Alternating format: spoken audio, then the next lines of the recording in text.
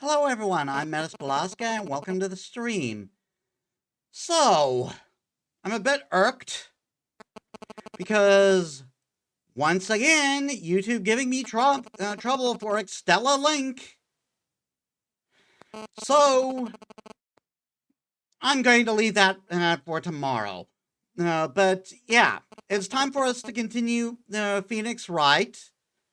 The final case of the Game Boy version of the game. And yeah, we're defending Edgeworth, and something is up with Von Karma. So, without further ado, let us get to the game.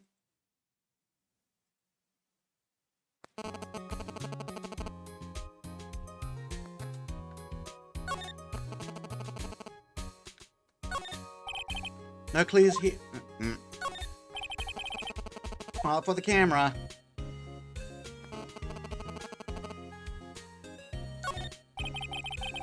This guard monitors the visitor's room. He hasn't moved an inch since I came in, a real pro.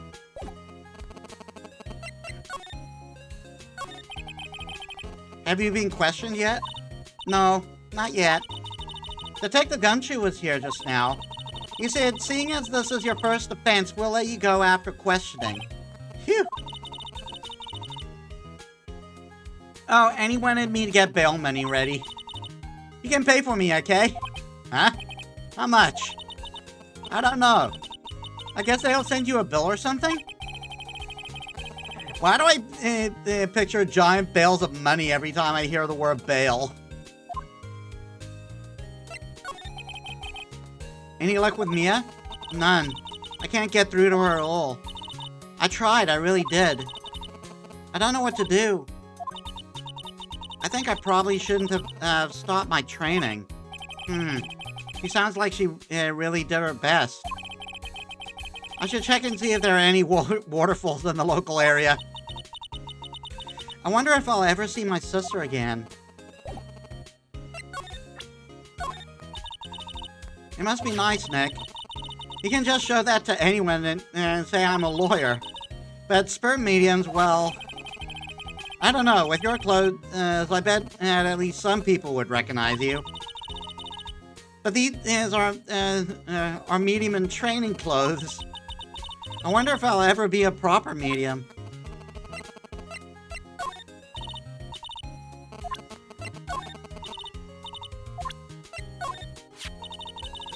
Isn't that the enlarged photo Lotta was talking about? Uh-huh. Yeah. It's nice and big, but you can't really see the faces any clearer, can you? My mother. Now that I've shown her the picture, I'm not sure if it was the right thing to do. No, I'm pretty sure it was the wrong thing to do. I want to see Gordy too! If he really exists. Well, I'd say a photograph is pretty good proof. Once the trial is over, let's get some fishing poles and go down to the lake. Even if there is a monster in the lake, fishing poles sounds like a bad idea.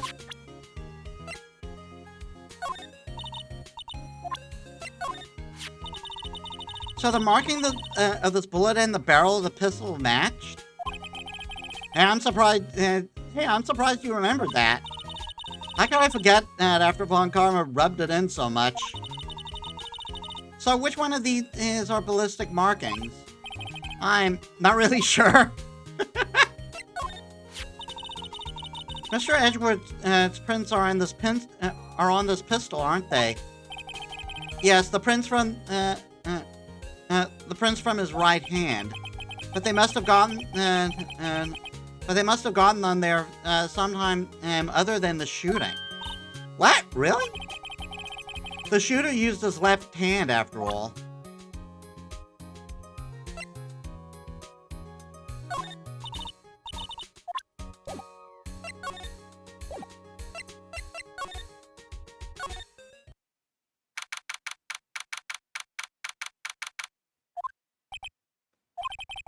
Sure is quiet with nobody around. Right. I have to get Maya out of that detention cell soon. It looks like a cleaning day again at the hotel across the way. I hear they're planning a second branch outside the city. I can see the bellboy getting the angle of that screwdriver in the drawer dressed right. Mia's favorite plant, and its name is Charlie. Maya's got the knack for warning it lately. Charlie's been perking up these days. No more water torture techniques. Maya bought in a poster of the Steel Samurai the other day. We had a big fight over whether to put it up or not. I know she is just waiting for the chance to sneak it up on the wall. Difficult-looking reading books stand in a formidable row. They mock me. I tried weaning one in and it made my head hurt. When I closed it, it slipped out of my. When I closed it, it slipped out of my hand, and my throat hurt too. Mia's desk. If we had more clients, I would probably sit here more often. Lately, I've been spending more time on the couch watching TV.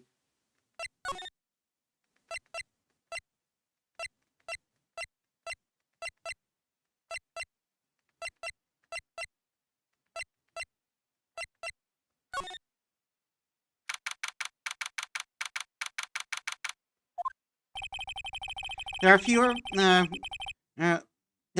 than there were yesterday, but the cops are still around in the park. I wonder if Detective Gumshoe is here today.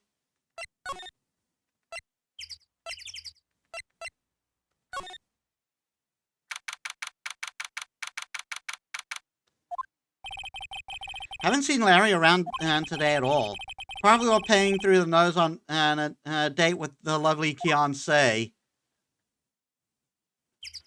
Oh, wait.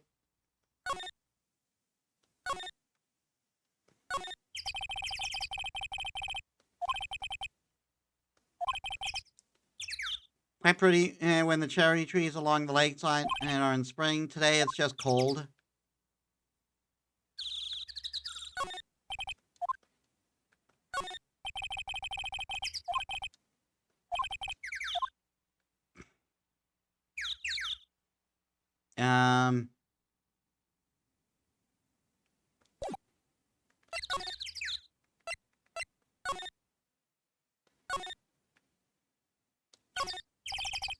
A hot dog stand is closed. The Christmas fringe looks a little half-baked. The banner reads Samurai Dogs. Somebody needs to redecorate.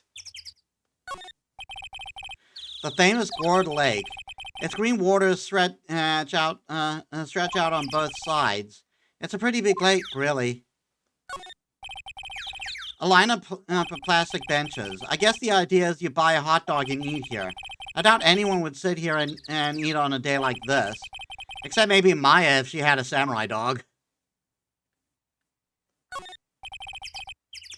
The trash can is empty. At least the place is well maintained. Huh. I almost didn't see that signpost. Left boat docks, right exit.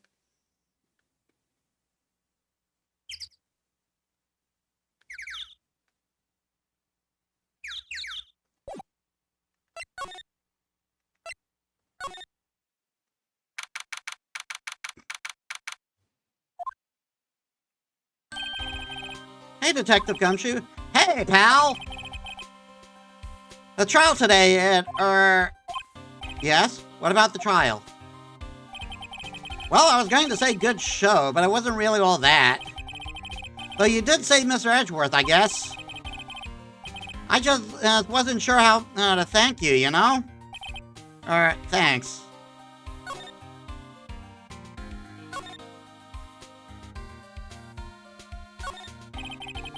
Lotta's camera is staring out at the lake as usual. Even a novice like me can tell that the camera must cost a pretty penny. I hope she doesn't leave it out here to get stolen. There's food in the magazine and on the sheet. It takes a pretty tough skin to camp in this cold. I wonder why she brought a camping cooker with her. There's a convenience store right up the street. I guess you wanted to get into the outdoor spirit. The sign says no camping. Funny place to pick to pitch your tent. The trees grow quite thick here. Further back, the trees fade into the shadow where the sunlight can't reach them. I don't think Lotta takes very good care of her SUV. It's covered with dents. I can't believe anyone would drive their car down here.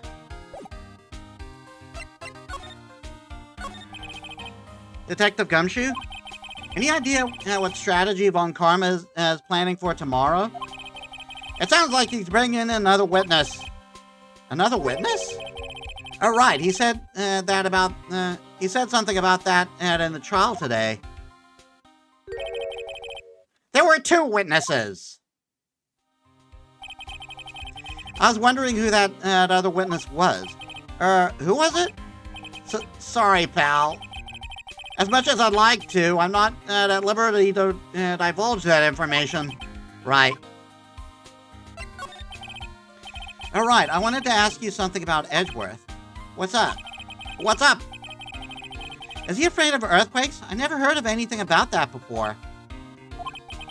Mr. Edgeworth doesn't talk about himself too much, see? But there's one thing that's clear as day.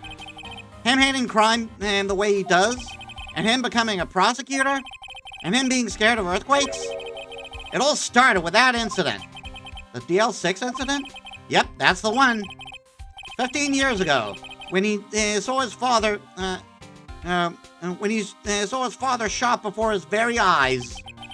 He still feels the pain now. You can't see it. You can see it in his eyes. I wanted to talk to you about Maya Fey. Huh? She's not out of jail yet? That's strange.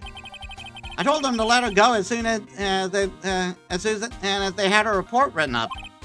Man, I don't know what would have happened in that courtroom today if it weren't for her.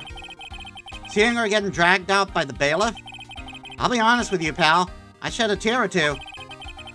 Mr. Edgeworth, he was so moved that I saw his lip tremble. Really? Cold as ice, Edgeworth? He was really grateful for what she did, you know. I'm going to head back to the station. I'll get the report on my end, get her out of there as soon as I can. Thank you. Oh, wait. I was wondering, how much is bail going to be? Don't worry about that. Mr. Edgeworth is posting the whole amount. What? Edgeworth? Didn't I tell you? He's grateful to her for what she did. All right, pal. Well, don't forget to pick her up, okay? Maybe I can get Edgeworth to pay this month's rent, too.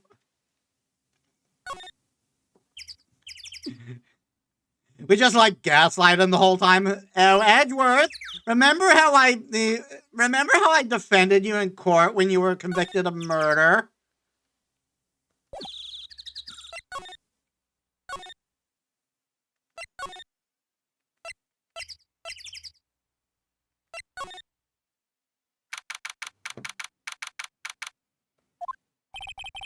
Looks like the boat rental shop is closed today, too. Small boat rental shop. Doesn't look like anyone is around. It probably closed because of the murder. There are some boats floating at the dock. The murder took place in a boat from this dock. Apparently, the police took away the actual boat that was used that night. Indeed, there's space for one more boat at the dock.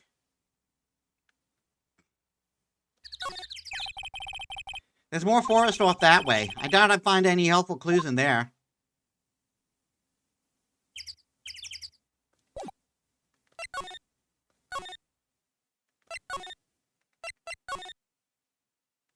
Darn it.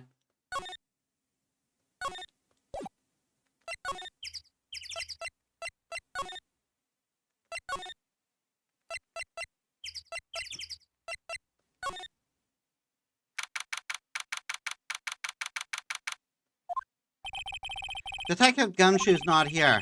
come she's at the scene again today. Huh? Oh, really? He's a live wire, that one. Got into a fight with the chief for not following protocol. Not following protocol? I bet he wouldn't help them build the... I bet he wouldn't help them build a case against Edgeworth. That must be one of the detectives. He's mumbling something to himself. Don't do anything rash. Why jump? You have every reason to live. He must be doing image training for taking down... about training... he must be doing image training for talking down a potential suicide. These are the detectives' desks. There are computers and files on each one. Funny, they're a lot tidier than I expected. I guess the detectives don't spend a lot of time at their desks.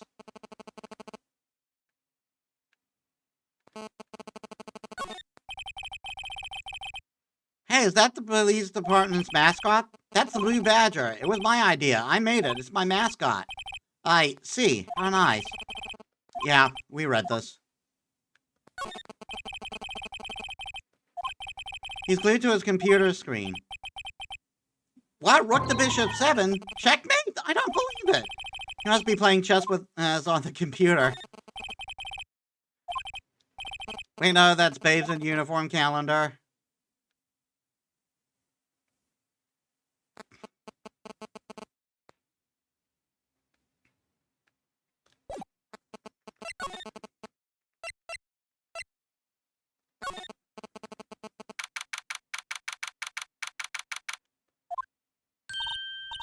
Hey, Nick, you finally came.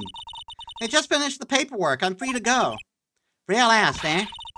Those interrogators were really mean.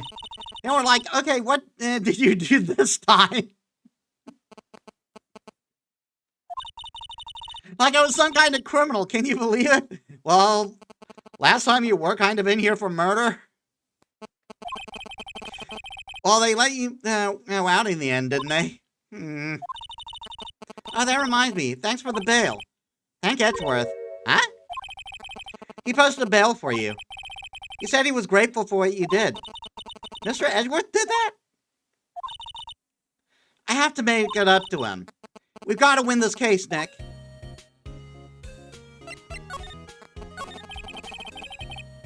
What do you think we should do next? We're kind of lacking in the clues department. We should go to the park and look for Gordy. I was kidding. Still, if there are any clues out there, the park is as good a bet as any. What do you say? Shall we head down there? Sure. Notice anything lately? You know, I didn't notice one thing while I was here in detention. It's really pretty comfortable here. It's warm and they keep it very clean. And have you noticed anything about the case? Well, not much more than that, no. She's probably still upset about Mia. I should leave her alone.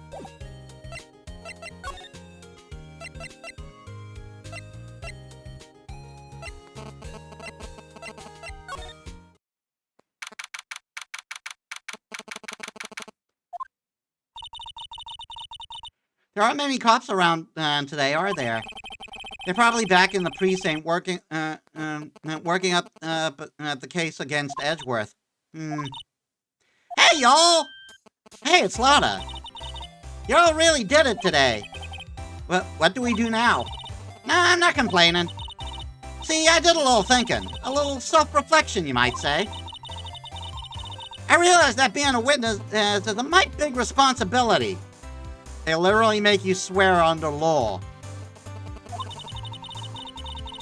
But I just went up there and started blabbing any old thing that came to mind. Lotta. So, you see, I want to make it up to y'all. Make it up?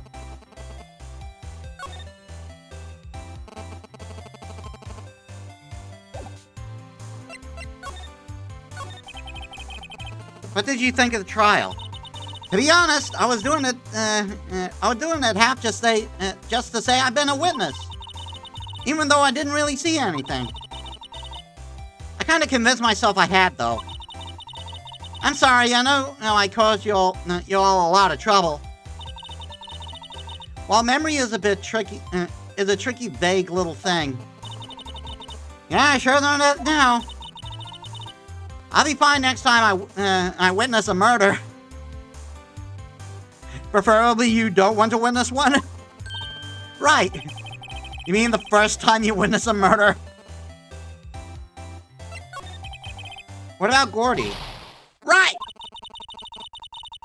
Well, the way I figure, the child's only stuck in the flames of Gordy fever.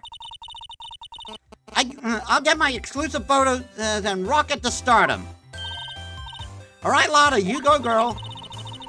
I wish I could be an investigative reporter, too. Finish your spirit medium training first. Lotta, what do you mean by making it up to it? And it was. Well, you see...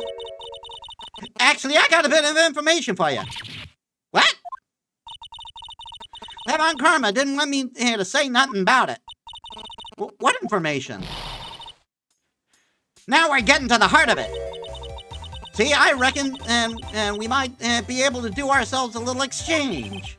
Exchange? I thought this was to make it up to us. Right. The price is $50,000. I propose a little exchange to make it up to you. What? Information don't come cheap, my friend. Hey. I see you thinking, how unsophisticated these southern folks are. It's written all over your face. Let me tell you, most Southerners are way more sophisticated than you. I'm just the exception, okay? Well, what'll it be? We got a deal or not? What do we do, Nick? Deal. We don't have any other leads, so I don't think we have any choice. I don't think we have a choice here. Okay, how much? Huh? You completely off your rocker? I may not be sophisticated, but I'm not trying to rob the poor. Huh? The only fair exchange for information is information. Listen good. What I need from you is information about Gordy. Whoa, Gordy? That Gordy Gordy might not exist. Then bring me proof that shows he don't.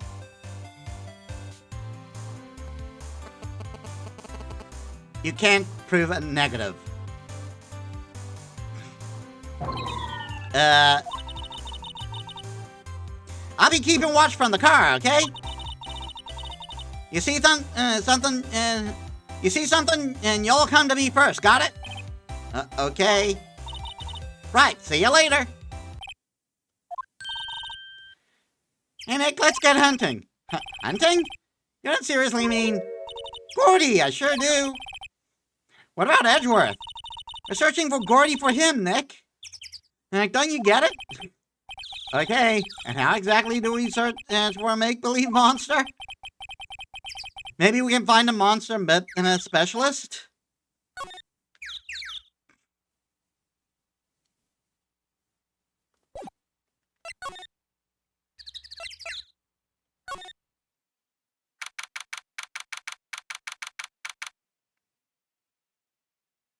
Something's changed here.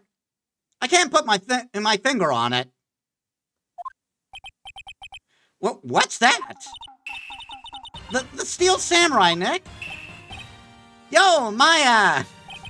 Larry, what the heck is that? Oh, it's my girl Fiance's idea. She was all, if you like, put this here, it would be like really cool.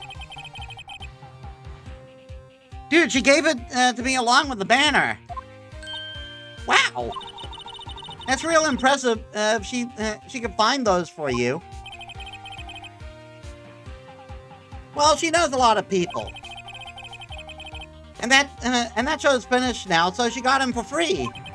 Right.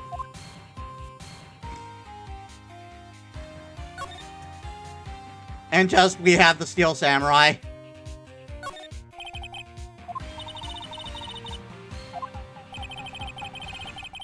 man, whoever called their project the original first wins. Why don't you add the world famous to the sign? Hey, good idea. What have I done? Hey, pensions. Let's take a break. Maybe have a dog? I think not. It's a golden sitting in Windy City, boy. You should try standing under a freezing waterfall sometime.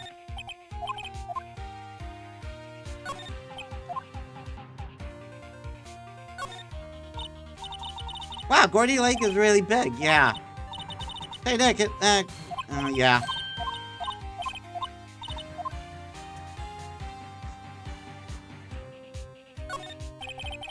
Those flags look sadly out of place here, flapping lifelessly back and forth in the cold wind under the cold sky. I don't know, I think it gives the place a festival atmosphere. It reminds me of the War of the Eyeglasses. The War of the what? Huh? What? You mean you don't know the War of the Eyeglasses? What the heck is it? Our local fair used to do it every summer. Huh, I guess we were the only ones. I ask again, what the heck is it? Just no answer.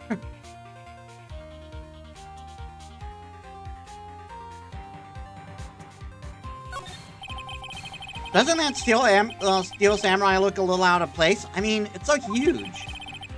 I guess it's good advertising. It's like something about the Steel Samurai just doesn't work for me. Huh? Really? It looks pretty well made to me.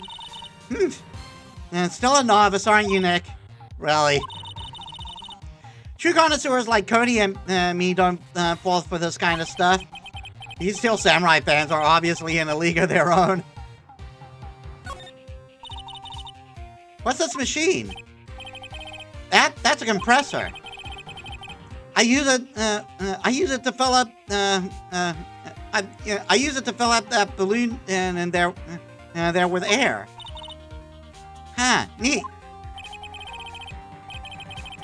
But it got repaired. It just got it repaired yesterday. Man, what a drag that was.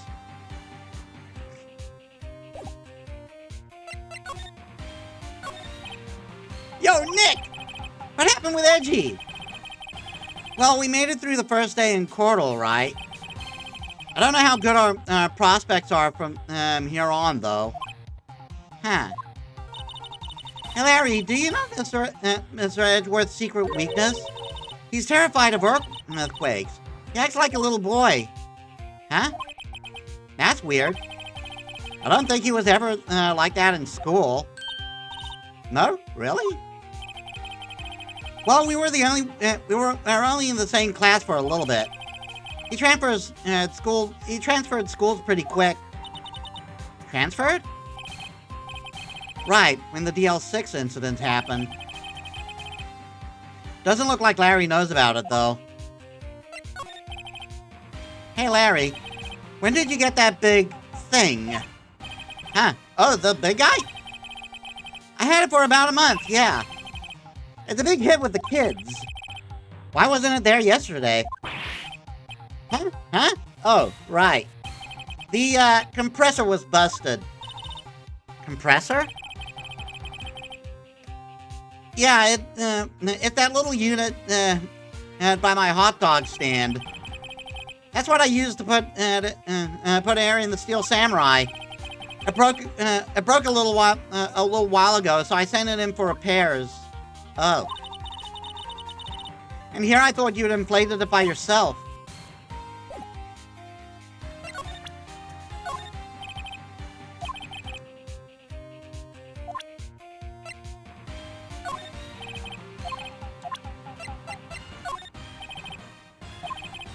I thought for sure he had something to say about I thought for sure he had something to say about Maya's mom.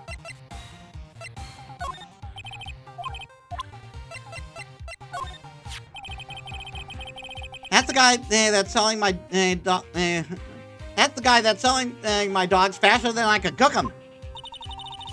Do you think Gordy really exists? Yeah, I think somebody probably saw something else and that they just thought was Gordy. But I'll keep selling samurai dogs until the truth's out.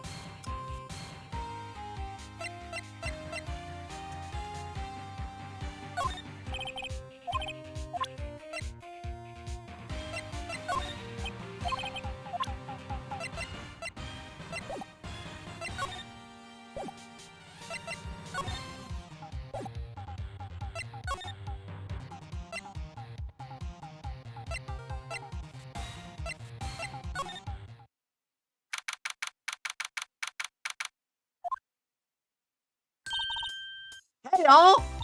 Well, y'all find anything out about Gordy?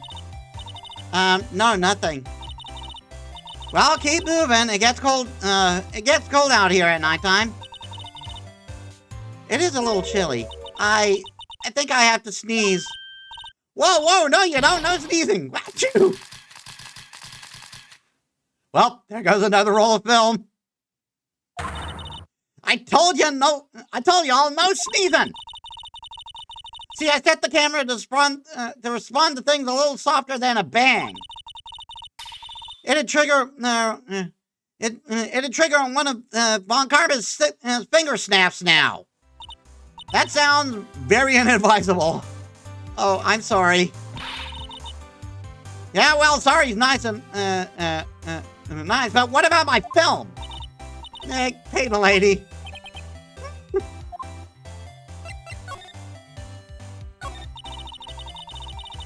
I learned something in today's trial, that's for sure. Testifying is serious business. That's why I decided not to talk about that case anymore. Huh? Well, didn't you say you had information about the case? Tell us that at least. Like I said, I'll trade it for the dirt on Gordy.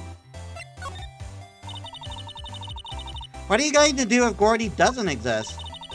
I'll quit being an investigative photographer. What?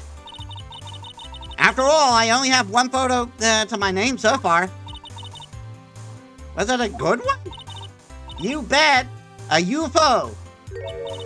A UFO? Anyway, if I can't get a career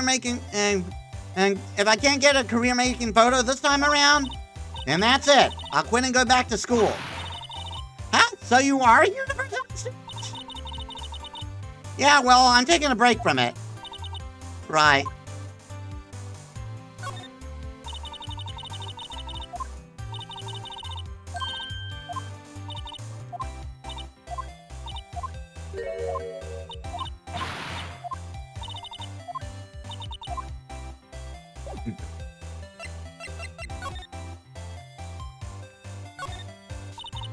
Hey, Nick. But don't tell me you're hungry again. No. I was just wondering, why are camping pots and pans made of aluminum? Yeah, we went through this.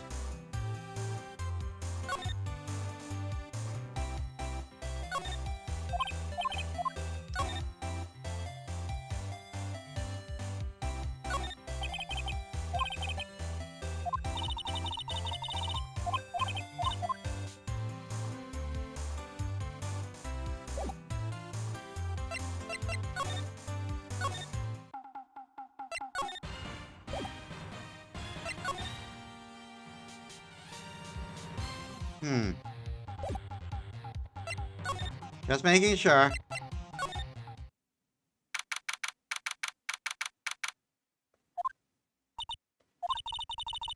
It's always so quiet here. I wonder if the boat shop is closed for good. Well, with the murder on the lake and all, they're probably just taking a vacation until it blows over. I get it.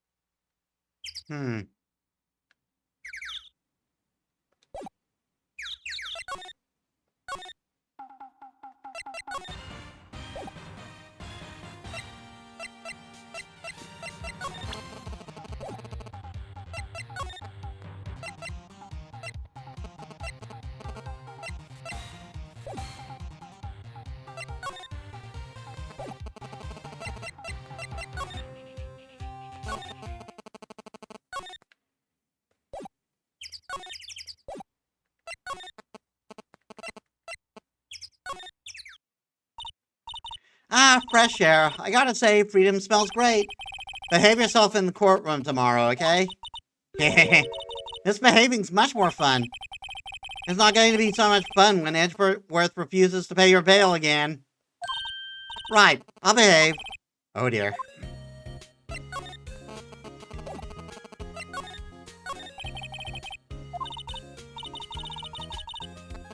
I don't know, I've been in detention this whole time. I think I'll let you decide what to do. Deal?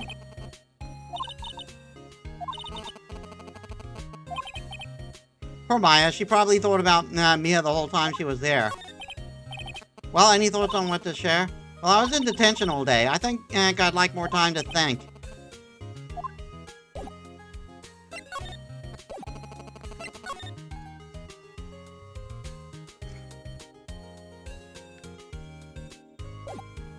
Well, we don't have any more leads right now, so...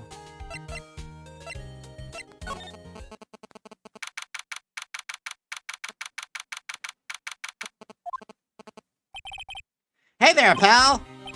What's up? You look out of sorts. Wait, you didn't go and do something that's going to hurt Mr. Edgeworth's case again?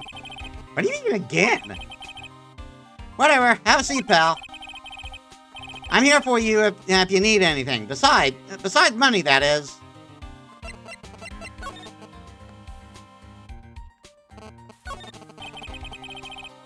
That must be one of the detectives. He's mumbling something to himself. You're under arrest. I have a warrant. You have the right to remain silent. You have the right to an attorney. You must be doing image training for making arrests.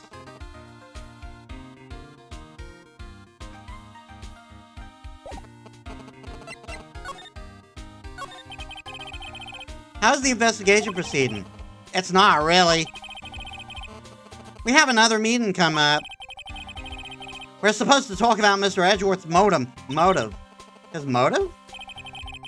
See, Mr. Edgeworth's father died in the DL6 incident. And the guy who got the lone suspect declared innocent was the victim in this case.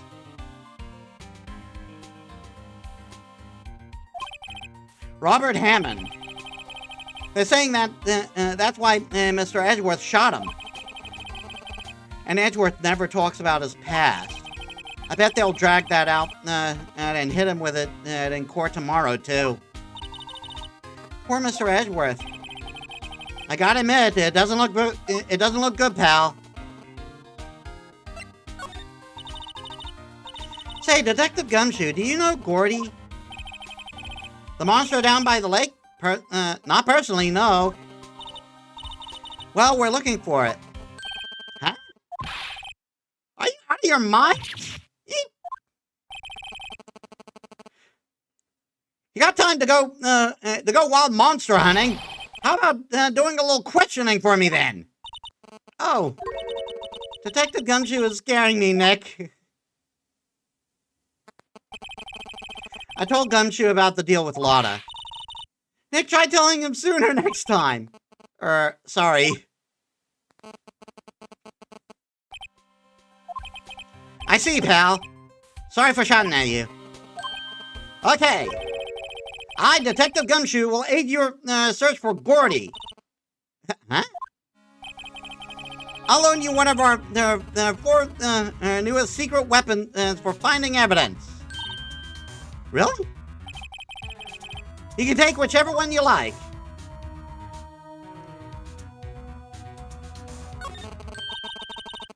Okay, give us the goods. Hold on now, everything in due time. First, let me show them to you. These are our best and brightest. Introducing secret weapon number 1, missile. Missile? He's a K9 police dog, still in training. Missile, here, boy. Here he is. Hey, he's cute. Look, Nick, cute dog. A cute dog. And this will help us. How? Next, secret number 1, weapon number 2, a fishing pole. Here, this is my personal pole. Detective Gumshoe, we're looking for a monster. Yeah. How are we supposed to catch a sea monster with a fishing pole? Never know until you try, pal. Okay, next one is the last one. Oh, please, I'm already overwhelmed by our choices. Secret weapon number 3, a metal detector. Here. Detective Gumshoe, we're looking for something alive. Right? How are we supposed to find it with a metal detector? Hey, you never know. It might have been eating soda cans. Well, which will it be? I can't make up my mind, Nick. They all seem so perfect. I can't make up my mind either for a totally opposite reason. Well, I suppose it can't hurt to borrow one of them. We'll borrow Missile. Can we borrow Missile? Sure thing, pal. Be good to him. He's so cute. Oh boy.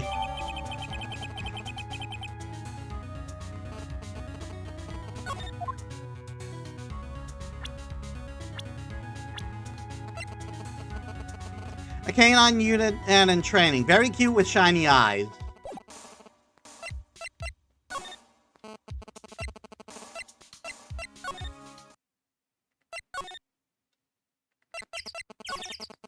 Ah, darn it.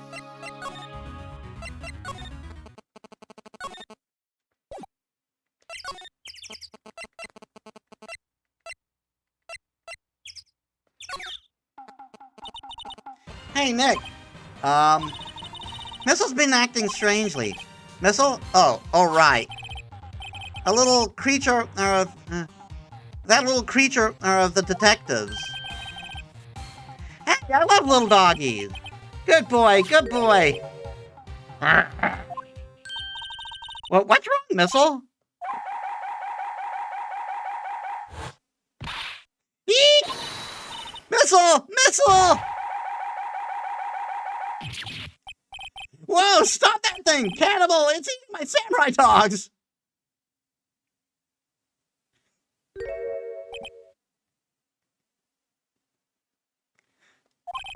My samurai dogs!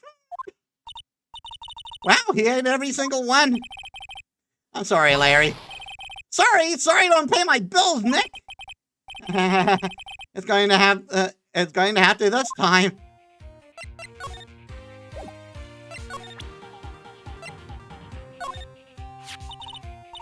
Hey, Larry, look, it's Missile. Isn't he cute? Keep that mud away from me.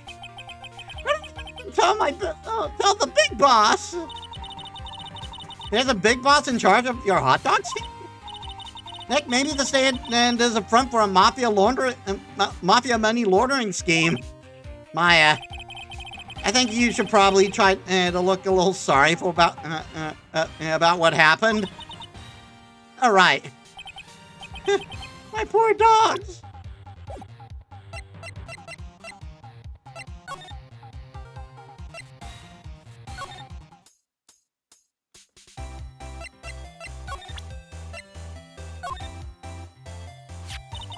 Hey, Lotta. Oh, cute. He yours? He's a canine police dog. His name's Missile. And I can't help noticing Missile's a Shiba. Like, did Shivas become the new Japanese, the new dogs of the police force? Huh? Canines are the ones they use to sniff for things, right? I wonder what Gordy smells like. I hadn't thought about it.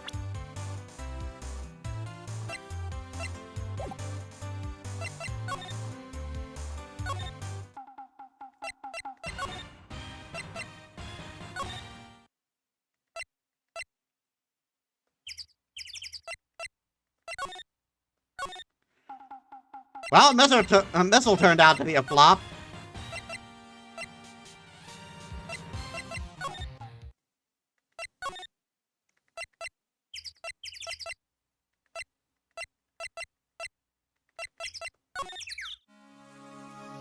Well, sorry, detective. He was a nice reference, but we gotta take someone else. We'll take the fishing pole. Can we borrow that flimsy-looking fishing pole? Sure thing, pal. Oh, if it breaks, be sure to dispose of it properly, okay? Right. Detective Gumshoe's personal fishing pole. Sadly flimsy and of dubious utility.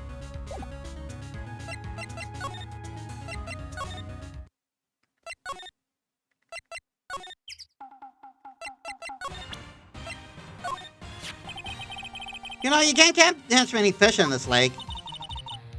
I'm not after small fry. I'm after the biggest fry of them all, Gordy. You really gonna try fish out that monster? To say that's worth yes. Brings tears to my eyes in more ways than one.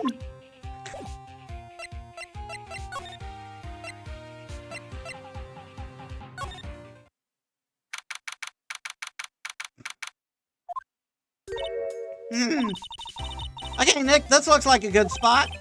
A good spot for what? Time to do some fishing. She's serious. What are you going to use for bait? Oh. Yeah, oh. I figured something like this would happen. We should have brought Missile along with this too. At least then we'd have bait. Nick, how could you? I'm kidding. I'm kidding. Some jokes are better left untold. Ugh, she hit me. Okay, watch this, Nick. Just try not to reel in empty cans or boots, or it's okay. Here we go. Ah, my leg. Well, there goes another roll of film. Hey, well, what are you doing? Sorry, Lotta. Don't tell me you all are on some film company's payroll. Nick, pay her. My poor wallet.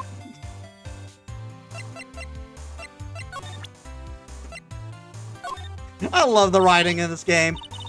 Lotta, wait, we're catching Gordy. Fishing pole? Are you out of your doggone mind? Yes, I mean, yes, it's a fishing pole. Huh. I never thought of that. Good luck. Thanks. I don't believe it. Well, that was a bust. Here to thunk it.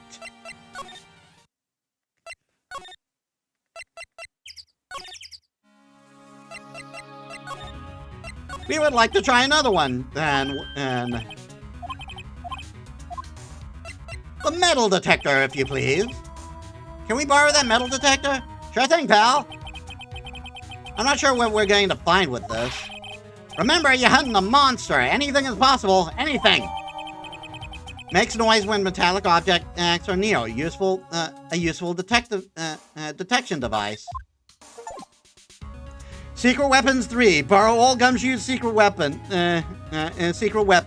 Yep, that's why I did it.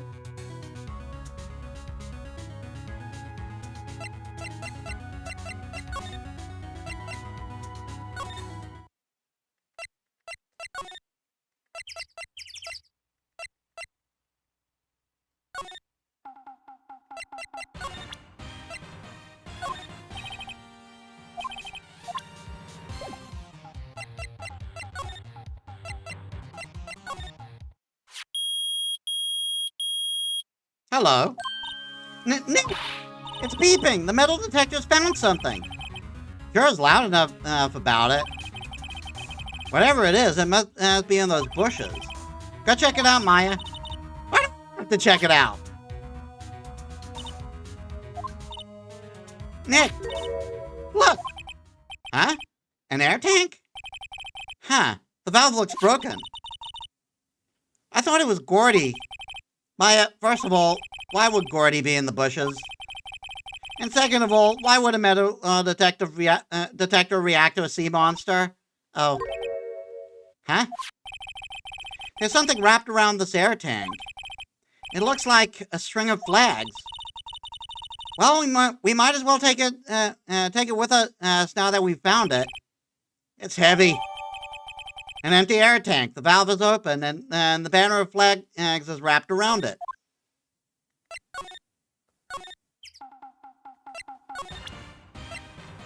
Hey, Larry! Recognize us? What? An air tank? What about it? Larry, I wanted to ask you about this tank. Is it yours? Say, is this air tank yours? Why would I have a thing? Why would I have a thing like that?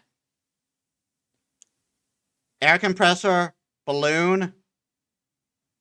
It's wrapped in flags. Also, your eyes twitching. Look, see how there's a string of flags around the tank valve? It's just like the string of flags around your Steel Samurai there. Must be a coincidence. There's strings of flags everywhere these days. Like elementary schools. And used car dealerships. Look, why would I need a tank anyway? To go driving. Sure. To inflate something. You used to inflate that, didn't you? Inflate what? What else? That big puffy Steel Samurai. Now why would you go asking me a question like that? Looks like I hit the nail on the head. Right. Actually, see, the compressor that I always used was on the fritz. So I tried using the tank to inflate it just once, and it didn't go so well, as I suspected. If something goes wrong, it's usually the butts. Ask more about it. It didn't go well? Yeah. Do you think you could be a little more specific? Come on. Look, it's embarrassing, so I really don't want to talk about it. Tell us! Fine. Whatever, it's like what I said. The compressor was busted. So I took the tank and tried to fill the Samurai up with that. And then...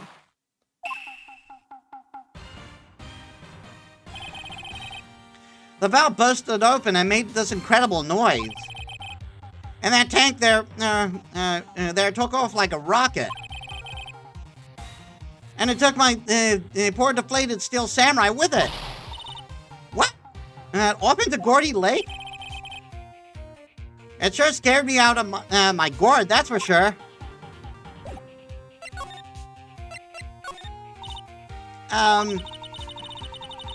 So the tank and the Steel Samurai, you were trying to fill up, and the Steel Samurai you were trying to fill up flew away? What happened next? Well, all that happened on the 20th or so. The 20th, a week ago. Now, as far as I can see, the tank went flying out into the lake. So I went out every night in a boat looking for it. Hold on. Nope. I mean, Konsei gave me that Steel Samurai after all. And when did you find it? Just the night before last. It flew way out there. It took me 4 whole days to find it. 4 whole days, you say? Interesting. The night before the last. That was the night of the murder. Sorry for not telling you, Nick. Actually, I was here on the night of the murder. But you see, I went home before midnight. So you didn't know about what happened? No. That's too bad. It's not all bad. We've solved one mystery at least. A mystery? Maybe we should go tell her.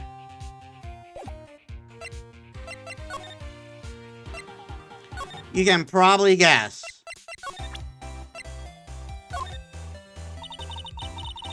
Yep, I'd have to say I know exactly squat about that. It's painfully easy to know when something doesn't catch Lotta's interest.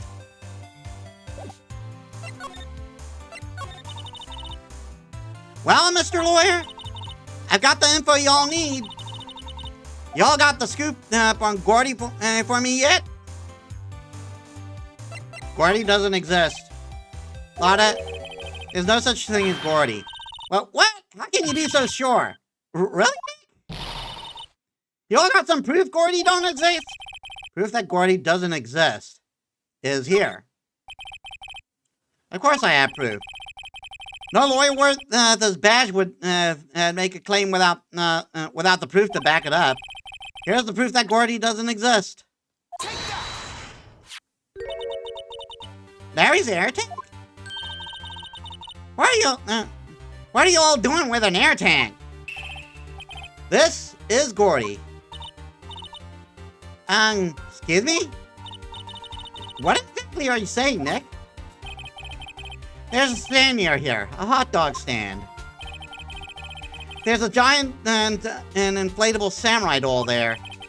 About a week ago, an idiot who happens to be a friend of mine tried to fill it. He used this air tank, and when the valve blew, the tank flew into the lake.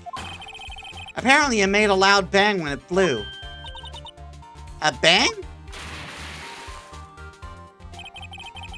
The tank, along with the still deflated samurai, fell into the lake. At the same time, a couple was taking a photograph of the lake. This photo. Wait. So you're saying that Gordy is really the Steel Samurai? Well, that's a fine way to ruin a gal's dreams. I'm sorry, Lotta. Nah, it's okay. You win. I'll give you your info like I promised. Poor Lotta. So, tell us this information you have. A promise is a promise, I guess. I overheard the cops around here saying something about the witness tomorrow. They say he's the caretaker of the boat rental place up the path here. Boat rental? There's someone there? I mean, it looks so deserted.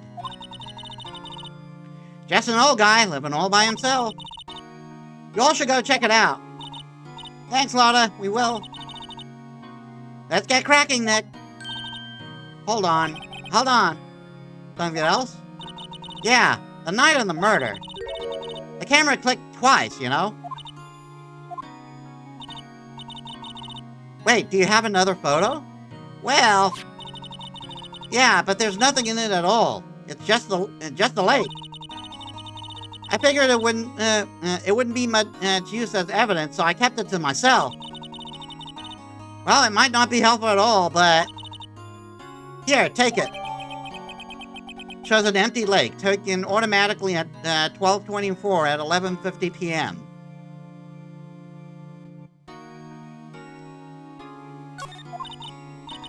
Bye now. Y'all take care. Time for me to pack up and leave. Hold on a sec. 12:15. The two pictures are 35 minutes apart.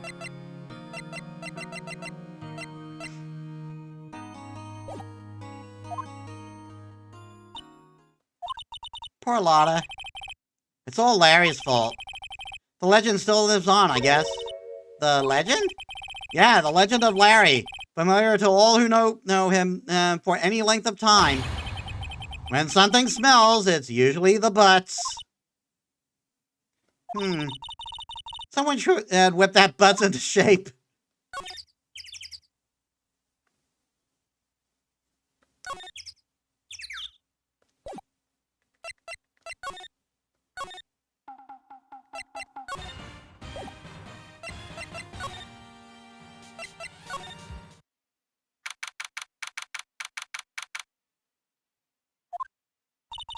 Hey, Nick. This is the boat shop that Lotta was talking about. You're right. Doesn't seem like anyone is around at all. Well, let's go check it out anyway.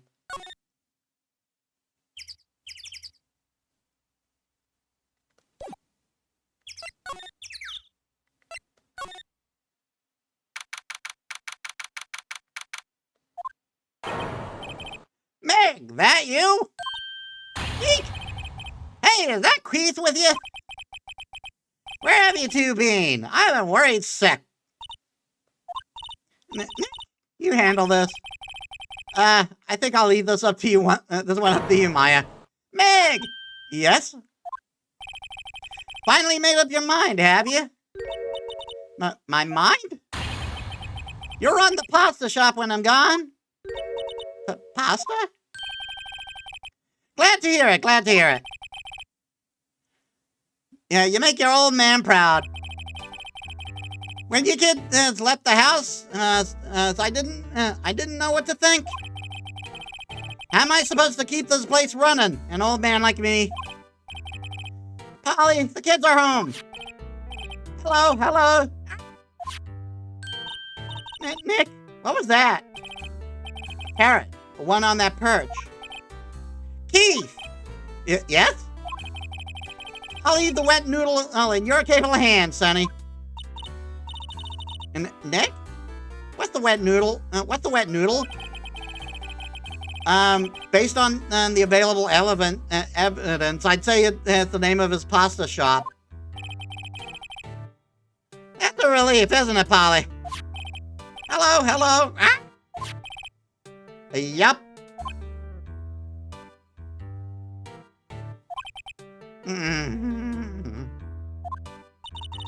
He fell asleep. I guess he's relieved. Yeah, so... meet the new witness, everyone.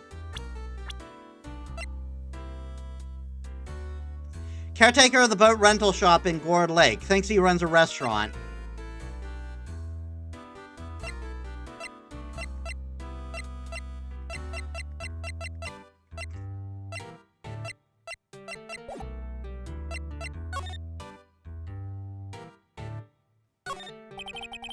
Looks like a kitchen unit. It's pretty clean. Funny, he doesn't look like the type he'd keep things tidy like that. You're forgetting, Nick. He's running a pasta shop here.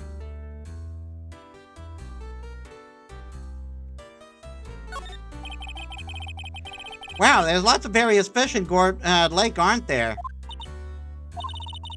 Something's funny, Nick. All these fish are saltwater fish.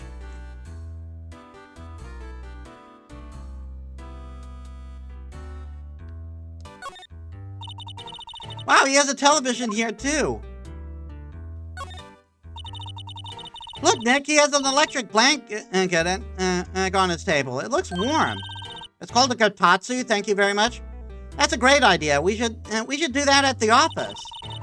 We can sit down with our clients, smug and warm, and drink hot cocoa. And what, talk about murders? Aw, you're a party pooper, Nick.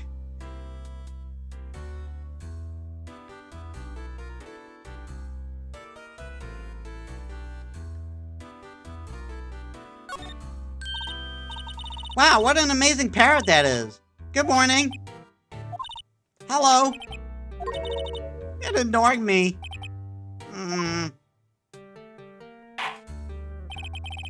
What, you forgot, Meg? You gotta call her name first. Her name? Polly, how you been? Hello, hello. See? Neat, so the parrot's name is Polly. The erstwhile companion of the boat shop caretaker answers to the name Polly. Too bad all she can do is say hello. I was wondering if the parrot counted as a profile. Oh, Polly can say lots of things. You just need to know the secret words. See, the secret words? Polly, Polly, what's your name? Polly! What? Cute. Maya's found a new friend.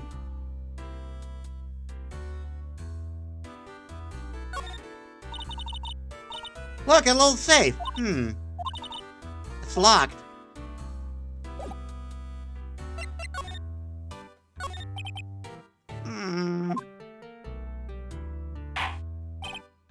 A pasta shop?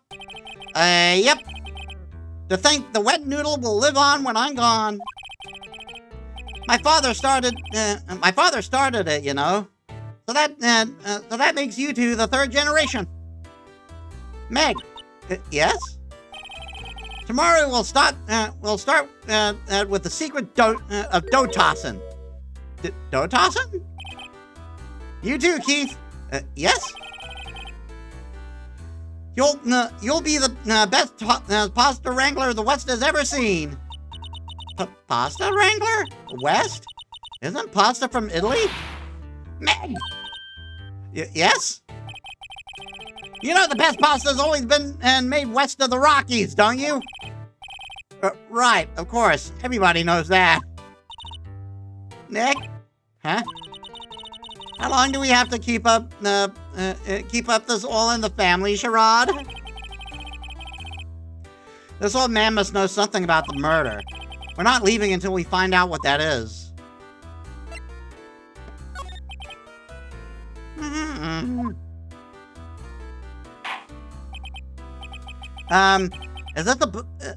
This is a boat rental shop, right? What are you talking about? This here's the palace of pasta, the wet noodle. Well, now that you mention it, we haven't gotten many orders for spaghetti lately. All the kids come up and say, "Yo, dude, we want to ride one of your boats." That's why I keep the boats out there. Youngsters these days, darn if I understand them. I'm pretty confused myself. Nick, this isn't going anywhere. But this old man is the witness tomorrow, right? You gotta find some way of getting information out of him.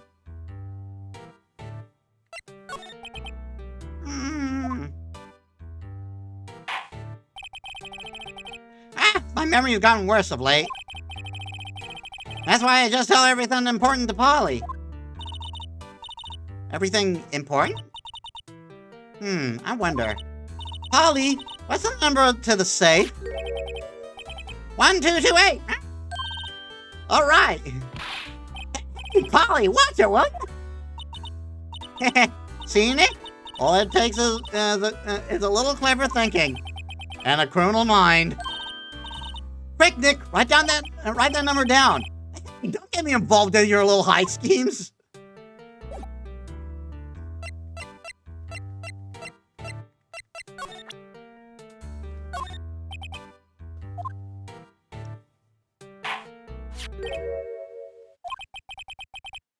That a lawyer badge?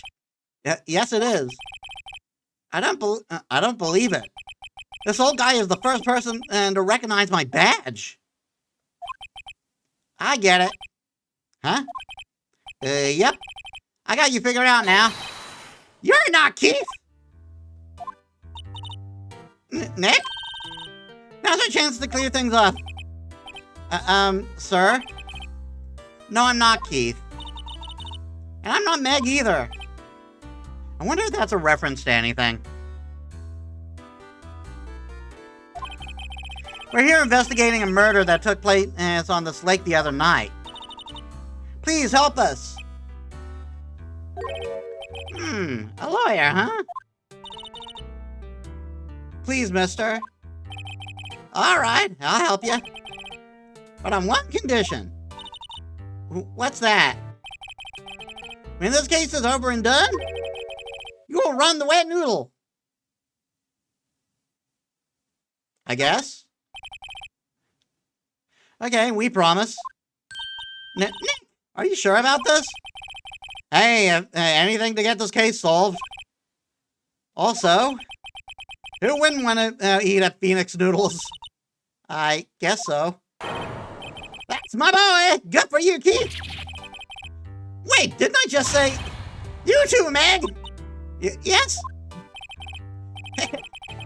You bring a tear to your old man's eye, you know. Now, what was that you want to know? Speak up, Polly. Hello. Now he's talking to the bird again. How do we get him to talk to us?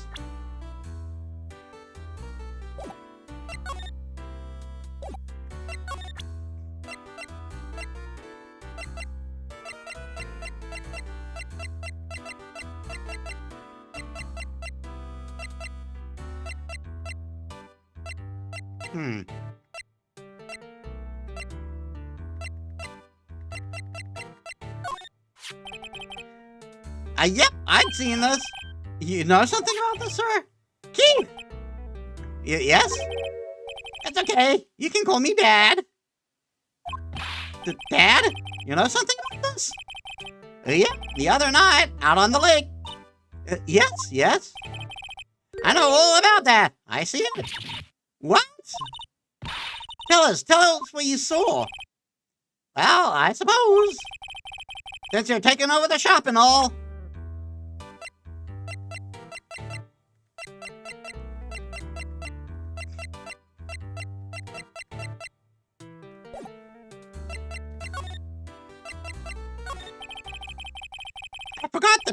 I forget the time, but it was pretty dark outside. Probably night. Yep. It was after midnight, but okay. Then I heard this bang, so I looked outside. Then I heard another one, bang.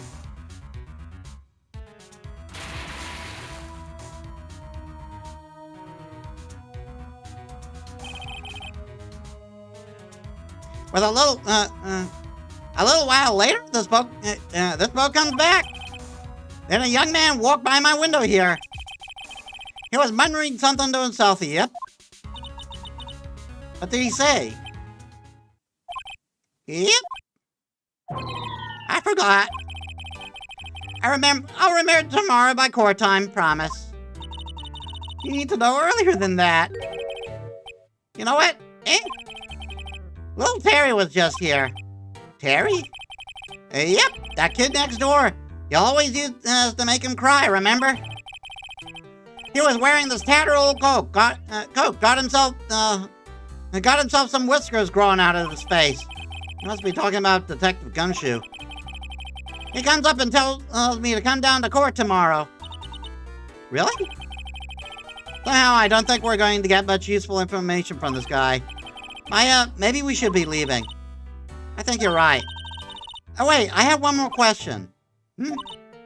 Polly, have we forgotten something? Ah!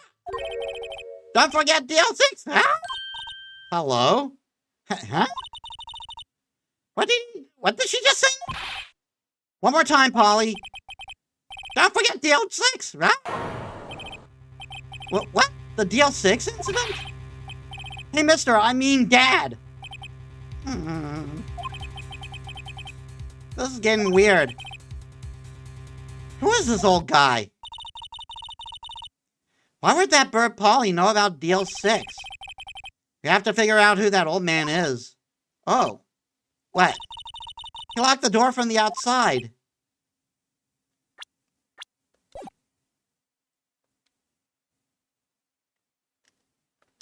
Where's the log?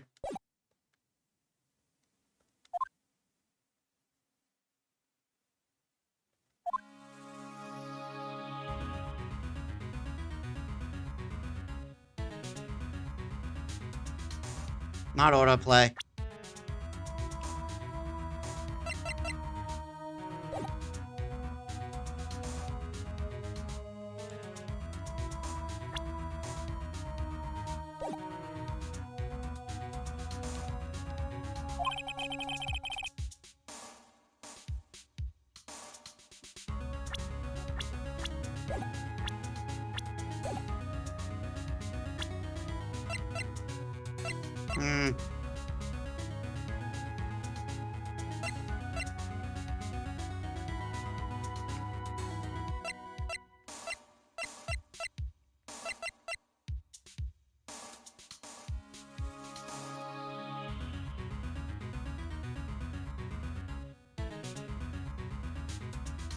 I know there's a log.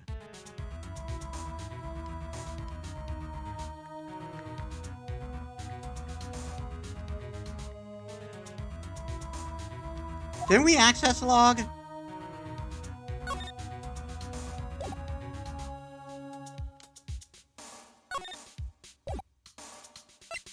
Darn it.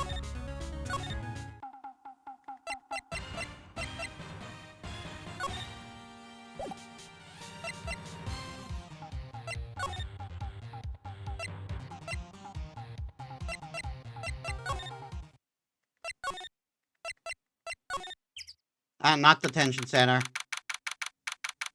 But there is something here. Looks like Edgeworth is in questioning. Let's come back later. Guess so?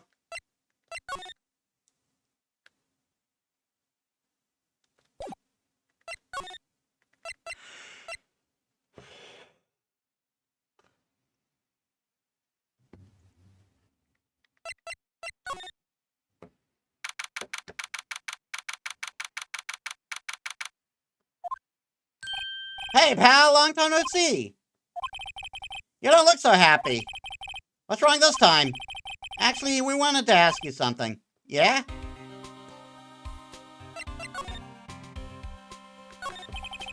You know the boat rental shop down at Gourd Lake? Yeah. The old man who runs it is appearing as a witness in tomorrow's court tomorrow, right? Huh. How'd you... That was supposed to be top secret. Do you know who the old man is, detective? Actually, I don't. He's a bit of an odd bird. I haven't been able to get a straight answer out of him. I decided first he wasn't persuasive enough to stand and testify as a witness. That's why we called Lotta Hart yesterday. As for who he is, we have absolutely no idea. Sounds suspicious.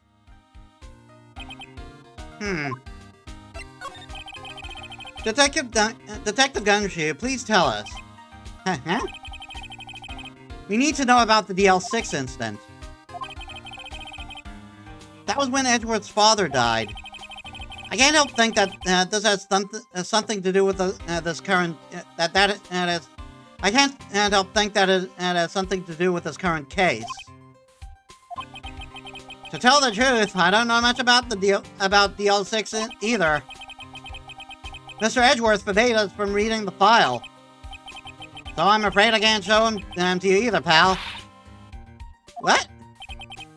However, if you can convince me somehow that the DL6 incident is related to this case, well, I guess I'll consider opening the file up. Well, I think what we have, what we need in order to proceed with that, but.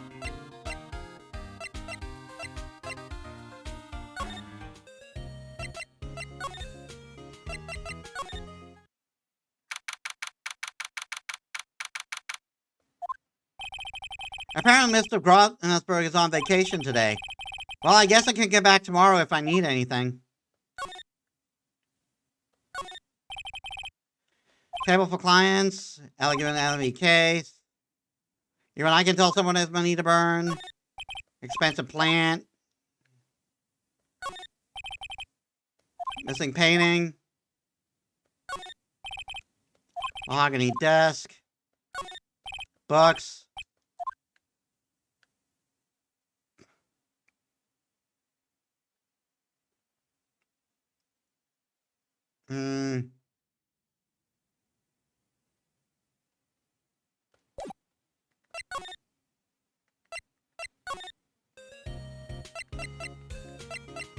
Well, that's all I wanted to do there, just for completion's sake.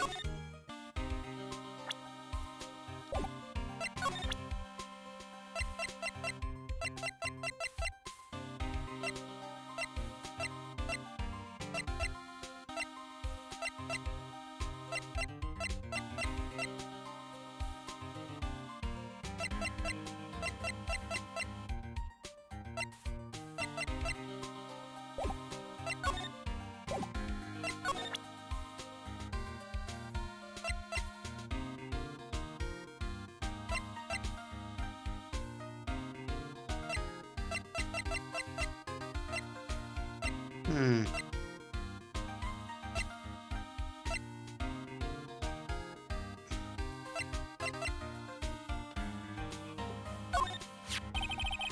Robert Hammond. He was the defense attorney in the DL6 incident trial. And you can go away. He's the one who got the sole suspect off the hook. I wonder what Edgeworth thinks of them. Not much, I wager.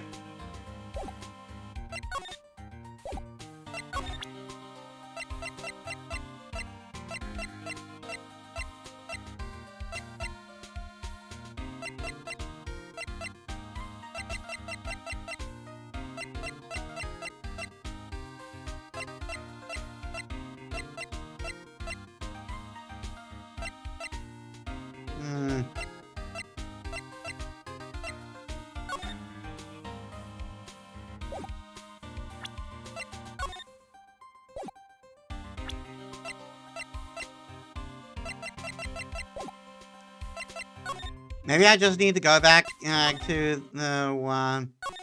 But we're locked out, aren't we?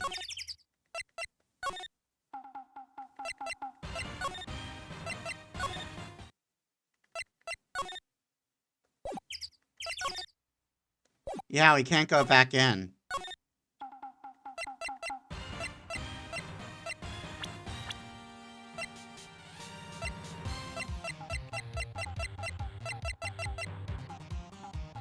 Gregory Edgeworth, victim in the DL6 incident and 15 years ago, a defense attorney and Miles' father.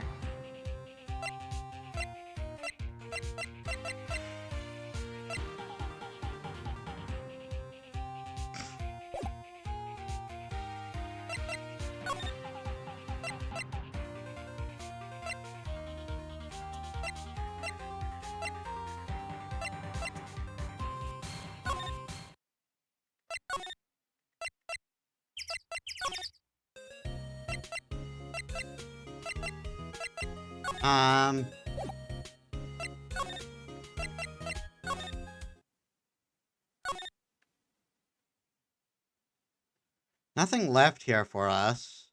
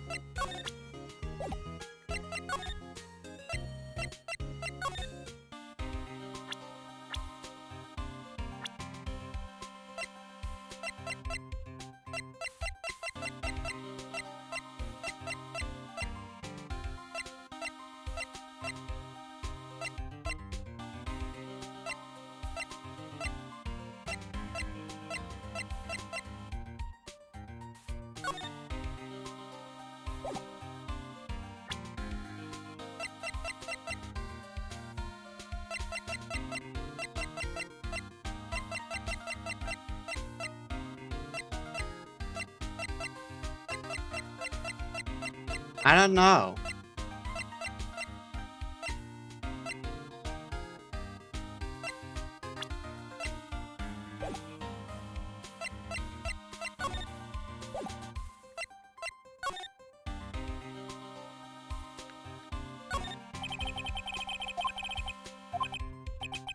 I'm not gonna make it. Just arrest that guy for me, please. He must be doing image training for dying in action. That's something you gotta train for?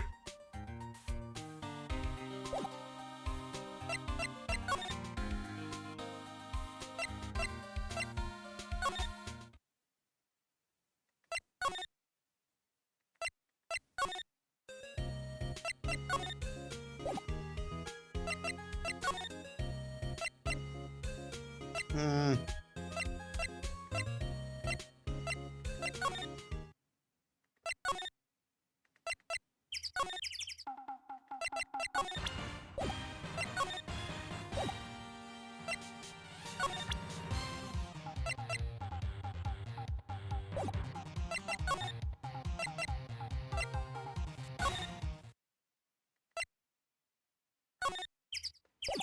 Nothing here.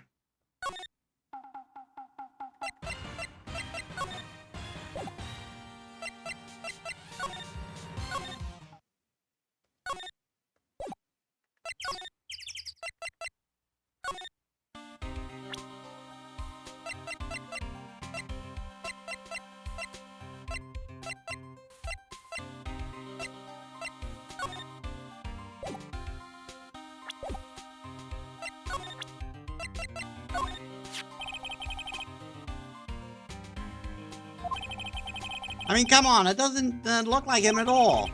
But Edgeworth has admitted that he was on the boat. And he's the one being, then he's the one being shot then. He seemed fine in court today. Details, pal, details. Whose side are you on anyway? All I'm saying is we have to respect the evidence.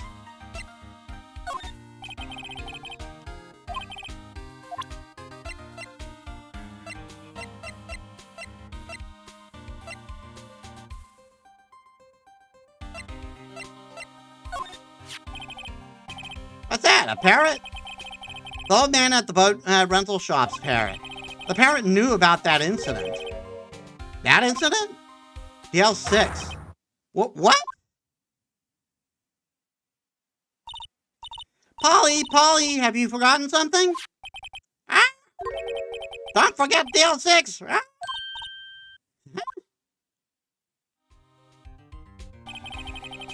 I'm pretty sure that old man must have taught her that word. Yeah, but how would that old man know about the DL6 incident? Wait, what if that old man was connected to DL6? Nick, you think he might be? I get ya. Sounds like you need information on the DL6 incident. Through there is the station's record room. I'll give you special permission to go in and find what you need. All right, way to go, Detective Gumshoe. Okay, Nick, to the records room. I guess it's time we faced Edgeworth's past.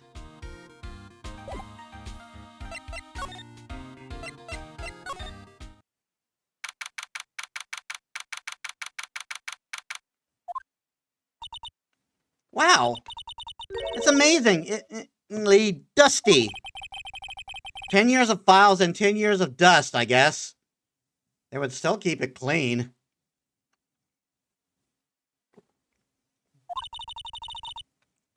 Let's find that DL6 stuff quick. 15 years ago, both me and Edgeworth were 9 years old. We were almost through, 4th grade when he suddenly transferred. Because of DL6? Nick, I found out where the file is. Oh, thanks. Just let me know what you want to know about the DL6 incident. I'll get the right file. Here are files of collected case reports. There's quite a large volume of reports here. Wow, these are all case reports? Yeah, it's like a graveyard of police cases. I guess my sister's case report is in here too, quietly gathering dust.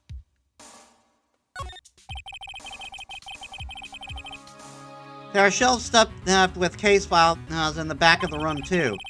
Forgotten cases, rotting away for eternity. Nick, let's get what we need and get out of here. All this dust is getting to me.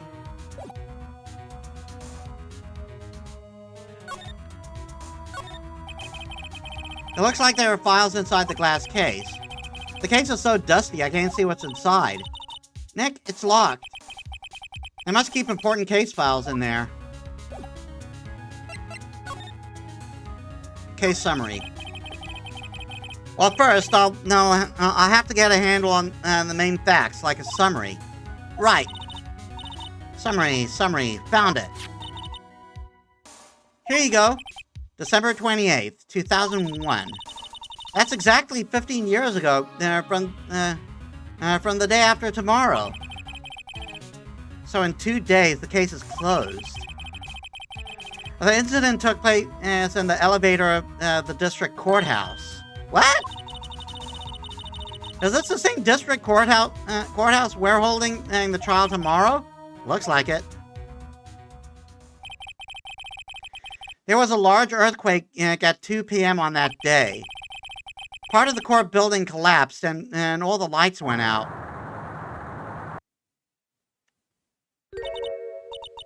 Wow, that was some earthquake. At the time, 3 people were trapped in the elevator. It took 5 hours for them to be rescued. 5 hours. That would be scary like that in the dark. There was a lack of oxygen in the elevator, and the survivors were unconscious. The survivors? One of the three in the elevator had been shot in the heart. It's all too late? That was Mr. Edgeworth's father, wasn't it? He said that his father was shot before his very eyes. So Miles Edgeworth was one of the other passengers in that elevator. Do you have data on the victim, Edgeworth's father? Yeah, hold on. Victim. Here, found it. Gregory Edgeworth, 35, defense attorney. If he were still alive, he'd be 50. He had lost that day's case in court and got in the elevator with his son Miles. Miles? Miles Edgeworth, of course. So he was in the elevator with his father. From the angle of the bullet and the other evidence, and it could not have been a suicide. The murder weapon, a pistol, was found in the elevator. The pistol had been fired 2 times. Where have I heard that before? Huh. It sounds like the current case. What's going on here? Got any data on the suspect in there? That would be the guy that my mom got arrested. Hold on, this is it. The man arrested as a suspect in DL6 was Yanni Yogi.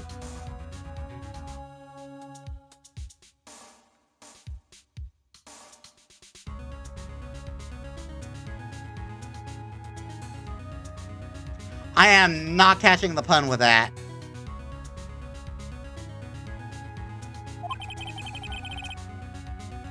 He was a clerk in the court. He was a clerk in court, apparently.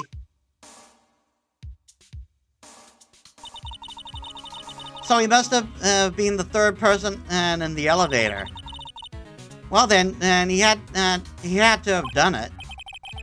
But he was found innocent, thanks to his defense lawyer, Robert Hammond. Hammond, the victim in our case. Right. The suspect, Mr. Yogi, was oxygen deprived, so much that he had brain damage. He lost his memory of being in the elevator. After he was declared innocent, he disappeared. Where could Yogi have gone to, I wonder? He may be closer than we think. I guess I know generally what happened in DL6 now. I still don't know what sort of impact the whole thing had on Edgeworth. Nick, are we going to take the whole file? There's too much. We'll never get it out. You're right. How about we take what we think we'll need? File on the DL6 incident. Right. That's probably all we'll have to find. That's probably all we'll be able to find here. Now all that's left is the trial tomorrow. I wonder how Dad will do testifying in court.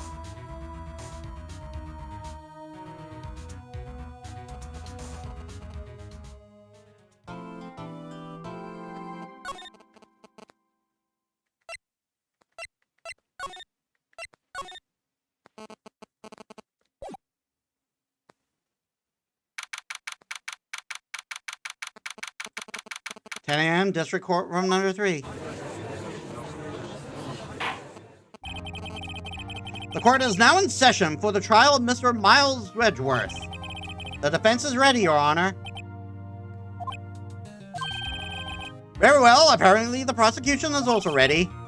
Who is the judge here anyway?" "Mr. Von Karma, your opening statement." Very well. No opening statement, so... "Not so fast, Judge. I was taking a meaningful pause before speaking." Right, of course. "A prediction. Today's trial will end 3 minutes from now." "Order, order!" "Mr. Von Karma, what is the meaning of your statement just now?" Must you question everything? It will be over in 3 minutes. We have no time to waste. I'll call my witness now." Right. "I'll call my witness, my decisive witness to the stand." It's that mysterious boat shop owner. "Witness, state your profession."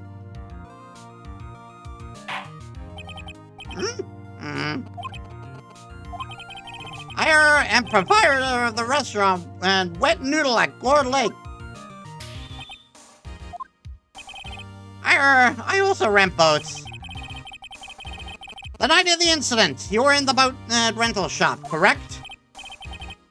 Yep. Yep, I was." "Please testify." "Wait a second. We still haven't heard who this old guy is." "Objection!" Objection! "Wait a minute. The witness hasn't stated his name yet." "Because I did not ask him, Mr. Wright. I have a prediction this trial will end in 3 minutes. Stop asking trivial questions and cooperate." "Yeah, right." "The witness will state his name."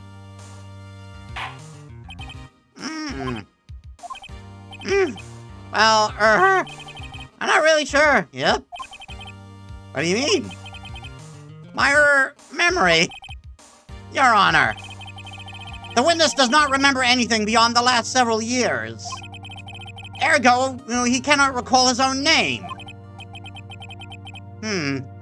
He can't recall, you say?" "Yes, but the incident in question took place 3 days ago. He can testify." "Very well. You'd think they would have told him or something." "Let's hear his testimony, then, shall we, witness?" "The night of the murder." It was the night of the 24th, just after midnight, yep. I was in the restaurant, where I, rent boats, as usual. And I heard a bang, yep. When I looked out at the window, I saw a boat just floating on the lake. Then I heard another bang. Just about then, the boat comes back to shore, and a man walks by my window. Very well. I'd like to begin the cross-examination. There is nothing to question in my witness's testimony. Are you fucking serious? Ergo, no need for cross-examination. Besides, there are only 10 seconds left before our 3 minutes are up. Judge, your verdict now! Yes. Mr. Wright? Cross-examine. What are you saying? Of course I'll cross-examine the witness. Very well, you may begin. Excuse me, Mr. Von Karma? 3 minutes just passed. I see. Well then, let's just take our time. Yeah, fuck you. You may cross-examine the witness. Trying to get the verdict before I even cross-examine the witness.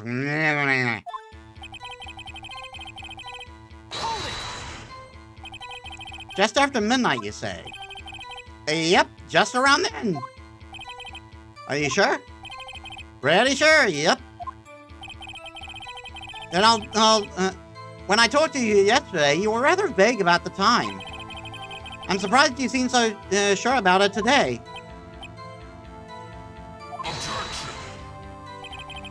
I asked him and he remembered. Isn't that right? Don't glare at me like that. I remembered it clearly, I did. Yep. See, continue.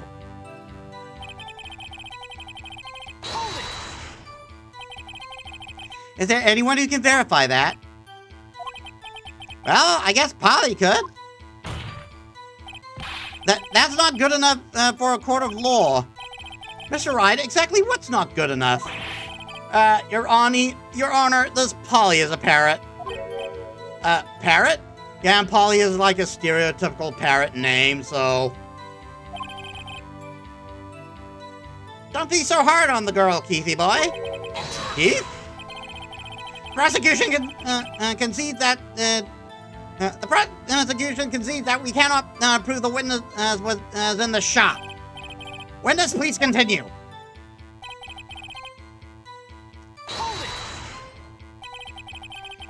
And where did the bang seem to come from? From the lake, I figure.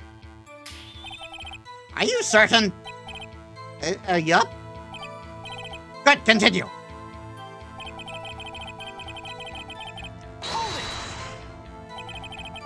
Was there someone in the boat? It was pretty far out there. I couldn't see clearly. But I figured there was 2 men out there, yup. But you couldn't see them clearly. Yep, at the time, that is. At the time?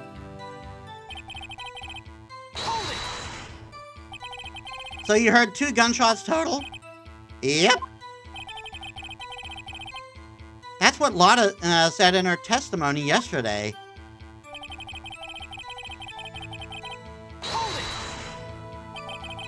By your window? Yep, by my window. Right outside the window of my little shack. And you could see the man's face? Well, the fog was pretty darn thick. But he was right there in front of me. But he was right there in front of me. I saw him.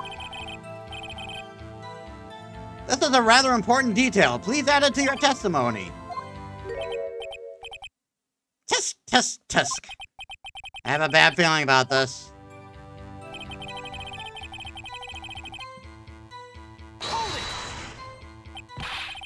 Are you sure? Uh-oh. Dad! Dead certainty! I said I can't believe he's dead. He said I can't believe he's dead as he was walking by, too.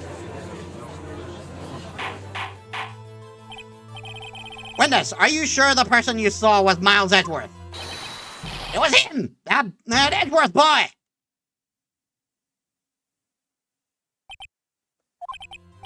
This sounds like a decisive evidence indeed. The hamster in his head stopped working.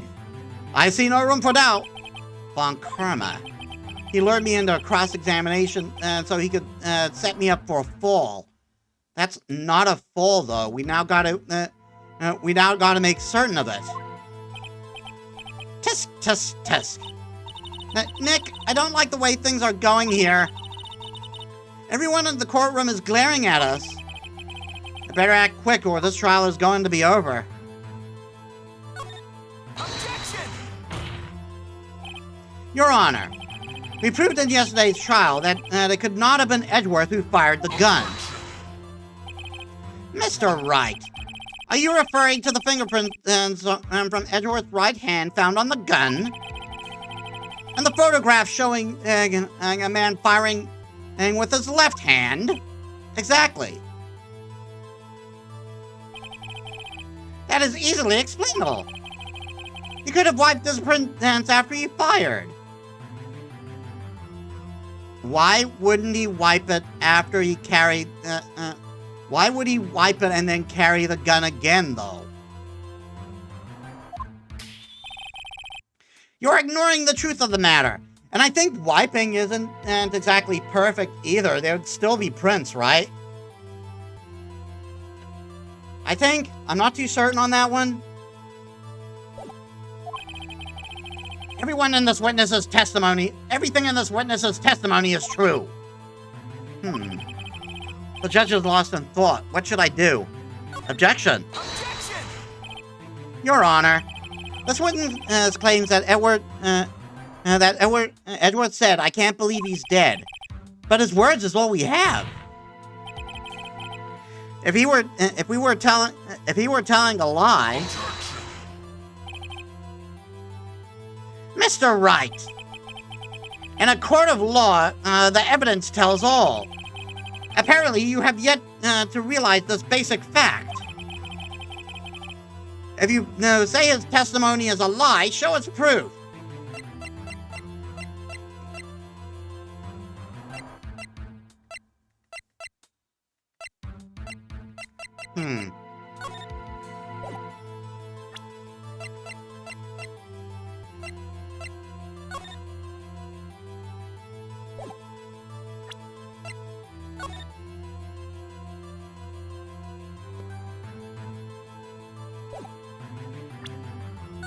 Hold on.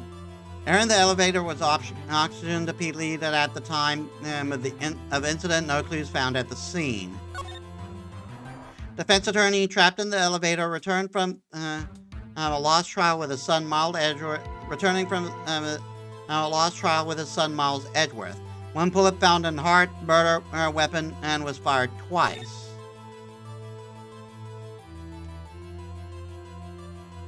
Court bailiff trapped in the elevator with Miles with the Edgeworth. Memory loss due to oxygen deprivation.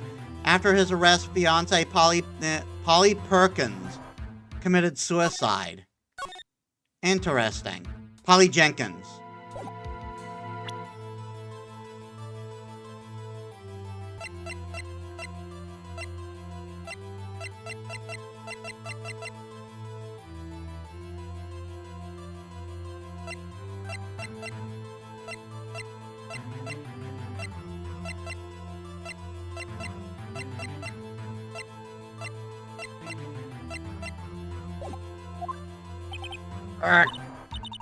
Nick, do we have evidence? It's no good. There's nothing I can do. Are you sure? To be honest, I don't know what to do anymore. Please.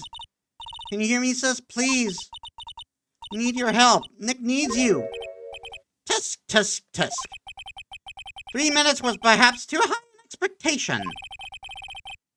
However, 15 minutes isn't bad. This must be a new record. Enough. The witness may leave the stand. This court sees no need to prolong the trial, nor is there any need for more time to decide the case against the defendant.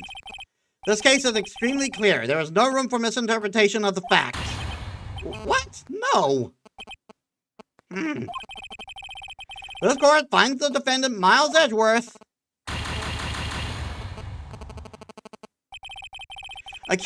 the accused will surrender to the court immediately. To be held pending trial at the higher court within a month from today's date. That is all. The court is adjourned. Wait!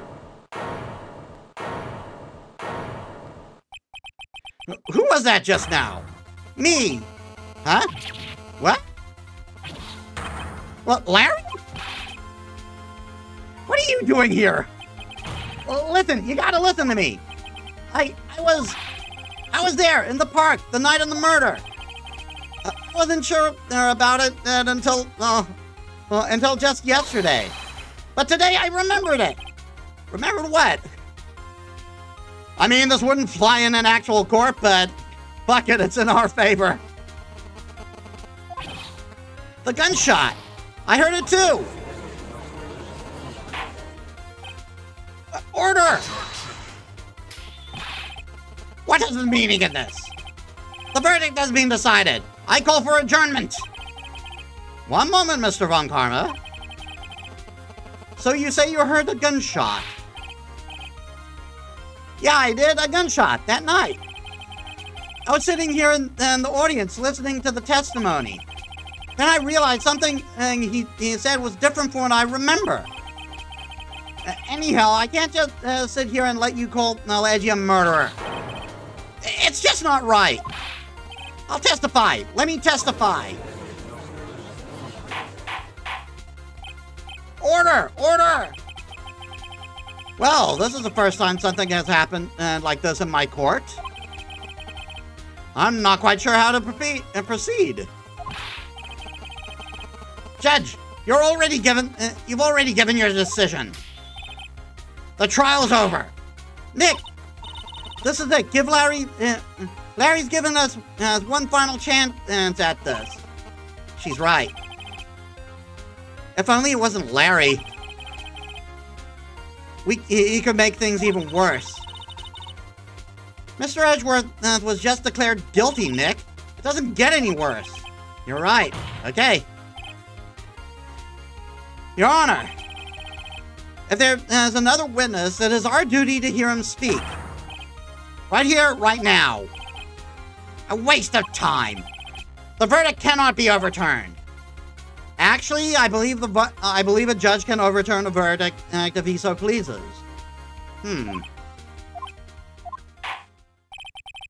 Allow me to speak my opinion. In all court proceedings, it is our duty to prevent an inaccurate verdict. In order to make sure no mistake has been made, every witness should be heard. What is this? I withdraw my previous verdict of guilty. The hamster wheel finally turning. Mr. Von Karma, I order you to call this new witness to testify. Now. What?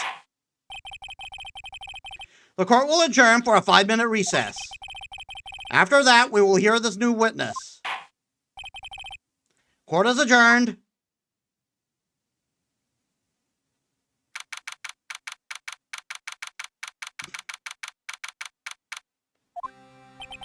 Phew!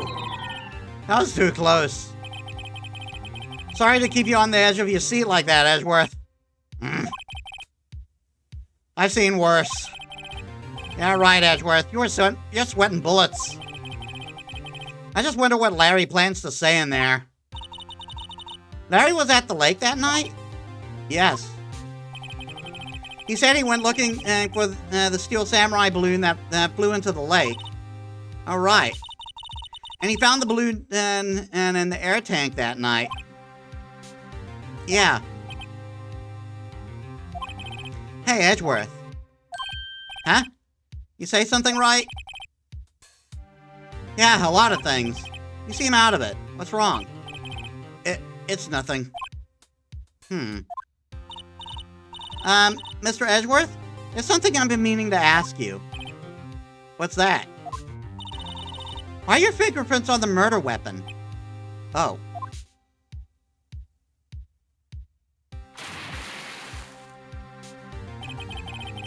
When he fell into the lake, I fell into a daze. I couldn't understand what was happening. I couldn't think straight. Then I saw the pistol lying on the floor. Then I saw the pistol lying on the floor, about in front of me. I picked it up without thinking. I didn't have a reason, really. I see. Right. Yeah? This might be our chance. Our chance? Von Karma has only ever run perfect trials. Perfect trials? Perfectly prepared witnesses. Perfectly complete evidence. That's the secret to his success. This is the first time he's ever had to deal with something unexpected. He has to let someone he hasn't even talked to testify before the court. And that someone is Larry. What are you getting at? It's likely his testimony will be full of holes, right? That's right, Nick. No 10-minute trial. No 10-minute trial this time, and we'll milk this one for all it's worth. Hey, it was 15 minutes. 15. Everything's on Larry now.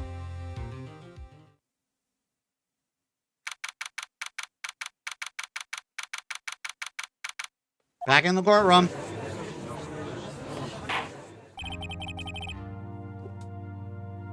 Court is now back in session. Witness.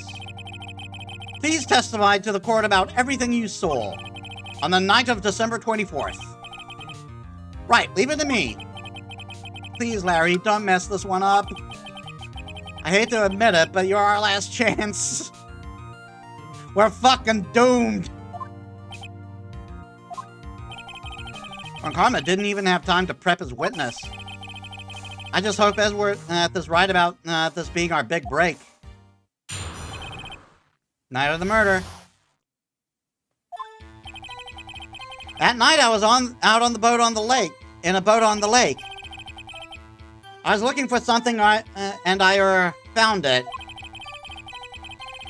So I quietly slipped the boat back in at the rental shop dock.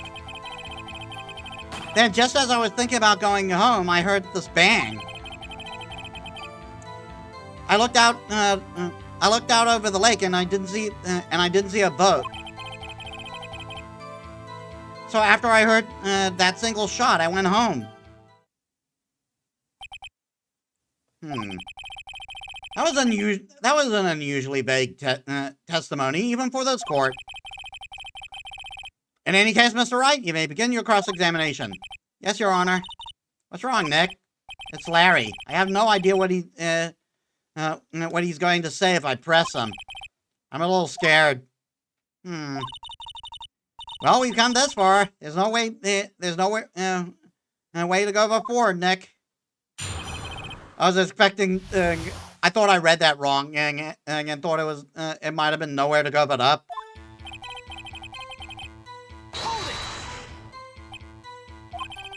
Something wrong, Mr. Wright?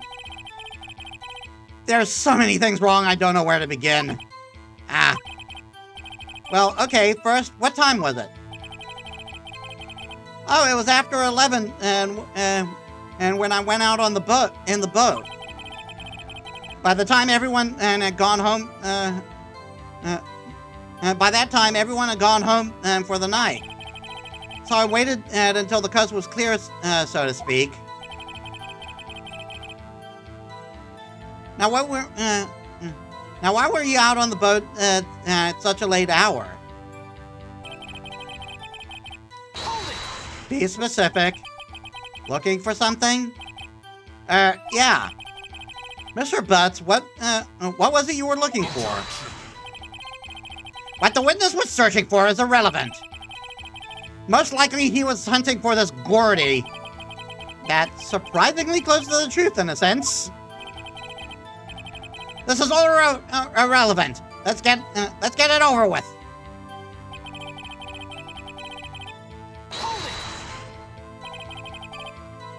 Around what time was that? Well, let's see. I figured I was out searching for about an hour. So I guess around 12, yeah. You're not so sure? Hey, don't give me that face. I'm not some human sundial, okay? People use watches these days, Larry.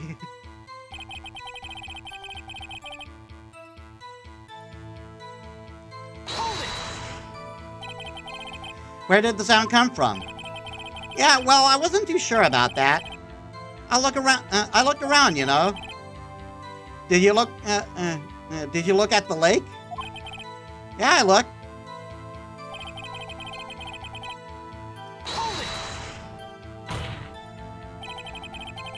Wasn't there a boat on the lake? Order! Well, Mr. Butts? Whoa. Everybody just calm down, okay? I mean, it was real foggy that night. I'm not sure whether there was a boat out there or not. Oh, okay, no problem. That's just the most important part of this case.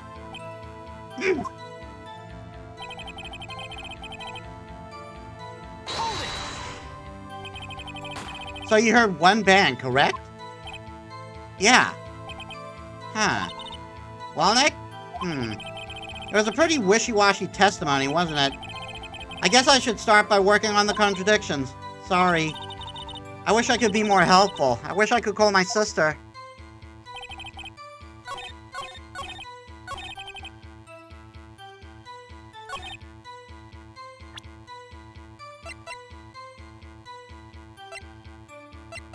Hold on.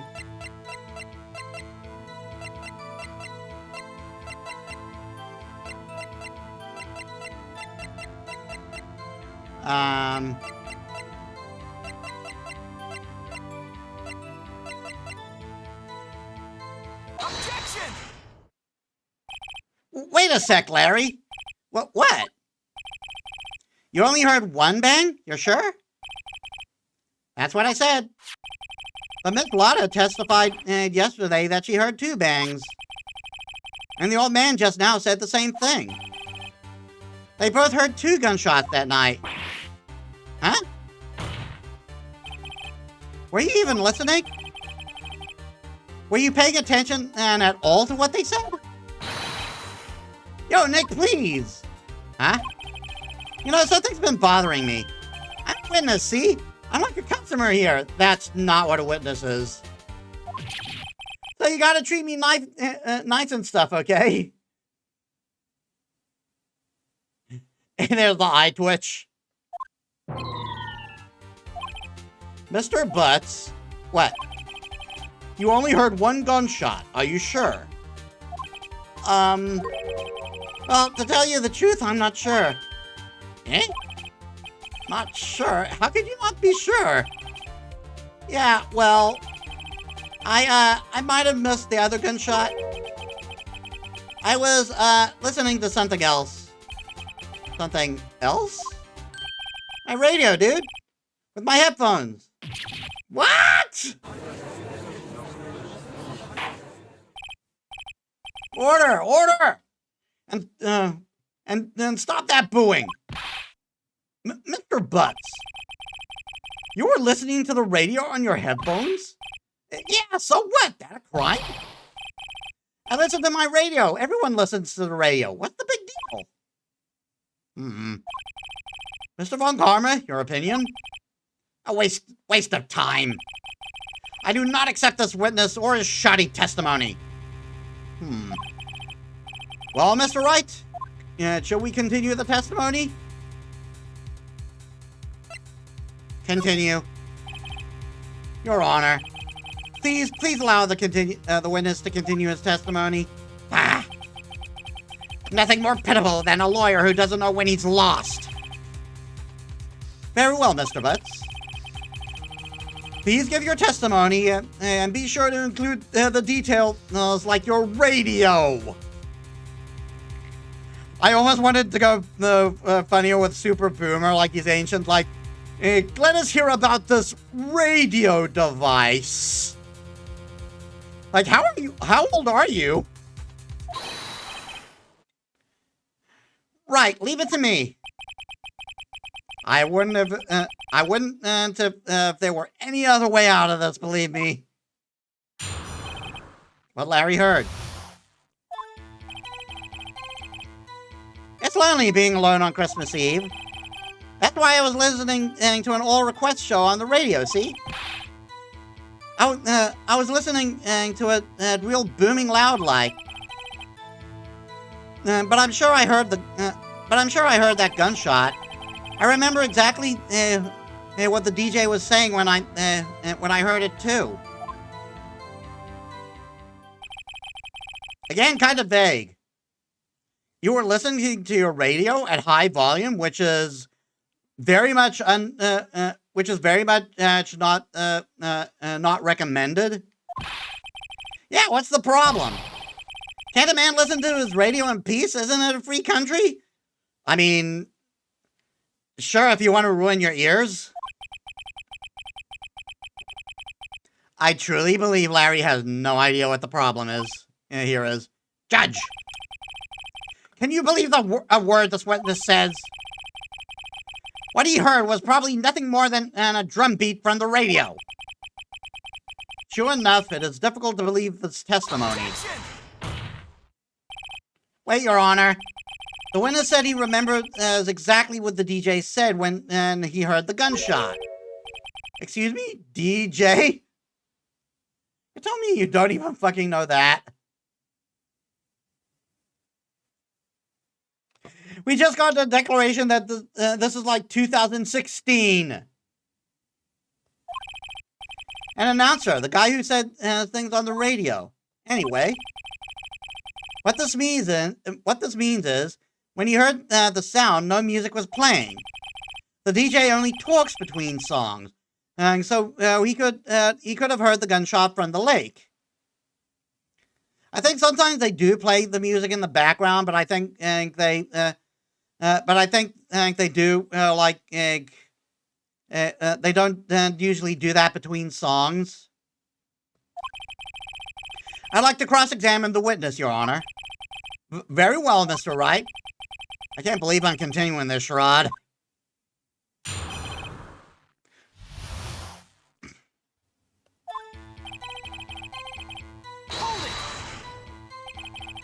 So you turned on the radio? Right. I just wanted to hear someone's voice, you know? You don't know what it's like out there alone on Christmas Eve. Alone? I shouldn't have said anything. I love the writing in this game. Do you by any chance remember the name of the program you were listening to? This has nothing to do with the case, Your Honor. Objection sustained. The witness was listening to the radio. That is all we need to know.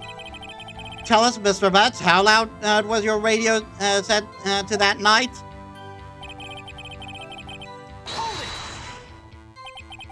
Real booming loud? Yeah, you know. And you had headphones on? Yep. I wouldn't think you could hear anything going on outside at all.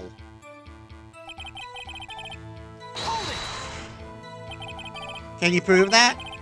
No, of course you can't. Nah, I can't prove it. But I remember that moment real clear. I mean, while I was talking about it, it came real quick, real clear to me, you know?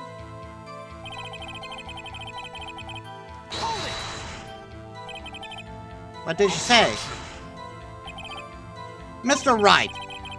Mr. Wright, please cease these pointless questions. What possible good could knowing what a DJ said do us? Indeed, Mr. Von Karma has a point. I'll allow the question only if you have some reason. I'll allow the question only if you have some reason why we should care. We should. We should care, Your Honor. Of course we should. Why? Well, how do you know if we don't ask? Fine, very well.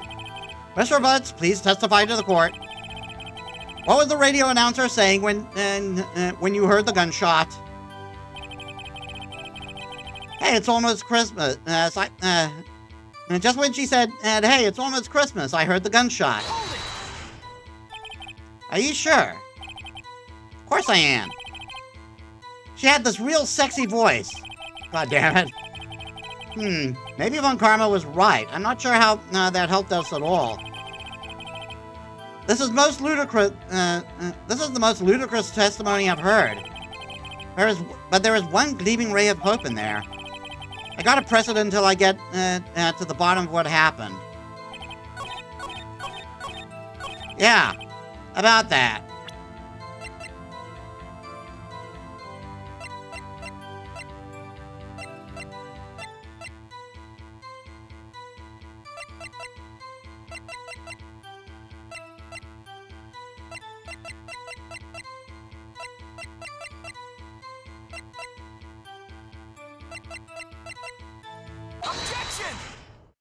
Wanted to make sure.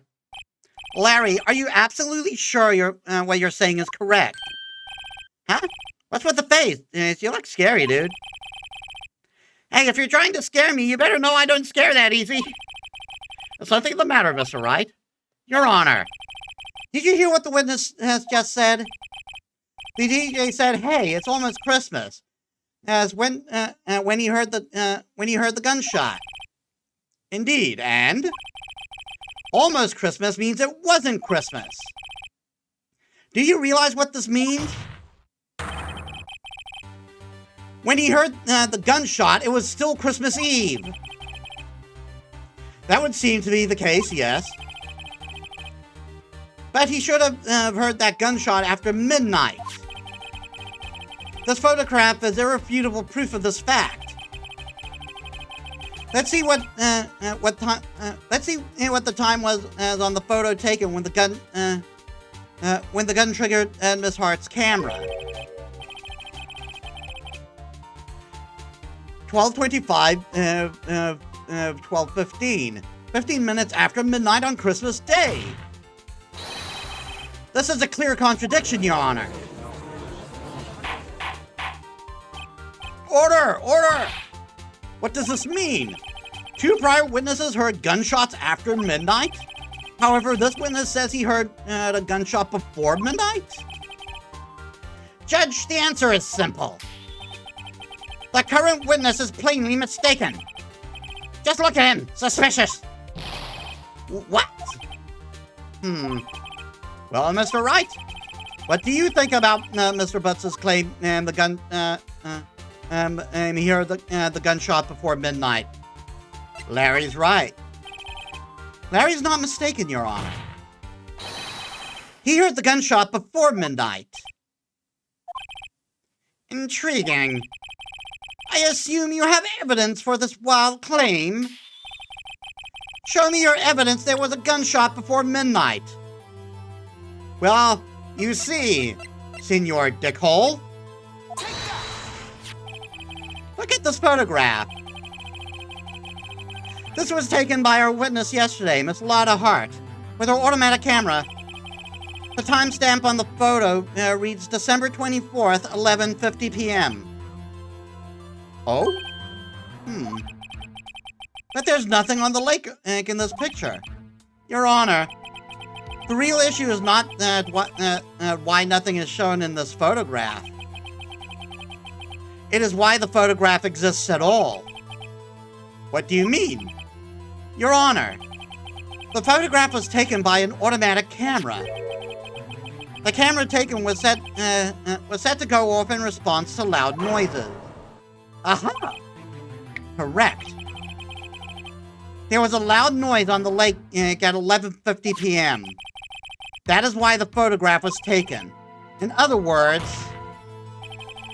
when Larry heard that gunshot, it was most definitely still Christmas Eve. Indeed, it would seem that is the case. Then where does that leave us?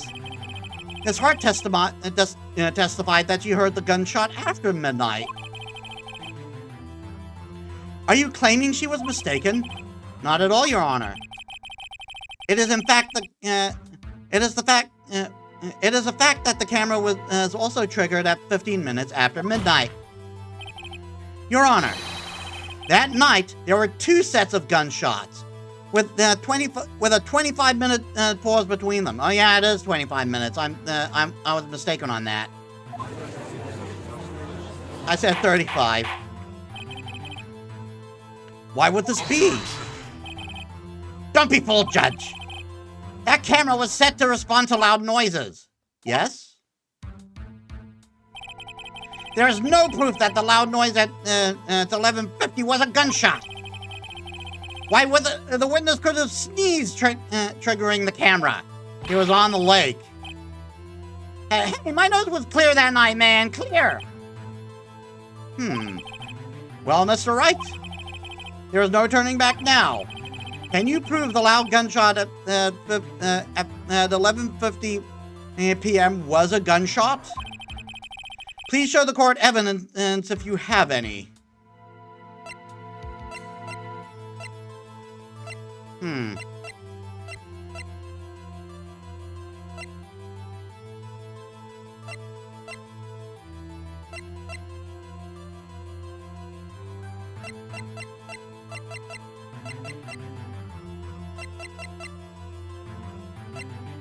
The gun being fired 3 times doesn't prove it, I think.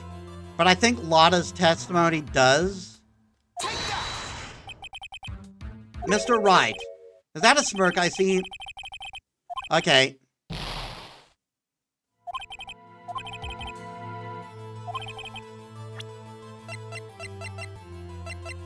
But she said 2 gunshots. But then again, her testimony wasn't could be called into question.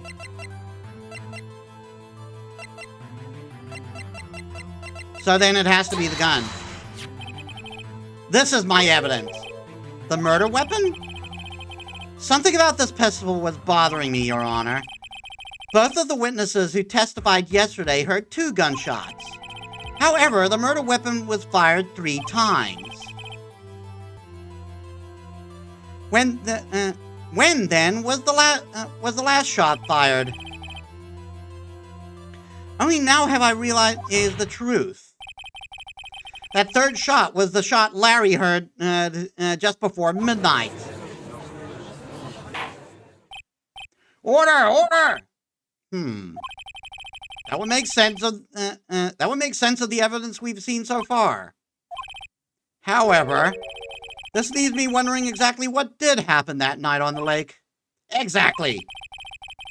If this is true, there were 2 gunshots separated by 25 minutes. One at 11:50, the other at 15 minutes after midnight. Why, I ask you? Why? Uh-oh, I better think of something quick. Wait a second. Gunshots separated by 25 minutes. Ah! What's wrong, Nick? I have it. Huh? Remember the case with the Steel Samurai? Huh? Yeah, of course I remember. The murder in this case had the same idea as the murder in that case. What do you mean? Maya, yes? If we don't figure this out, we'll never overturn Edgeworth's guilty verdict. I've got a hunch and I'm gonna run with it. Right, I mean, is this safe? Safe? We've already gotten a guilty verdict. We have nothing to lose. You just watch and let me know if I say anything that sounds fishy, okay? Right, Nick? Your Honor. Yes, Mr. Wright? The testimony just now has cleared up this entire case. What do you mean, Mr. Wright? Test. So you finally realized the truth? There can be no other murderer here than Miles Edgeworth himself? Wrong, Von Karma. A man was shot that night, but it wasn't Edgeworth who did the shooting. Listen, rookie.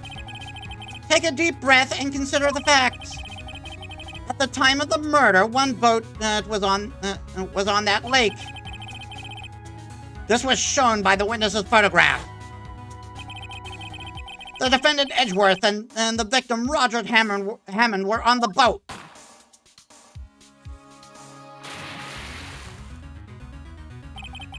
There was a gunshot fired on the boat, and Robert Hammond fell into the lake. The distance of the shooting was 1 meter. It couldn't have been suicide. Well, the guilty party has to be the other man on the boat. I admit it is hard to imagine any other possibility. Yes. But this assumes that the victim was shot at 15 minutes after midnight. What do you mean by that, Mr. Wright? We have photographic evidence of the time of the shooting. The timestamp on the photo says 12:15. But Larry heard the gunshot 25 minutes before that. Robert Hammond was killed then, 25 minutes before the shot on the lake. That's the only way Edgeworth could have been innocent. Mr. Wright, are you quite mad? Explain then who the two men on the boat are.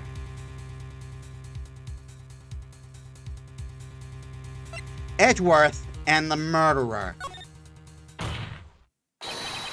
Of course it was Edgeworth and the murderer. After the murderer killed Robert Hammond at 11:50, he assumed the guise of Mr. Hammond and met Edgeworth. What? Are you serious? Yes, Edgeworth wanted to tell us why he went to the lake that night. However, I have a hunch. That night, Robert Hammond called Edgeworth to the lake. Now, Edgeworth didn't know Robert Hammond's fate is that well. That's why he didn't suspect anything when the murderer took Robert Hammond's place. I'm not sure what to make of all this. Ludicrous! Mr. Wright, tell us the name of the murderer then. The murderer's name? Right. It's Miles Edgeworth, lot of hearts. Yeah, both of these are bunk, obviously. I don't know. Actually, I don't know the murderer's name. You don't know? Again, you're wasting my time. I don't know because he never told us. The murderer is the caretaker of the boat. The murderer is the caretaker of the boat shop. That old man. At 11:50, he was the one who killed Robert Hammond. The caretaker of the boat shop? Well, where did he do this? There weren't any boats on the lake then. Why would he have to go all the way out on the lake just to shoot someone? May I suggest that the real scene of the crime was not on the boat? What?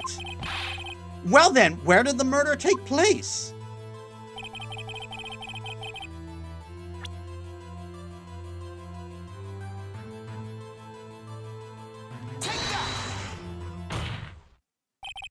Where, of course? The boat shop, where he lives.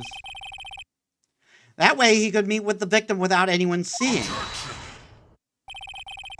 Do you have proof that the boat shop was the scene of the crime? Recall Larry's testimony, if you will.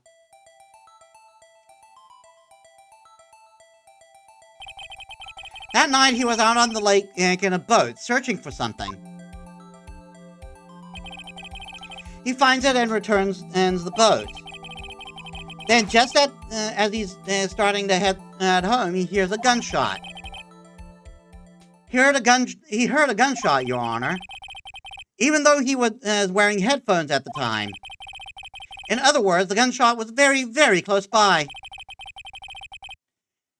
And where would that be if he just returned the boat? The boat shop.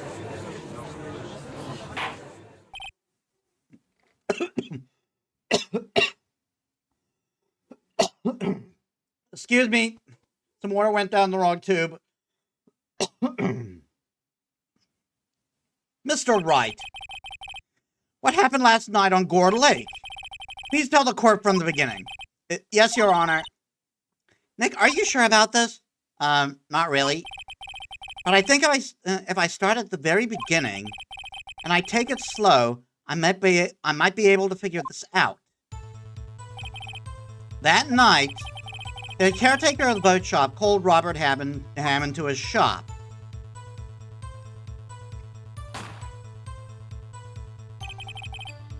This was around level 11:50.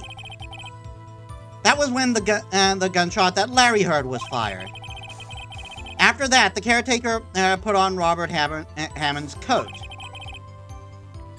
He became Robert Hammond. Then he got in the boat with Edgeworth and went out into the middle of the lake. And who fired the pistol on the boat, Mr. Wright? The caretaker.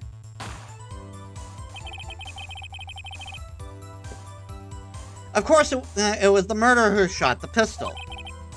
He shot twice. Both missed Edgeworth on purpose. Wait a minute. Yes? Why would he shoot twice if he didn't mean to hit anyone? Details.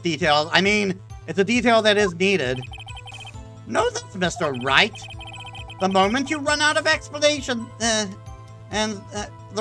moment you run out of explanations, then is the moment you lose. Why, tell us why the murderer had to fire twice. To create a witness. I believe he shot twice to create a witness, Your Honor. Create a witness? The murderer lifts his pistol and fires one shot. That shot ensures anyone who heard the shot would look at the lake. Indeed, Miss Hart did exactly that, hearing the first gunshot. Next, the murderer waits a bit, and he fires again. Then,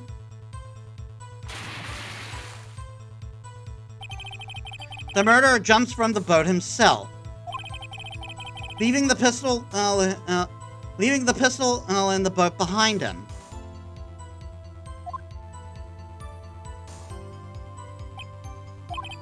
I see. To someone looking from the edge of the lake, it would appear that one of the men on the boat had shot the other. The murderer didn't know about the automatic camera. Didn't know about the automatic camera, of course. That's why he shot twice to draw attention to the boat. Once you realize that everything falls into place. The boat shop caretaker swam back to his shop. Then he put Mr. Hammond's wet coat back on the body, and threw the body into the lake. This is what happened, Your Honor. These are the events that transpired that night on Gourd Lake.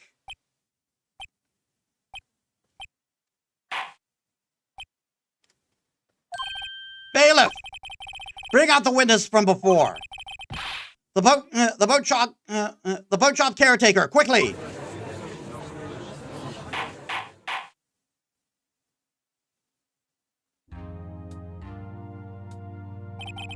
Very well. While we were waiting for the caretaker, I would like to ask the defendant, Miles Edgeworth, a few questions. Mr. Edgeworth, please take the stand. Mr. Edgeworth, you heard what the defense has said? Yes. Well, why did you go to the lake that night? What Wright has said was mostly correct. Astonishingly so, actually. Yes. Several days ago, I received a letter. The letter was signed Robert Hammond. He asked me to come to the boat shop by the lake at midnight on Christmas Eve. He said he had something very important to discuss with me. Something important? I'm sorry, I can't say what it was. Your Honor, sir! Bailiff, we're conducting a trial here. I ask that you remain quiet. The witness has disappeared. He isn't at the boat shop either. What? What should I do? To find him quickly. We cannot allow him to get away. Well, we got a runner.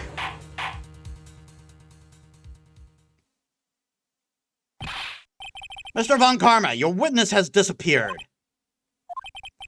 A search warrant has already been issued. It goes without saying that I cannot declare a verdict under these circumstances. I'll extend the trial until tomorrow, the final day allowed. I request that the police department utilize all its forces to find that witness. Am I understood? One more thing. Just who is that boat shop caretaker? I think his identity has become very important to this trial. I want him, and I want to know who he is. Very well, court is adjourned.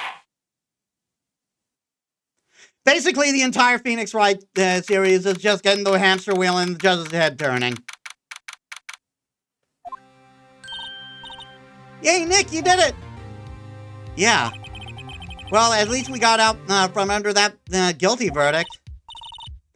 And what about Larry? That was something else. Even Von Karma didn't know what to do with his testimony. Larry really helped us out. Sure, once I sifted through his unique testimony. Still, he did save us.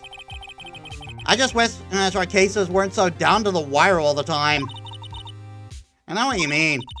Sometimes I feel like it gets us on trial instead of our clients. Hey, Edgeworth. Mr. Edgeworth? Did you say something? Don't look so pained. I mean, it looks like you're probably going to get off the hook. You could say, you could try to smile, you could try to smile just a little. Relax. He tries to smile, and it's the most uncomfortable thing in the world because he hasn't really given a genuine smile in all his years. Like,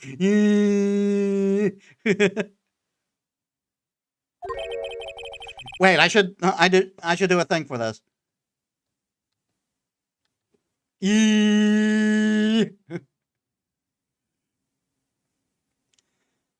But I fear it's not over for me yet. What do you mean? Right. There's something that's been troubling me for a long time now. And I don't know whether or not to tell you. Edgeworth? No, there's so little time left. I want to tell you to get it off my chest, but... I can't make up my mind. What is this about, Edgeworth? It's a nightmare I've had. A memory of a crime that I committed. A crime you committed? A memory of a murder. Well, shit.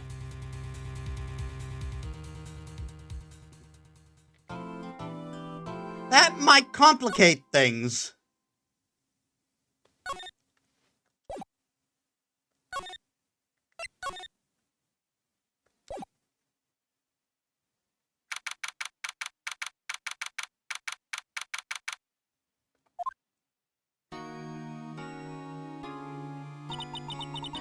What was Mr. Edgeworth talking about? A memory of a crime that I committed. A memory of murder. Do you really think Mr. Edgeworth killed... I don't believe it. Not Edgeworth. Some painful memory has been troubling him recently.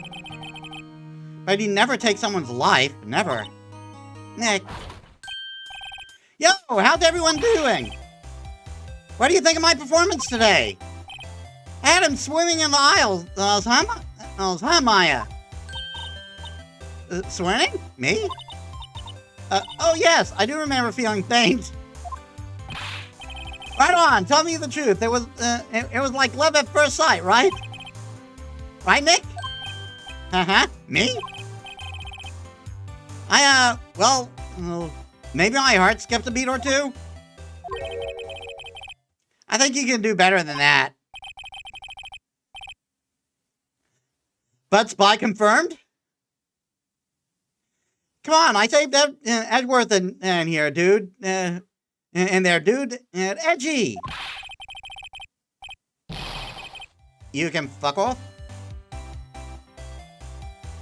You guys should be bowing before me. Yeah, bow before your hero.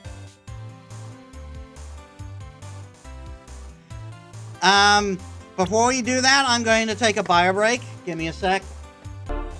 Alright? Sorry about that.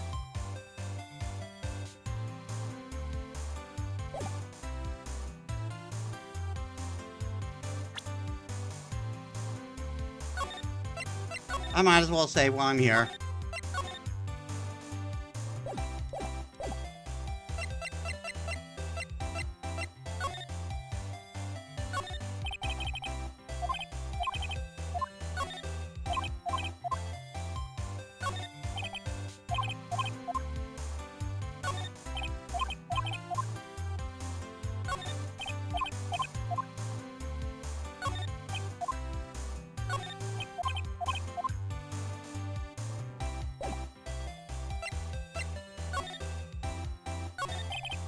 Barry, you really helped us out in the trial today. You did! If you weren't there, Larry, I'm sure Mr. Edgeworth would have been found guilty.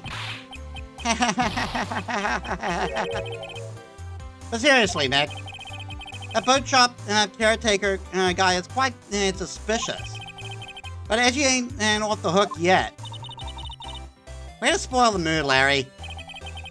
Hey, I'm just the guy sitting in the audience, you know?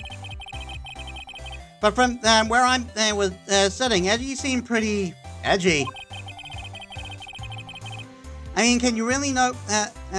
Can you really know he is telling the truth about that night? Nick? I don't know, but what I do know is I'm going to believe in you two until the end. Us two? Edgeworth and who else? You mean me, right? Nah, you mean me, right, Nick? Yeah, you, Larry. Not me. But why you, Larry? Huh? Actually, yeah, why me, Nick? Enough with the silent treatment. Nick, why do you trust Mr. Edgeworth so much? I mean, he changed recently, true. But when we first met him, he was kind of a jerk, don't you think? You didn't know him back then. Back when he wanted to become a defense attorney. Wait. Was that when you two were classmates? Yeah. Yes, in grade school. They saved me, Miles, and Larry. They saved me and I'll never forget it. That's why I became a defense attorney, you know? What? Hey, Larry, what's he talking about? Huh? Sorry, I kind of forgot. Okay, Nick, out with it. I'm going to hear the story today, and that's final. Okay. It's kind of a long story, so hang in there. It was the very end of 3rd grade. I was on trial, a class trial. A class trial? You remember, Larry? Spring, end of 3rd grade? A kid on our class got his lunch money stolen. Lunch money? Our school was really small. Every month, kids would bring in an envelope with money for lunch from home. Huh, I see. Anyway, this kid's envelope disappeared, and with $38 inside. I wonder what the amount was in Japanese yen in the original translation. Oh yeah, now that you mention it, I do remember that. I can see why you'd forget, though. You were out of school that day. Anyway, the envelope had been stolen during PE class. I was coming down with a cold, so I skipped PE that day. I was the only one not in class. So they thought you did it? Yeah, the kids in class said I should be put on trial. Trial? So the next day we held a classroom trial with me as the defendant. I didn't do it. Guilty! He did it! Guilty! It was you! Give the money back. You're such a meanie. Going on a lot faster than I can read.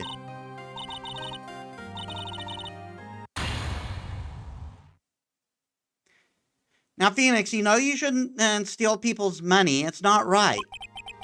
In the end, even the teacher thought I'd done it. Go over and apologize, Phoenix. I didn't know what was happening. I was so sad, I couldn't stop crying. Everyone was staring at me like I'd done it. I tried to apologize as I went to where the boy whose money had been stolen was sitting. That's when it happened. He shouldn't have to apologize. The only thing that belongs in a trial is evidence. Anything else has no place. You should all be ashamed, amateurs. Miles?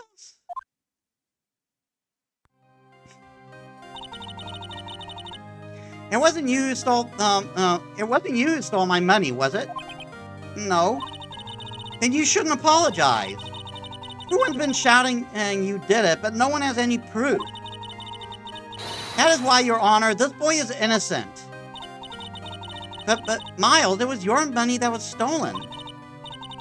Yeah, he did it. He was the one, and it's going again. Why don't you all just shut up? This is always how it is. Everybody ganging up and picking on one person. Just think how he feels. And Larry's got a bandage on his knee. Tells you exactly what type of kid he was. He said he didn't do it, so he didn't do it.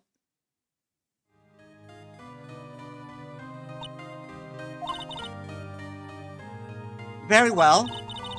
I will replace the money myself. This class trial is over. And thus, the teacher couldn't eat that night. That's how it happened. After that, the three of us were the best friends. Wow, I had no idea. Yeah, I had no idea either. I mean, I forgot. That's when I learned what it meant to be alone. Totally alone, without a friend in the world. You did a good thing, Larry. Yeah, well... I was just lucky that I took the day off from school. If I'd been there, they would have thought I'd done it. So I took it kind of personally, see? When something smells, it's usually Lutz.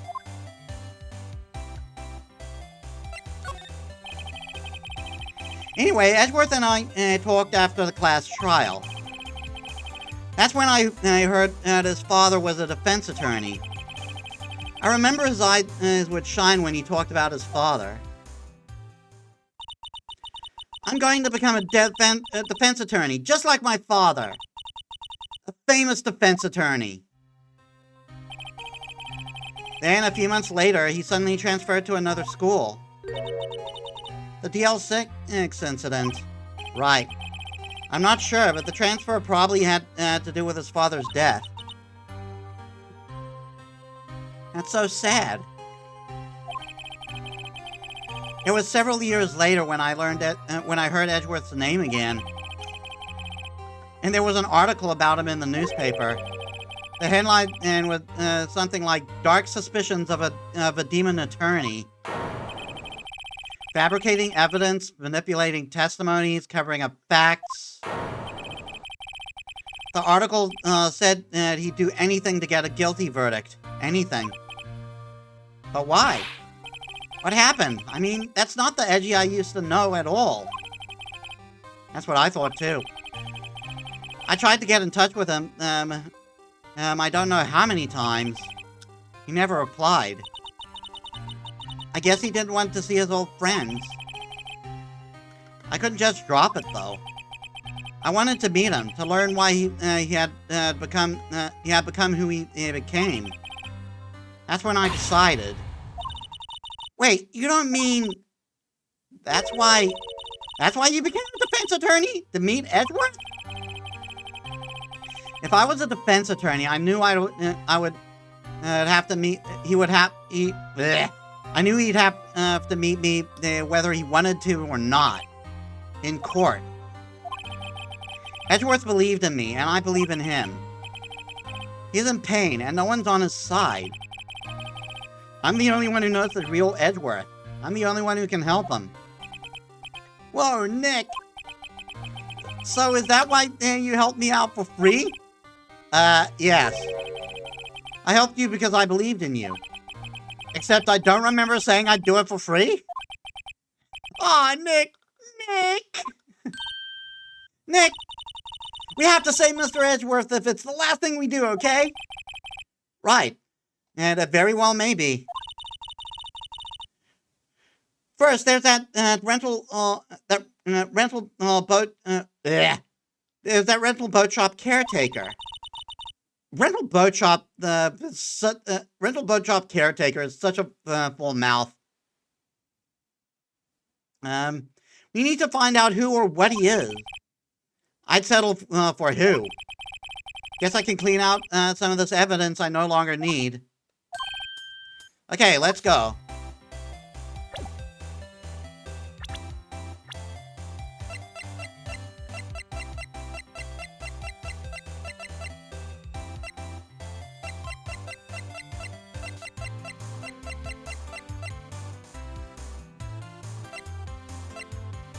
Looks like the only thing that was thrown out was Lotta's testimony. Oh no, wait, we also threw out the second photo. For some reason.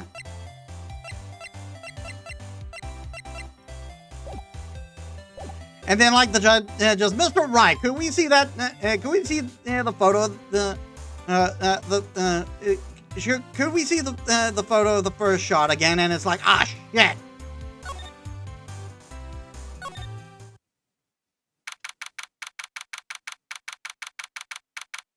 And that's how Edgeworth gets declared guilty, because we threw out the photo.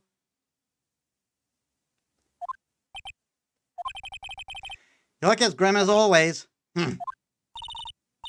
Edgeworth? I heard the story about the class trial. Class trial? What do you mean? You don't remember? No, I don't. Your lunch money was stolen, wasn't it? In 3rd grade? Lunch money? Oh, alright. Yeah, I seem to remember something like that. Nick, I think you're the only one who really remembers. Well, it probably only really mattered to me anyway. Mr. Edgeworth, didn't you know? That trial was the reason Nick became a defense attorney. Ridiculous. Gee, thanks. That's sad. It does kind of sound, it does sound like the kind of thing you do. You haven't changed a bit, have you, Wright? So simple, to a fault even. Well, maybe yeah, but I think you changed too much, Edgeworth. Perhaps. Smile for the camera.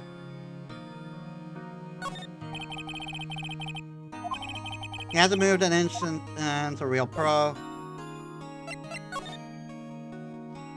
Why prosecute? Edgeworth, why did you become a prosecutor anyway? You used to look up to your dad. You said you wanted to be a defense attorney, right? I couldn't let myself deny reality like you. What do you mean?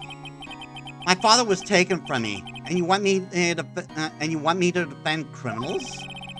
I'm sorry, Mr. Wright. I'm not that good of a person. One suspect was apprehended in your father's murder, right? Yes, the man trapped in the elevator with my father. His name was Yanni Yogi. He had been the shooter. He had to be the shooter, any way you look at it. Yet he was found innocent. That defense attorney got him off the hook. That would be Robert Hammond. On that day, 15 years ago, the three of us were trapped in an elevator for 3 hours. And when we were rescued, we all suffered oxygen deprivation. Okay, I gotta go take a food break. So, I'll extend the stream for however long I'm gone. See you in a bit, guys. Alright, I'm back, and I was gone for roughly 17 minutes.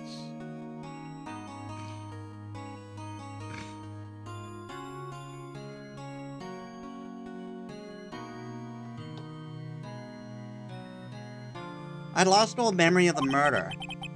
Lost your memory?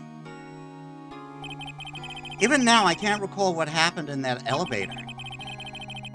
That was the crux of Yogi's attorney's argument in court. He claimed Johnny Yogi had been not of sound mind due to the oxygen deprivation. Yogi was released due to a lack of evidence. Innocent. That's when I changed my mind. I started to hate defense attorneys. What's your relationship with Von Karma? He is my teacher and a man who deserves respect. I learned everything I know of courtroom techniques from him. So he's like my sister was to you, Nick. He's a perfectionist in all things. In court, in his personal life, he is obsessed with doing everything perfectly. Perfectly, huh? In all the cases he has taken on, none were left unsolved. And not one suspect was declared innocent, ever. But that's... I know. It's possible some of the suspects were indeed innocent. You at least realize that's a possibility.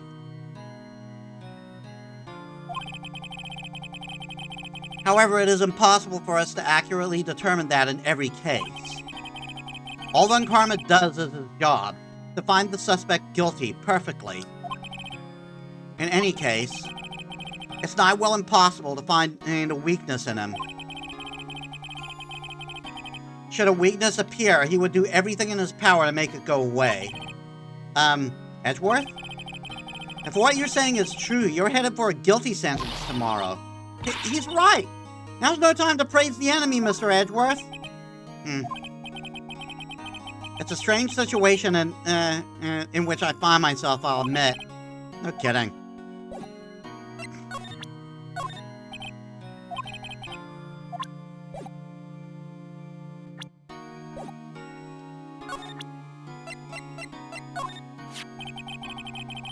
What are you showing me this picture for? No reason. You know, I was impressed with your deduction in the trial today. Granted, you were at the end of your rope, but still. Nicky noticed.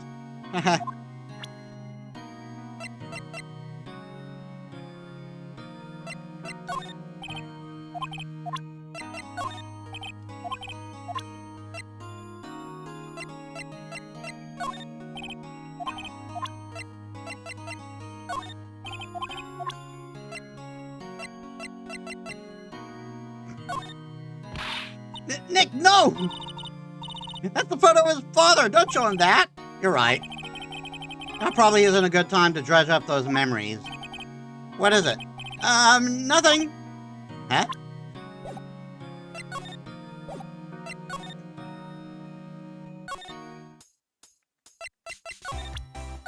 Gotta show it to everyone.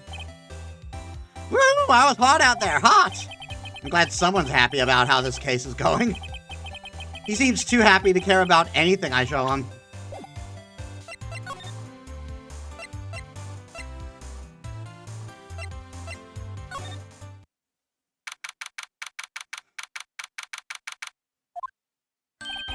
Hey, pal, long time no see. Oh, Detective Gumshoe. Close one today, eh? I got so worked up I snapped my tie in half. How'd you accomplish that? It's fabric. Sorry about that. No problem, pal. Thanks to you, we now know who really did it. You mean the boat shop caretaker? Look, I'll make you a promise. I'll have that scoundrel in my custody by trial time tomorrow. Come what may. It's my duty to you as a police officer. Now I'm off to catch me a criminal. Wait, hold on. Never mind. Detective Gumshoe sure is active today. Oh, one more thing. No one can go into the woods today. The woods? Where Lotto was camping? The woods are off limits to camping, and apparently the park ranger found out. He got pretty mad. No one can go in for a while. I guess Lotto's in a lot of trouble. Anyway, I'll be seeing you tomorrow.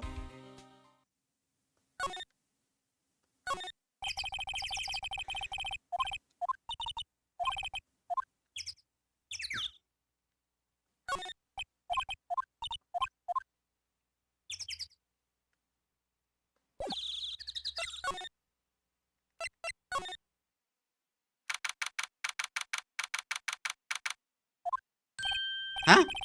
The steel eyesore is gone, is missing. Eyesore? Looks like the hot dog stand is closed too. I guess Larry's too busy worrying about Mr. Edgeworth to show up for work.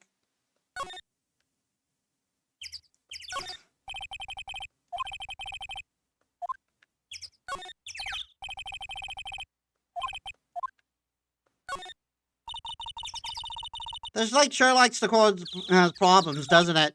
Huh? I mean, everything that happened here turned out to be a lie.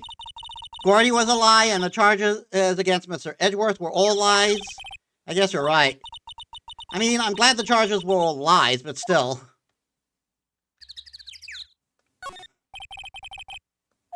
I guess Larry has today off. Well, he was pretty happy about saving Mr. Edgeworth. True, we owe him big. No one's going to sit here on a cold day like today. Well, unless they were eating a samurai dog. How could that change the how would that change the temperature, I wonder? You seem troubled, Nick. No, who, me?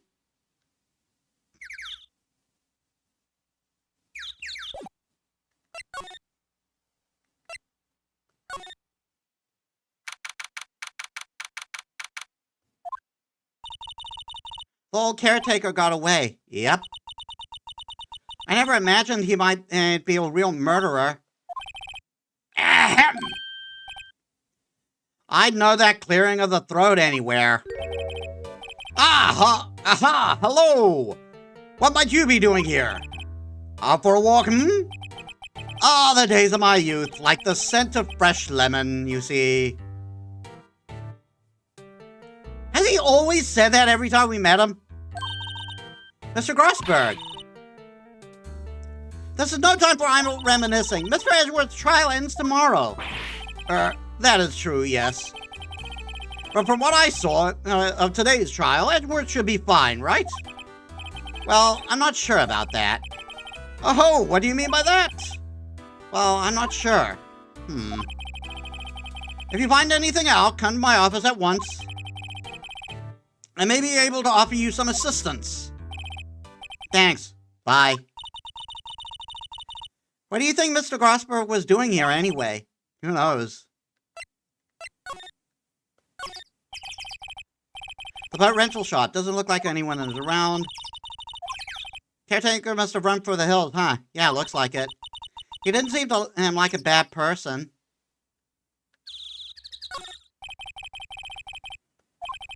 The murder took place from the dock. Apparently, the police took away the boat that was used last night. Indeed, there's space for one more boat in the dock. There's a forest here beyond these bushes. Nick, the forest! There's someone in there! You're right, there's a few policemen in there. They must be looking for the caretaker. Good luck.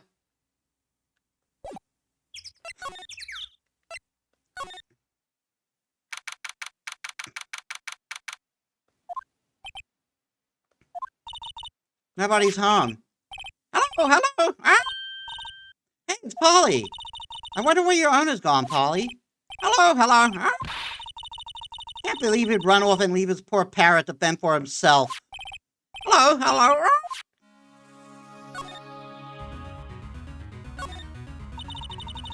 Doesn't look like he uses in this kitchen much. You're right. I guess the whole pasta restaurant thing was a lie. What, you thought he was telling the truth? Maybe I should take care of Polly, Nick. You probably shouldn't just kidnap her. The police know about her anyway. I'm sure they'll do something. Well, okay. Sorry, Polly. He says I can't take you. Great, now the bird's going to hate me. Everything's cold. Looks like he didn't turn his heater on. I guess he hasn't been back here since the trial. Say, Nick, don't people usually put pictures of fish up on the wall to boast about them? Yeah, I guess so. No, you mean the pictures of the fish they caught, right? Right, but don't all these fish, but don't all the fish on the wall here look puny to you? Well, you know what they say. You should have seen the one that got away. Except the one that got away was the caretaker, and we did see him. Why do I feel like we're having two different conversations here?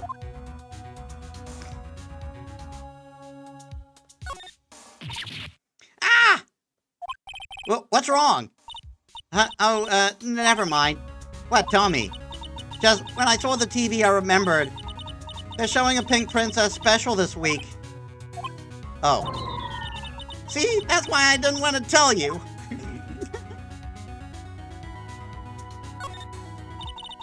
That reminds me, Nick. Polly here knows the number to the safe, right? Yeah, that's right. Polly, what's the number of this safe? 1128. Let's open it, Nick. Come on. I'm sure there isn't any money in there. Aw. But hey, he keeps it locked, right? So there must be something of value in there. I'm not so sure. Okay, Nick, let's see what's in there. I guess there might be a clue or two. The only thing in there is a letter. A letter? Ah, boring. There's no name or signature on this thing. It's handwritten in a very precise, clear letters. Get your revenge on Miles Edgeworth. Edgeworth? Nick, why would Mr. Edgeworth's name be in here? How should I know? I'm going to read the whole thing. Get your revenge on Miles Edgeworth. It also says this is your last chance. Now is the time to get revenge on the two men who ruined your life. The rest of the letter goes on to describe the murder plot in detail. How to kill Robert Hammond and frame Edgeworth. Pulling Edgeworth out to the lake, getting on the boat, firing twice. This is exactly what I figured out today in court. It's all here, in perfect detail. What do you think it means, Nick? I don't know, but it looks like these are instructions for that caretaker.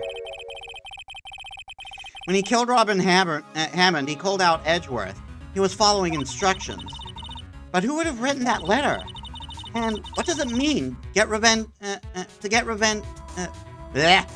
What does it mean to get revenge on Miles Edgeworth? Look, I don't know, okay? But one thing's for certain. This letter is an amazing clue. Get your revenge on Miles Edgeworth. This note details the murder and setup. There's nothing left in the safe. I wonder why the caretaker didn't take the letter with him. He left in a hurry, right? I don't think he even came back here after the trial.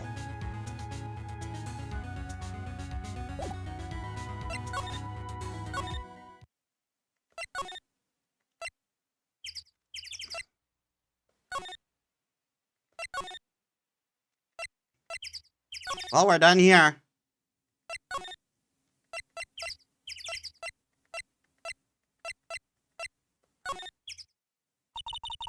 One day left, Nick. Yeah, I know. Well, no time to waste. Let's get going. What do you think we should do now, Maya? You would know best, Nick. Just do what you do. That should work. Well, any good ideas?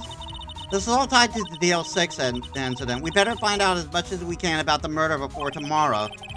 Something that happened back then has a hold on Edgeworth and it won't let go.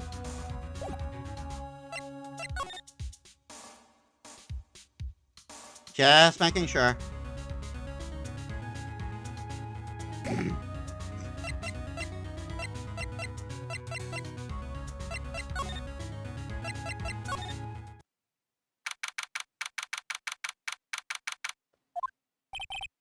He's out again.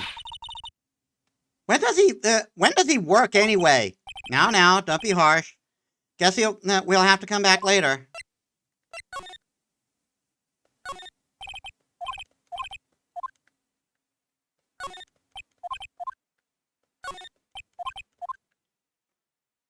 OCD, OCD.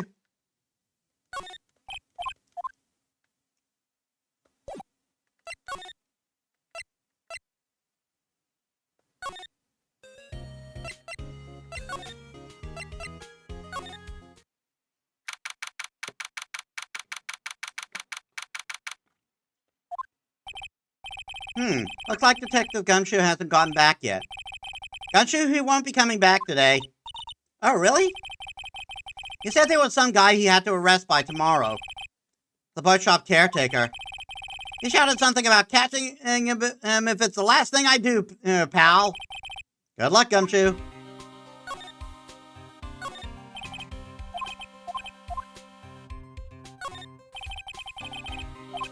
He must be, he's mumbling something to himself. Please think about what you're doing, Jolinda. Don't take my Tommy away from me, no!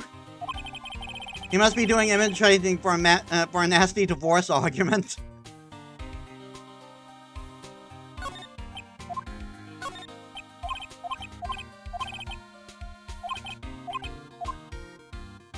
Wait, I think that was different.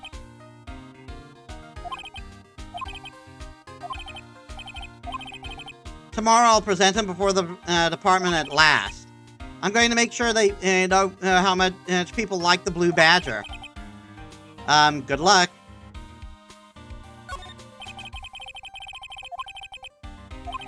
What? That's not possible. The world ended yesterday? Yeah, guys, remember when the Earth ended in 2012?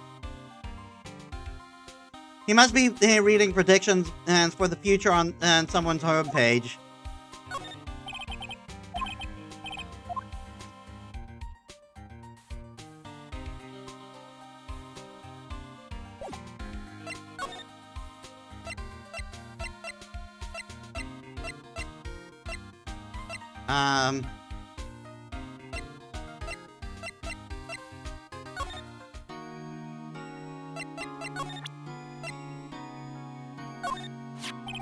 Edgeworth?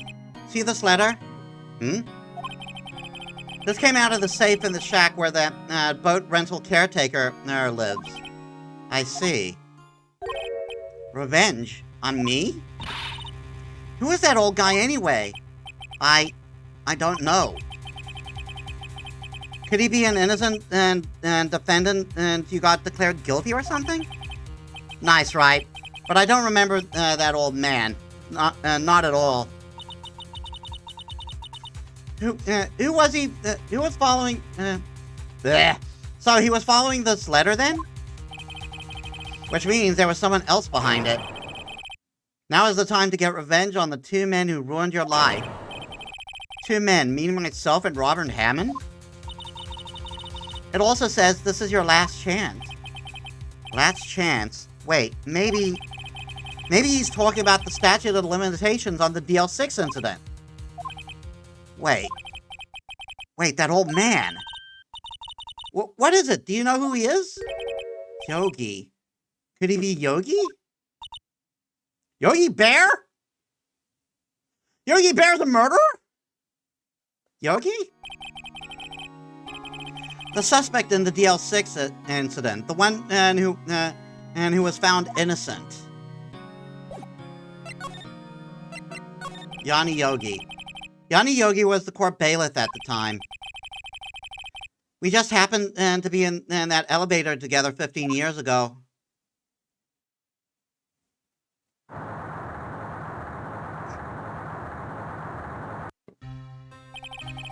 The quake was incredibly strong. Before I knew it, everything was dark. We were there for so long it felt like forever. The air thinned and the darkness closed in on in that little box. We became unsettled. Help! I can't breathe! Quiet! I said be quiet. You're not making this any easier. I want to get out! Help! Get us out! Don't shout. You'll just use more oxygen.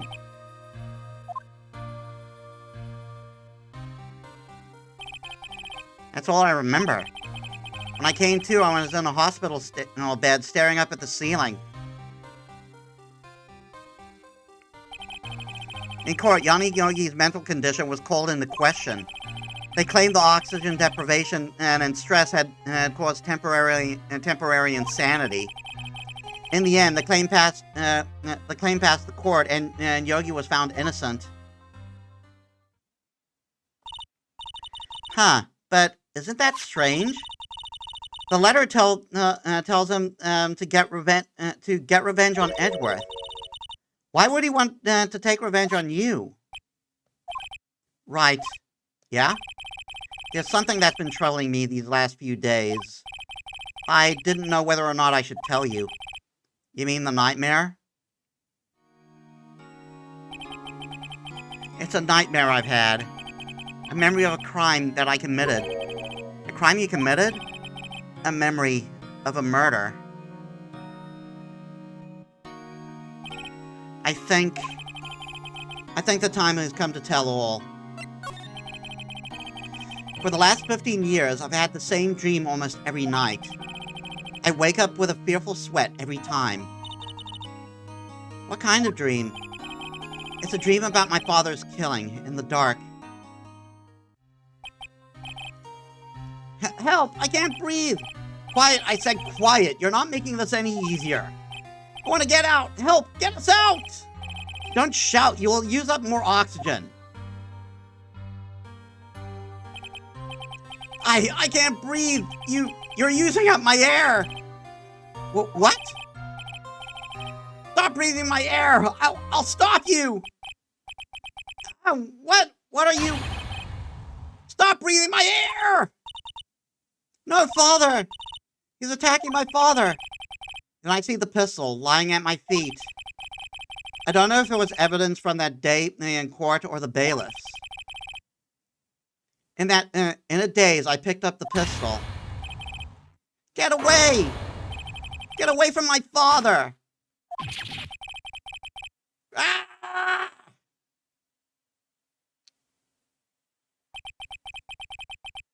And with that scream, I wake. It's a bone-chilling scream. A scream that has rung in my ears for the past 15 years. But that's just a dream, right? Right? That thought is the only thing that kept me sane for the last 15 years. But what if I'm wrong? What if it's real? They say that sometimes people shut out memories in self-defense. Maybe it was I who killed my father. What?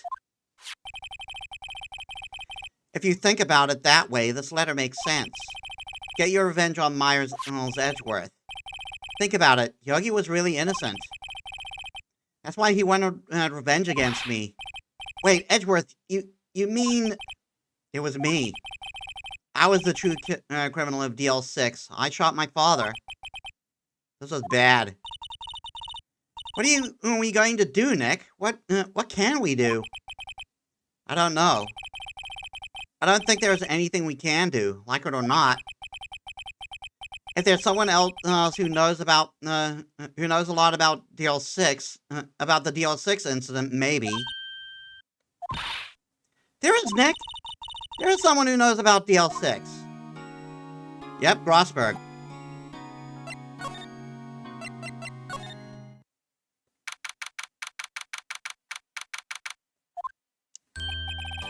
Mr. Grossberg. Oh, hello there. What's wrong? You look troubled. No kidding. I can't believe you're not. My. Just calm down and tell me what happened, hmm? It's Mr. Edgeworth. He...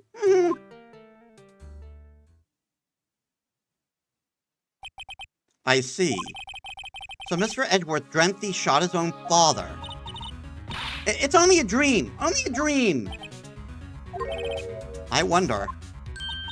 What? If that's the case, then why do you two look so troubled, hmm? Well... Also, consider this. Yogi quite certainly holds a deep grudge against Miles Edgeworth. So deep he wants to frame him for murder. This leads me to surmise that Mr. Edgeworth's dream was not a dream, it was real. As you imagined. Miles Edgeworth threw the pistol to save his father. The pistol fired, and the deed was done. No. I don't believe it. Yogi was suspected of murder, and his career as a bailiff was irrevocably wrecked. Thus, he sought revenge on Miles Edgeworth. This was his last chance, of course, with the statute of limitations so close. Yeah, so apparently manslaughter isn't a thing in this universe. It's either zero-sum murder.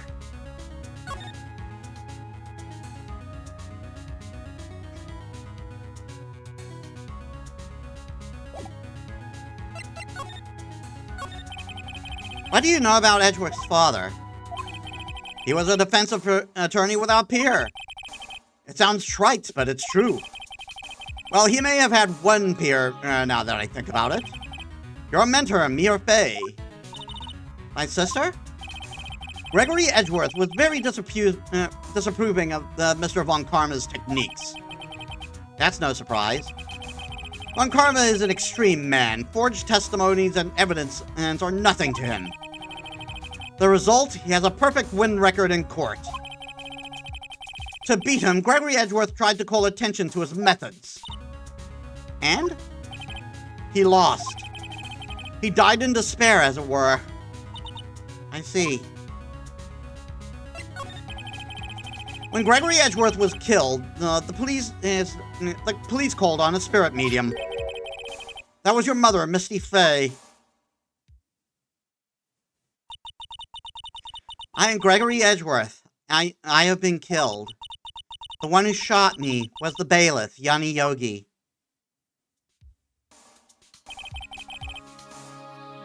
Yet Yogi was found innocent. That's when my mother left us. Everyone called her a fraud. That's right. Everyone thought she was, you see. Yet now that I think about it, it seems the one who lied was Gregory Edgeworth's ghost. Gregory Edgeworth must have known who shot him. I don't believe it. So you're saying he falsified his testimony? That Edgeworth's dad lied to protect his son? It's only a possibility, mind you. But a possibility nonetheless.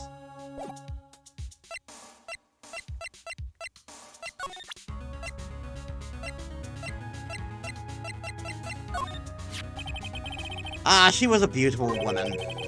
I'm truly sorry about what I did. Huh? Sorry about what? I think I'll stay out of this one.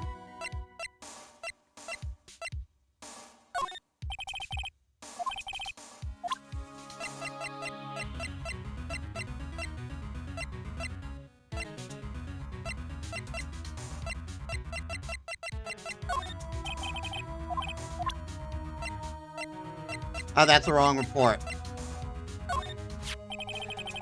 This incident took place 15 years ago tomorrow. So tomorrow we'll see the completion of not one but 2 trials. All thanks to the statute of limitations. However, I'm afraid the damage the DL6 incident has done will never be eased.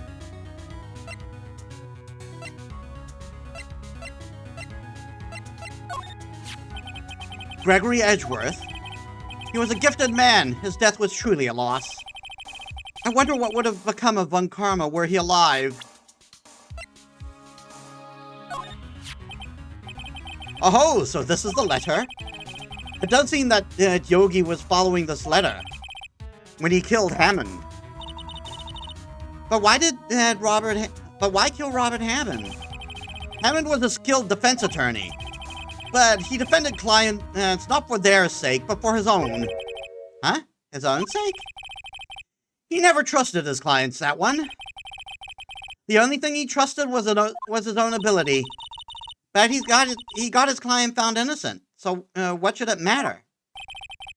Actually, my dear, it was quite different. He won that innocent verdict for no one but himself. Yogi was a free man, but socially he was ruined. Huh? You'll understand soon enough. Wait. What is it? This letter. I've seen this handwriting somewhere before, a long time ago. Whose handwriting was this? Do you have any idea who wrote this? Now that you mention it. Could it be Manfred Von Karma? Von Karma? Why would he have something to do with this? Well, I'm not sure. On Karma. Wait! You're right, my boy! This is Von Karma's handwriting, I'm sure of it. I used to see it all the time on court reports. What? But that means the one who told Mr. Yogi to kill was... Correct. Manfred Von Karma himself. What does this mean, then? Why would Von Karma want to frame Edgeworth?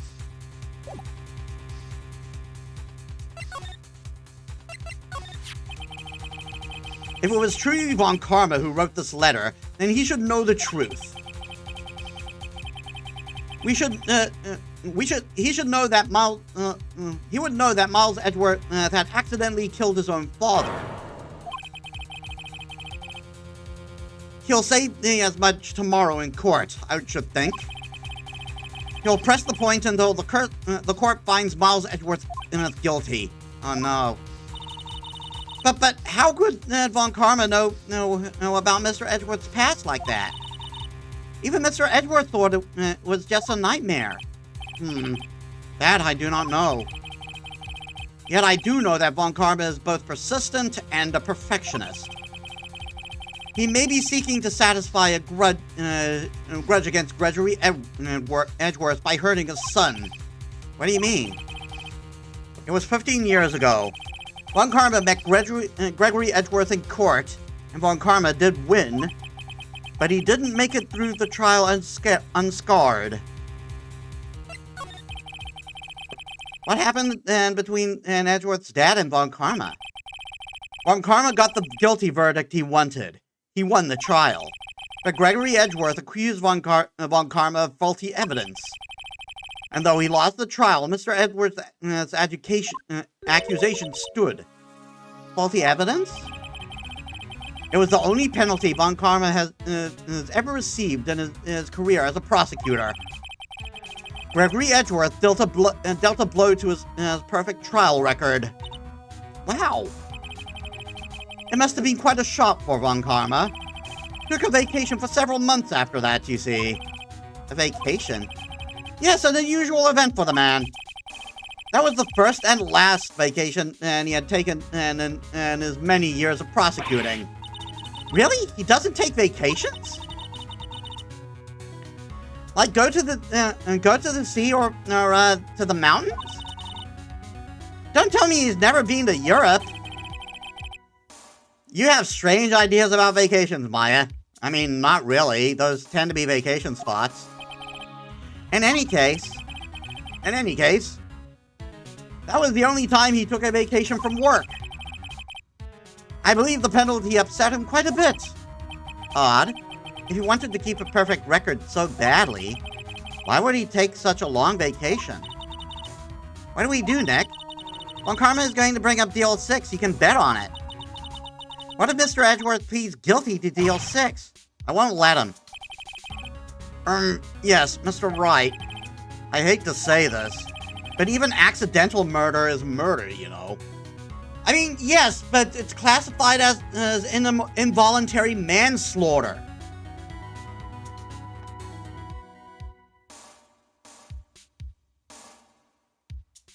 But again, apparently that does not exist in this world. I know that. I just believe in Edgeworth's innocence. I can't believe he killed someone. But, Nick, Mr. Edgeworth admits it himself. His father must have lied to protect him and from beyond the grave. I don't care. I know he's not guilty. Mr. Wright, if you say so, I suppose I could go check again. The police files might hold something of interest. Mr. Grossberg, thank you. I can't promise anything. In fact, I think the chances of finding something are slim. I understand. The police materials, Well, back to the police station.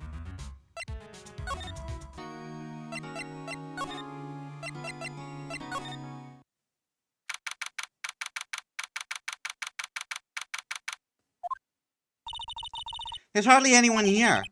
Everyone must be looking for the old guy, Yogi. Ah, it's you!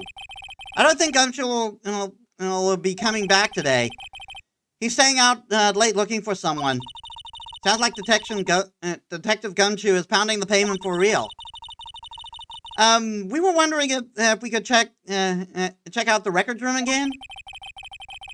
Well, now I can't have anyone wandering around in there. But I guess Mr. Von Karma is in there now anyway. You can go in as long as he's there. Von Karma?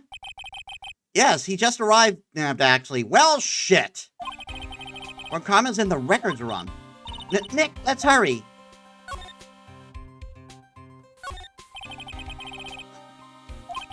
He's mumbling to himself. So, what are your hobbies? Well, I like to do takeout now and then. You must be doing image training for a first date.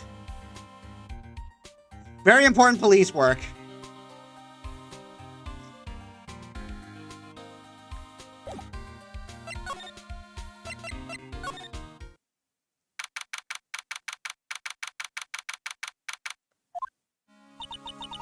Dusty as always. We were only here just yesterday. I'm sure they just hadn't had the time to clean. What's wrong, Nick? Nothing. I just noticed that he isn't here. Von Karma.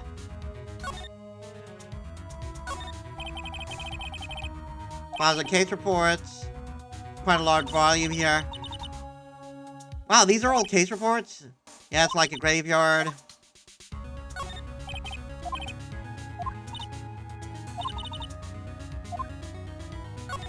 Wait. Nick, we need to get what we need and get out of here. All this dust is getting to me. The case is so dusty I can't see what it's signed. Makes it locked. But... Huh? One of the drawers here is open. Someone must have been looking in it recently. The label says unsolved cases evidence. Unsolved cases. Nick! The file for DL6, it's completely empty. What? What are you doing in here? Eek! Von Karma! You! How do you know my name? Huh? Have we met? What are you saying? We see each other every day, don't we? We're Miles Edwards' defense team. Defense team? Ahem, I beg your pardon. You see, I rarely remember defense attorneys. They're like bugs to me, needless things, to be crushed. I see how this guy was Edward's mentor.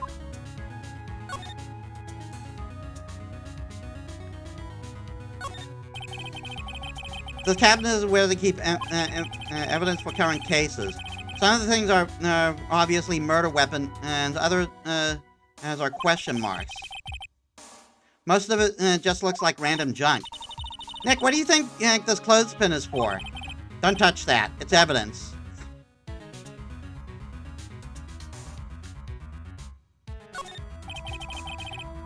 This large drawer is half open. The label on the drawer reads unsolved cases evidence. All the stuff in there looks like random junk. Only the evidence for the DL6 incident is missing. I can guess who took it. Von Karma.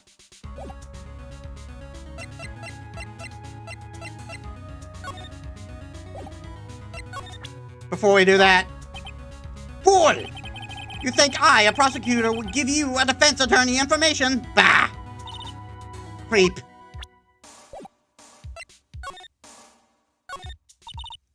Mr. Edgeworth is your student, right? A romanticist who still can't shed that veneer of amateurism. Just like his father, always second-rate. Mr. Von Karma, you had an axe to grind with Mr. Gregory Edgeworth, didn't you? Me? A grudge against the mere defense attorney? Why? Because it dealt a blow to your otherwise perfect trial record. So you did, but what I don't get is, why did you take his son under your wing afterwards? The son of your most bitter rival. That, my dear attorney, is none of your business. Tomorrow will be the last day of the trial. It has been a while since I have had a defense attorney last this long. Still, you will lose in the end. Miles Edgeworth will admit his own guilt. His guilt of 15 years ago, you mean? You're quite the researcher. If you've done your homework so well, then certainly you must understand. You must know that Miles Edgeworth will tell the court tomorrow. We were right. The Von Karma is going to bring up Deal 6 in court tomorrow.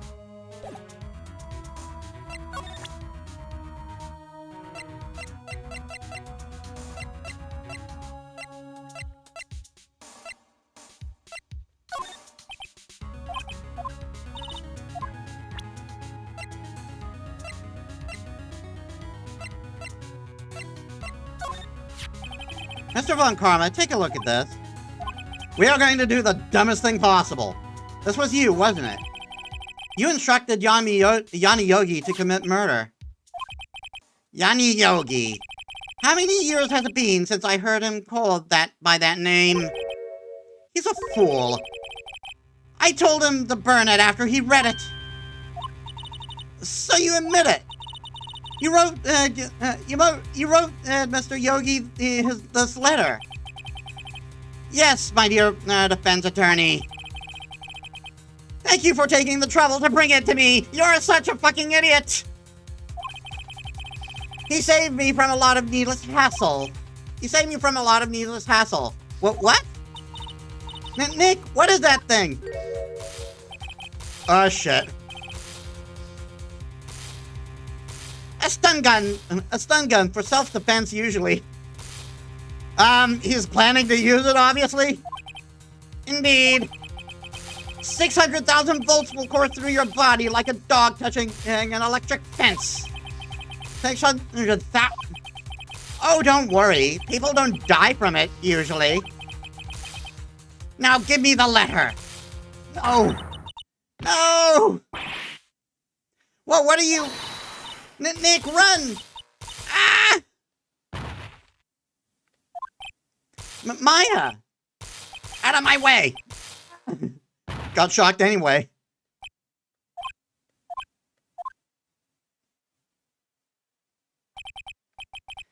He got us. The letter's gone, of course. And he took the DLC6 evidence, all of it. Back to having no clues. Wait, Maya jumped first. Maya, is she okay? Maya!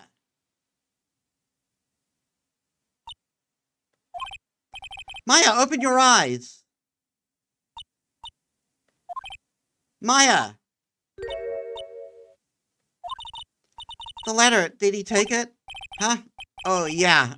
Are you okay? I couldn't stop him. I jumped as fast as I could, but one shot from that thing knocked me out cold. I mean, it's electricity! It would! I'm useless. I'm no good as a lawyer or a medium. I can't even call my sister.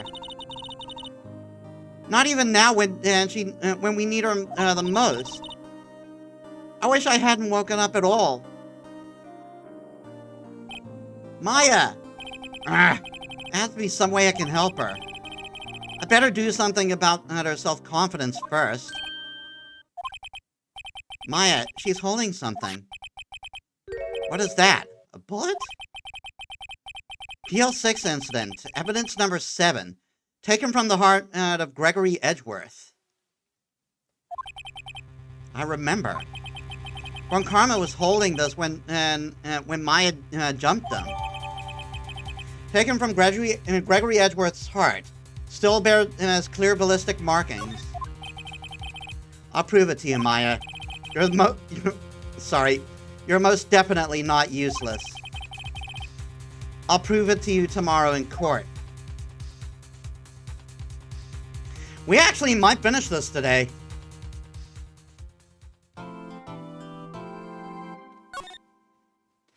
Not the game, obviously. We still have a whole other case after this, but we might actually finish this case.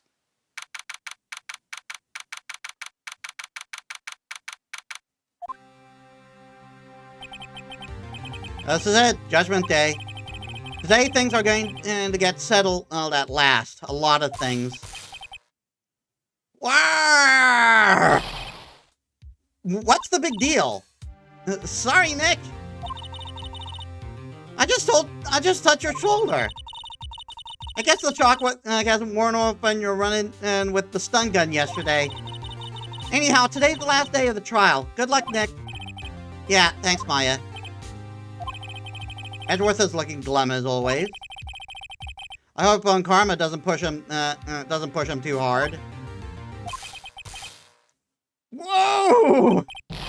What are you doing? Sorry, I'm sorry.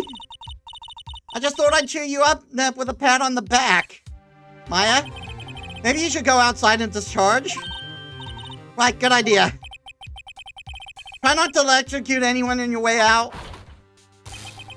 Wow! Ow!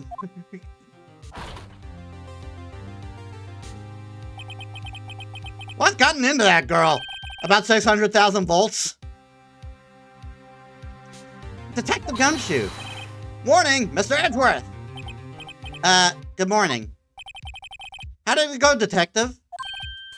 Have no fear, as promised, I've captured our runaway caretaker. I just brought him in. Take a look. Took all night, pal. Thanks, Detective Gumshoe. You must be tired. Actually, after that shock I got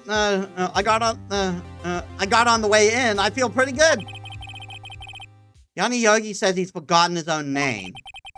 But that has to be a lie. Why would he want revenge on Edgeworth if he couldn't remember his past? He does remember, and I'm going to prove it. Whew, a lot of reading.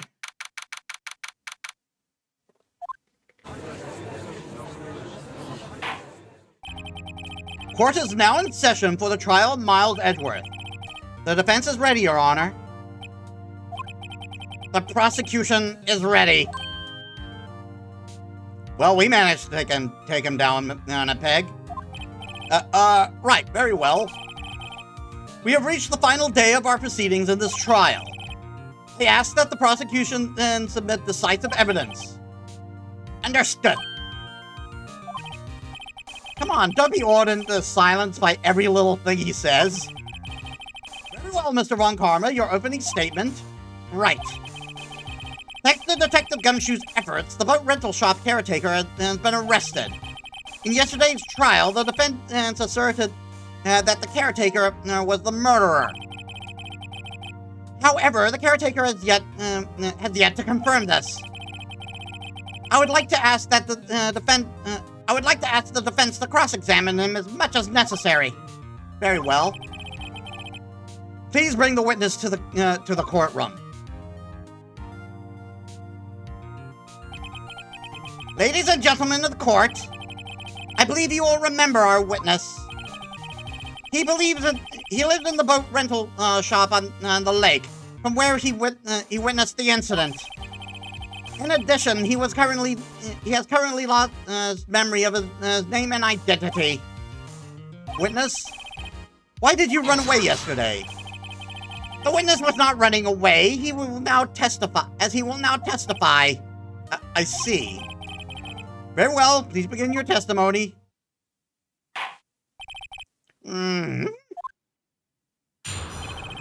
Why I left court? Well, you see, I was guilty. And then as soon as the defense lawyer started to point that out, I fucking ran. I'm really sorry about just leaving yesterday like I did. But I wasn't run away or nothing. I went to buy some food for Polly, you see. I figured I got nothing to do with this incident anyhow. I need one of those motive things, and I don't got one. So my testimony yesterday stands as is. Very well. Let's begin the cross-examination, shall we? He has to know his name. Yanni Yogi. You're Yanni Yogi, and I'm going to prove it.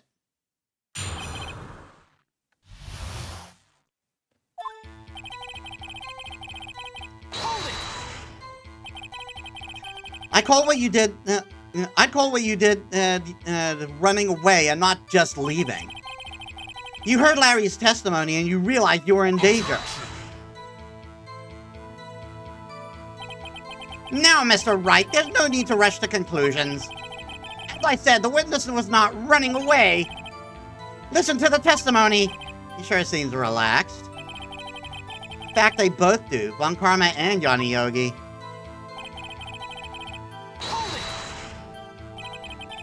Then why did you leave? He was just about to say why. It is so hard for you to just quietly... Is it so hard for you to just quietly listen when someone is talking? If I sat quietly, Edward would be guilty. If I sat quietly, well, Edward would be guilty in 3 minutes.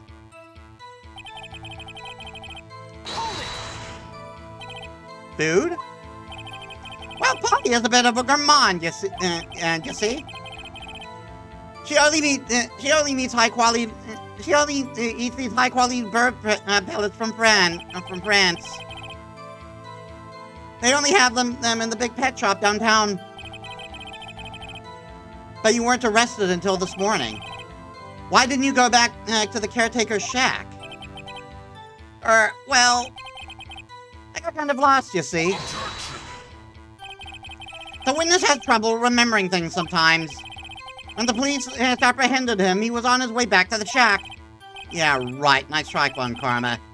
No one's going to believe that. I see. So he was lost. Please, Your Honor, come to your senses. Hamster wheel, stop turning.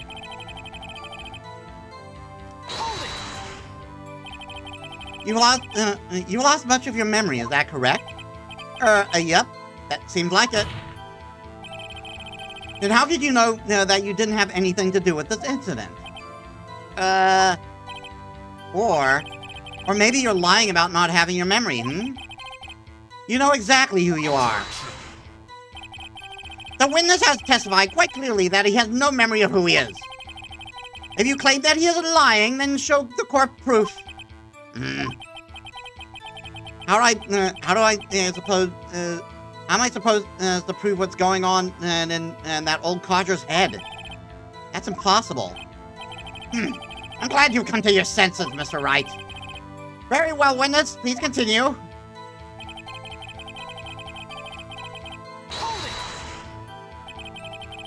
How can you say you had no motive? I say you do. You had a grudge against Edgeworth and the victim, Robert Hammond. That's why you took revenge. That's why you took revenge on them, right? Please don't make me repeat myself, Mr. Wright. This witness has no memory of anything beyond several years ago. He can't hold a grudge. It's impossible. I have to prove he's lying about his testimony. Otherwise, it's going to be the same thing over and over until the trial ends. Might I say something, Mr. Wright? Yes, Your Honor? You've been saying the same thing over and over now. You've been calling the witness's memory of the past, or lack thereof, into question. But does this really have anything to do with the current case? Of course, Your Honor. The witness has said he has nothing to do with this case, and no motive. Both of these statements are lies. Order! Order! Mr. Wright, there is a serious problem with your claim. Or are you saying you know who this witness is? Of course, Your Honor. Ho! Now this is interesting. I would like to know myself, so who is he? Don't play dumb, Von Karma. Mr. Wright, please tell us this witness's name. It's Yanni Yogi. His name is Yanni Yogi, the former court bailiff. Yogi? That name seems familiar. He was a bear that stole picnic baskets. Had a very odd way of pronouncing them. Oh! Yanni Yogi from the DL6 incident! I figures the judge would have heard of it. It was such a famous case. But what does this mean? Your Honor, this man is Mr. Yogi. If this man is Mr. Yogi, then he has a clear motive. Test. Jumping to conclusions again, Mr. Wright.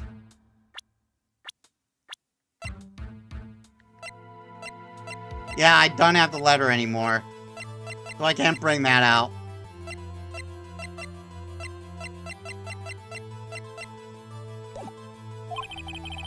This witness is Yanni Yogi. Fascinating.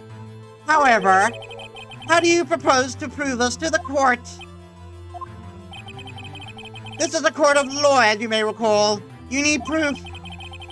And allow me to repeat it once more, that the witness has lost his memory. This is it. I have to do this now. If I can't prove he's Yanni Yogi right here and now, then I've got nowhere else to go. Nick, how are you going to prove it? How can you prove that he's Yanni Yogi? It's okay. It's actually quite simple. Your Honor, please take this man's fingerprints. Then we'll compare them to the fingerprint on file for Yanni Yogi 15 years ago. I see. That makes sense. Tisk. Huh? I'm so very, very sorry, Mr. Wright. Why? The witness has no fingerprints. What? What? No fingerprints? You see, before I worked as a caretaker, I worked at a chemical plant. I burned my fingers working with that stuff. Yep. What? Yogi, you sneak! You burned your fingerprints to hide your past? You burned your fingerprints off to hide your past? Well, if the witness has no fingerprints, I guess we will not be able to prove his identity. No. Test. Well, what will you do, Mr. Wright? It seems that the case has been decided, no? No. I know what happened. I know everything. I just can't prove it. But no, I can't let it end like this. I can't lose. What would be the deciding factor here?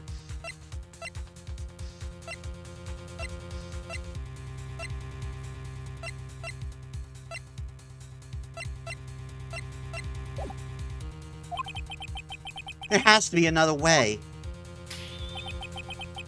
There is no one who can testify as to who this witness is. No one! Nick, what are we going to do? I didn't even consider that he might have erased his fingerprints. What do I do? Test. Well, Mr. Wright, perhaps you'd like to cross-examine his parrot for a little comic relief, Yeah, very funny. You're a sore winner, Von Karma. Wait a second. Cross-examine his parrot? Ready for, one of the most ridiculous moments in the series? What is it, Nick? No, you're not going to. Your Honor. The defense would like to take Mr. Von Karma up on his proposal. Take Mr. Von Karma up? My proposal? Exactly, Your Honor. I would like to cross-examine the witness's pet parrot. We're really doing this? Order! Well, what do you think, Mr. Von Karma? Need you even ask? This is a farce! I object! Objection! Wait a second. You were the one who suggested I cross-examine the parrot, Mr. Von Karma. I have the right to do as you suggested. Well, if you're so desperate, then please, be my guest. Of course, should you go through with this, nothing comes of it, then I hope you're ready for the consequences. Nick, this is crazy. Well, still want to go through with your little game? I'm doing it. Let the parrot take the stand. I will cross-examine her, Your Honor.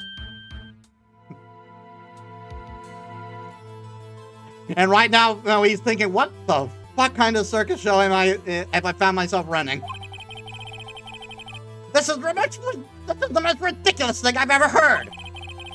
Ron Karma rigged every person's testimony, every piece of evidence, except the parrot.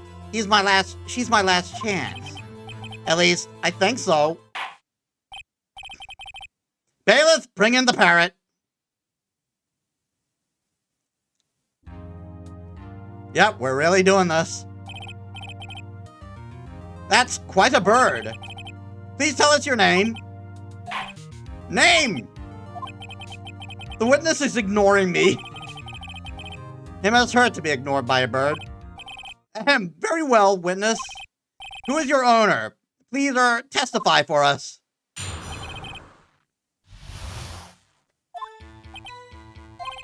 Hello, hello.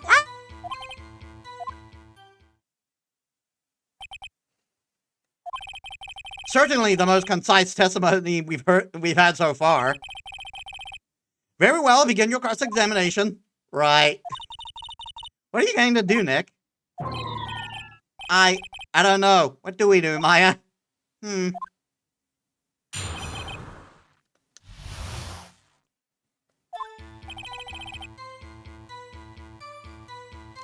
it! Witness, you can't just say hello and expect us to get anywhere. I want you to testify. Maya, you talk to her. Right, what do I say?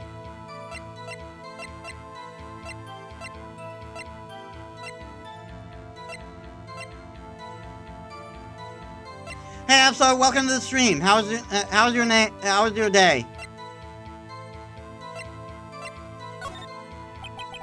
As I recall, 2 days ago... Polly, have we forgotten something? Ah! Don't forget DL6! What? If I can get Polly to say that here, that will prove that the caretaker has something to do with DL6. Polly, have we forgotten something? Hello? That's not what you're supposed to say. Forgot. Something we forgot. Hello? Oh, it's not working, Nick. She won't say it. This is ridiculous. Why won't she say it? Test. Something the matter, Mr. Wright? Wait. Don't tell me Von Karma expected this. He couldn't have retrained the parrot, could he? Did he train her not to respond when we asked if we've forgotten something and anything? But we see there are other things we can ask.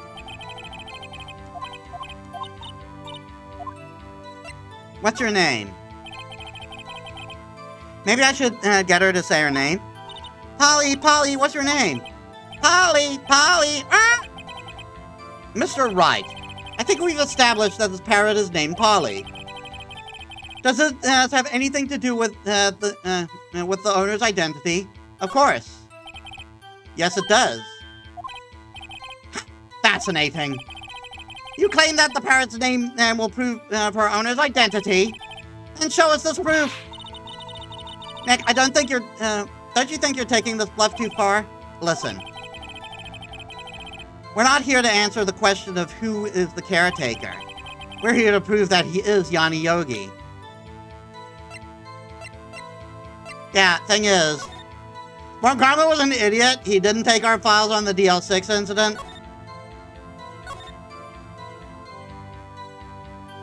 Polly Jenkins. All we have to do is tie the name Polly to Yogi. Your Honor, the proof that the parrot's name reveals the caretaker's identity is... the DL6 case file. That's quite the large file you have there. Which page is this proof on, then? Show us or stop wasting our time. Very well. Right, please show us the page. Where in the file is the information connected to the parrot's name? Suspect data. It's on the suspect data page. This page has all the information about Yanni Yogi. Right after he was arrested, his fiancée committed suicide, see? Indeed. It does say that, yes. What was his fiancée's name? Holly Jenkins. Holly! Exactly, Your Honor. He wanted to remember, remember the name of his fiancée who committed suicide. That's why he named his parrot after her. I see. I guess that is possible. Bah! A mere coincidence, that's all. My daughter has a dog named, she calls Phoenix. Well, Mr. Phoenix Wright, does that make you my granddaughter's fiancé? She's only 7 years old. Indeed. Alone, it is a little weak for evidence in a murder trial. We would need some other corroborating evidence. Where am I going to find that? Nick, we're getting closer. One more. We just got one more piece of evidence. Right, but what? Very well, witness. You may continue. I just want to press on this. Witness, you're here to speak. You must speak to me. Frankly, I can't believe that you're speaking to the parrot. Well, I guess we should try to get some information on her. We need to show the judge that her owner is Yanni Yogi.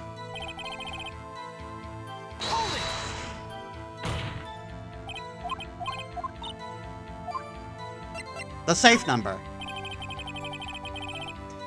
Maybe I'll get to her if I say the number that's set.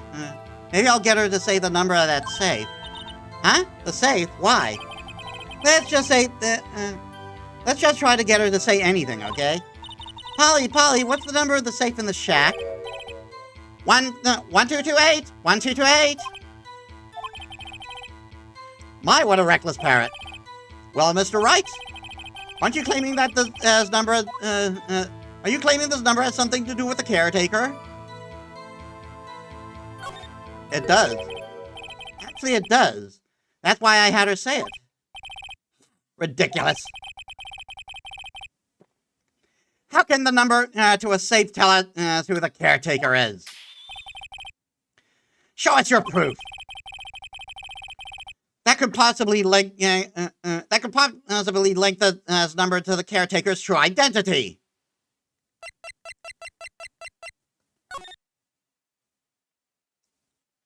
Twelfth, 28th of the 12th, 2001. It's a date. The DL6 case file? What is this session you have with that case? Mr. Wright, where in the file is something related to the safe number, the case summary. It's on the case summary page. The case summary? Specifically, the date on which the DL6 incident occurred. The date of the incident, December 28th. Why, that's today's date, 15 years ago. And the number on that safe is 1228. He used the date of the DL6 incident as the number for his safe, Your Honor. That's how important that date was to him. I see. It certainly is an interesting coincidence. People often do set their secret numbers to dates. Bah! This is not tangible proof. I set my ATM card's number to 0001 because I'm number 1. That's not how ATM cards work. This has nothing to do with a date. Nothing. That's enough. I think we've reached a conclusion here. This is a mere coincidence, that's all. True, that is a possibility.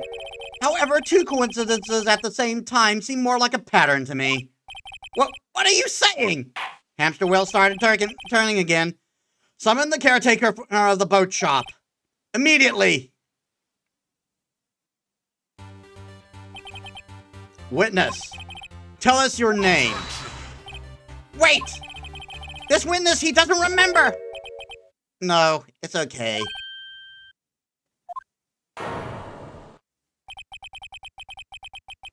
His whole body changed! I've accomplished what I wanted to do. I'm done. Nick, he looks totally different. Yeah, that's why he's called Yami,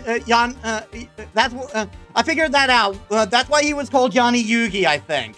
Because he was hiding who he truly is. He basically had two personalities. So, Yanni Yugi, Yanni Yogi, Yami Yugi. I think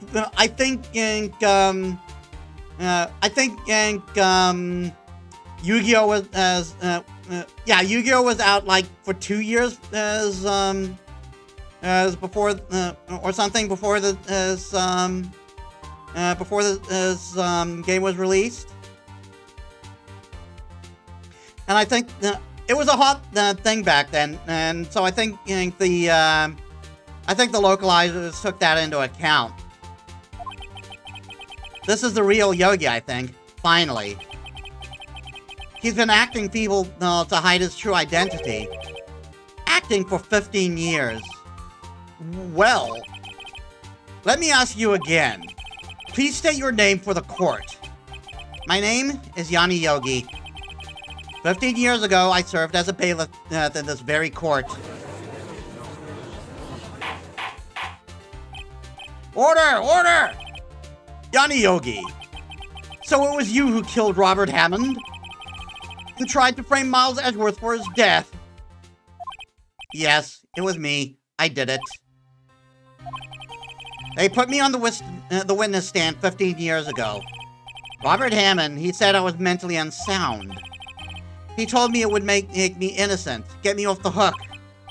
So I pretended to have brain damage. I was innocent, really, but he didn't believe me. We won the trial, but I lost everything. I lost my job, my fiancé, my social standing. Then, this year, 15 years later, a package arrived. It was a letter and a pistol. The plan was written out in careful detail. It was a plan for me to take my revenge on the people who ruined my life. I didn't care who had sent it. I thought this was my chance. After 15 years, this was it. Finally, a chance to have my revenge on Robert Hammond and Miles Edgeworth. I have no regrets. Wait a moment. Revenge against Miles Edgeworth? What do you mean? I'm not at liberty to speak on the matter. Why don't you ask Mr. Edgeworth yourself? Anyway, I admit it. I was the one who killed Robert Hammond.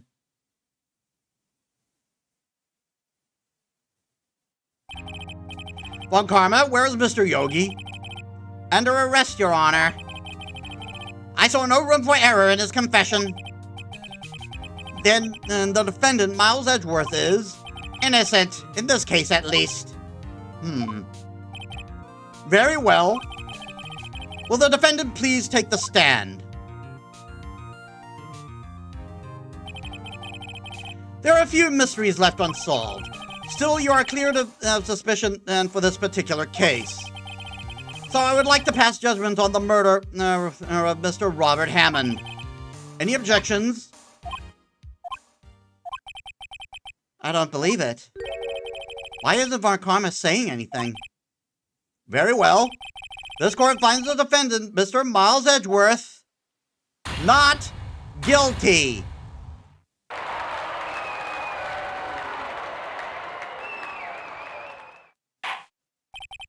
That is all. The court is adjourned. Objection! What? Did someone just say objection? It wasn't Von Karma. Wait, but that means no. Edgeworth? Your Honor, I object to your judgment. It's so funny looking from the witness stand. What do you mean? I'm not innocent at all. As we have heard, Yanni Yogi killed Robert Hammond in revenge. But revenge for what? Nick, Edgeworth is trying to confess. He's going to say he's guilty. He's going to tell them he was the murderer in the DL6 incident. He's going to tell them he killed his own dad. Uh-oh, what do I do?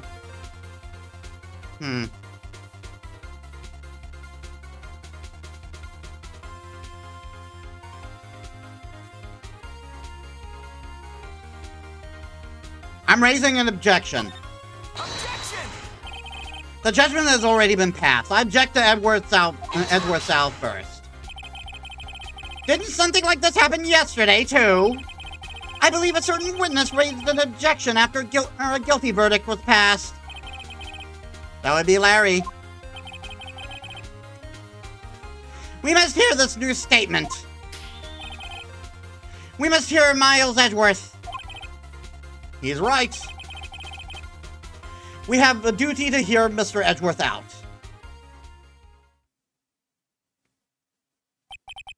For 15 years, I've had a recurring dream.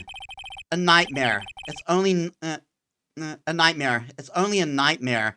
That's what I told myself. But now I know it wasn't a dream. Yanni Yogi wasn't the killer. You mean in the incident where your father died? From the distance of the shot, it wasn't a suicide either. Everything was clear as day. The murderer, the criminal in the DL6 incident, was me. It was me. Your Honor, I confess my guilt. I am guilty for DL6, the statute of limitations of which ends today. The culprit is me. Well, this has gone poorly. Order! Order! I would say that, in the words of some people, this has suddenly gone tits up. This certainly is unexpected. The defendant declared innocent is confessing to a different crime, for which of it, for a crime for which the statute of limitations runs out today. I'm not really sure how I should deal with this. It's obvious. We hold a trial right here, right now. We tried this man for his crime of 15 years ago. That's his plan. That is his fucking plan. He was counting on this. So if he couldn't get Edgeworth committed for this crime, he would have him committed for another one. For the DL6 incident. Convicted, I mean. I think I would like to take a 5-minute recess. During this time, I would like to consider the appropriate course of action to take. Court is adjourned.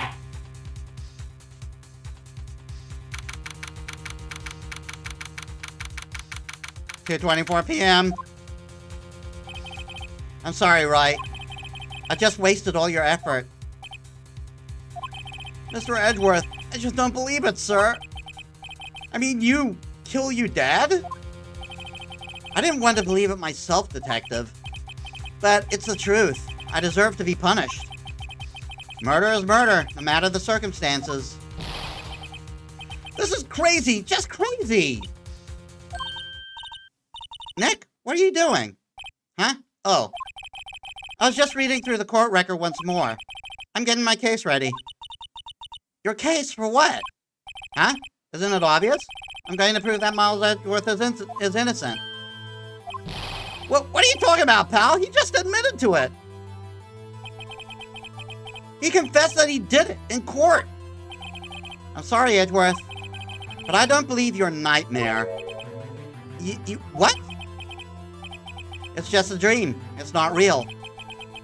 And the truth is right here in this court record.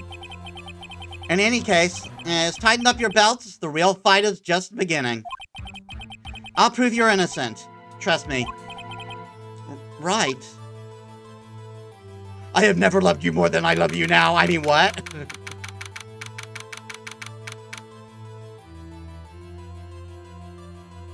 Rightworth is a thing.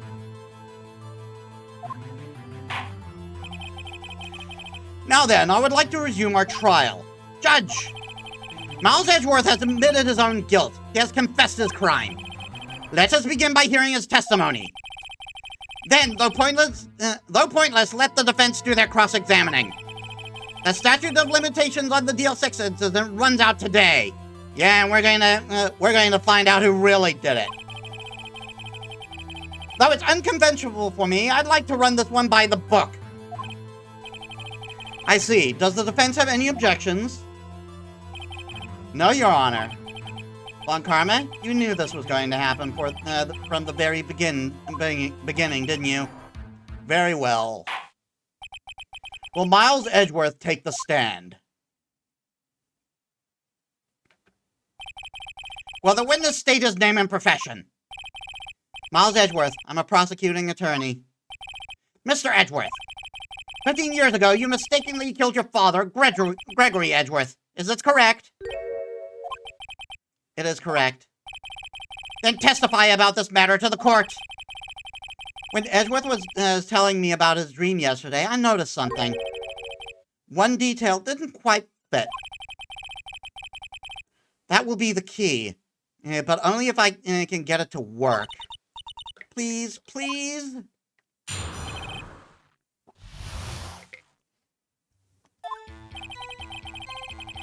That day, I'd gone to the courtroom to observe one of my father's trials. As we went to leave, an earthquake struck, trapping us in the elevator. My father and Mr. Yogi lost their composure and began to argue. Then something heavy fell to my feet. I picked it up and threw it at Mr. Yogi. I wanted them to stop fighting. A moment later, there was a single gunshot, then a scream. It was a terrible scream. I remember it to this day. That's all. And until now, you thought that this memory was a dream? We were stuck in that elevator for 5 hours. The oxygen in the elevator ran out, and I lost my memory of the events. The same claim Mr. Yogi has made. Very well. Mr. Wright, your cross-examination, please. Yes, Your Honor.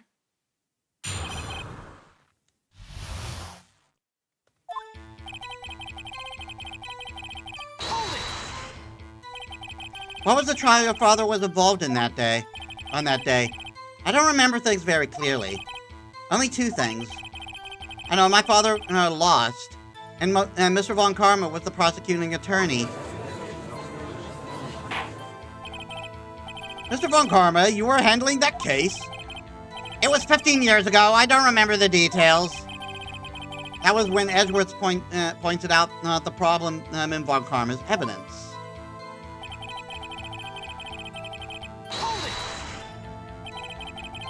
So, there were 3 people, including yourself, trapped in that elevator. Yes, myself and my father, and my father and Yanni Yogi. We were fine at first, but then as time passed and no one came to help...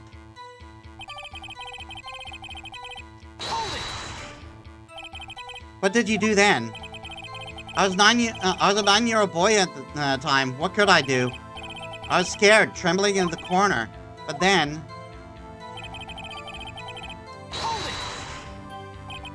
What was it? A pistol. I assume it was the bailiff Yanni Yogi's. The safety must have come off when it fell from his holster. And you picked it up. What happened next?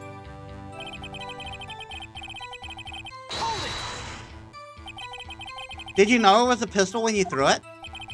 I think I knew. I knew it was dangerous. But the air was getting thick. I panicked. So you're saying that you threw the pistol at Mr. Yogi? I was in a daze.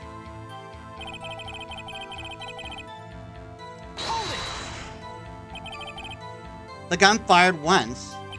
Yes. I think after I threw it, I lost consciousness. Since then, they've echoed in my head every day. That gunshot and that horrible scream. That's the scream. To this day? Yes. I can practically hear it now. I doubt I will ever forget that scream for as long as I live. There it is. One part of the testimony clearly contradicts the evidence. But I don't know what it means.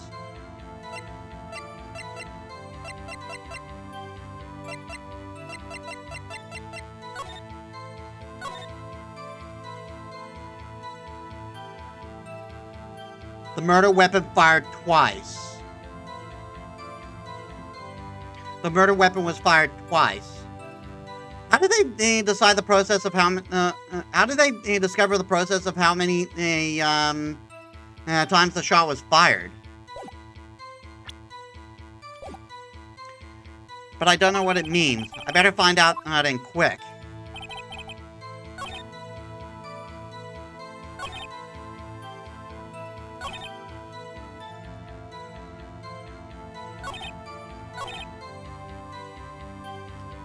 Yeah, there's our contradiction. Objection!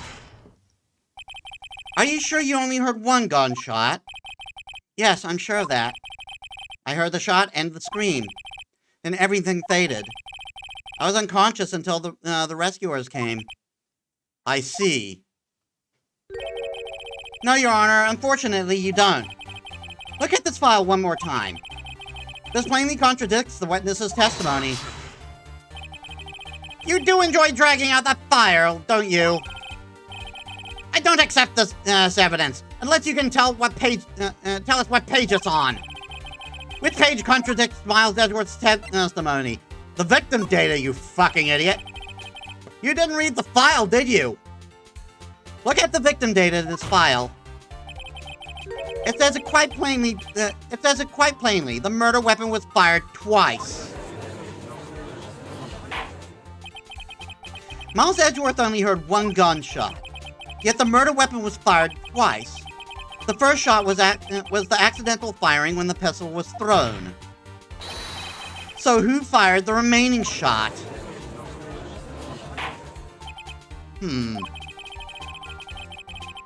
Was there perhaps another shooter who fired that second shot? Your Honor, I'm sure you're aware. This incident occurred 15 years ago. The evidence is dated. The pistol did fire twice. However, we do not know when the second shot was fired. It might have been fired the day before the incident. There is no proof that the second shot had anything to do with the incident. What? I see. You do have a point, Mr. Wright. The murder weapon was fired twice, as we have heard. One of those shots was fired by the defendant, the boy at the time. Do you have any proof that the other shot was fired? The other shot had. Do you have any proof that the other shot fired had something to do with the case?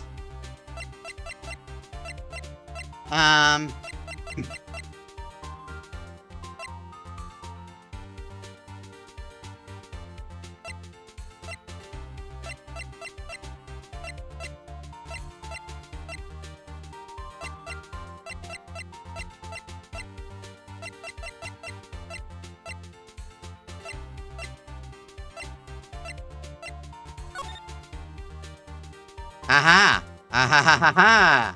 Ahahaha! Ahahaha! Yes, I do! Your Honor, I think I will be able to show you proof. What? Impossible!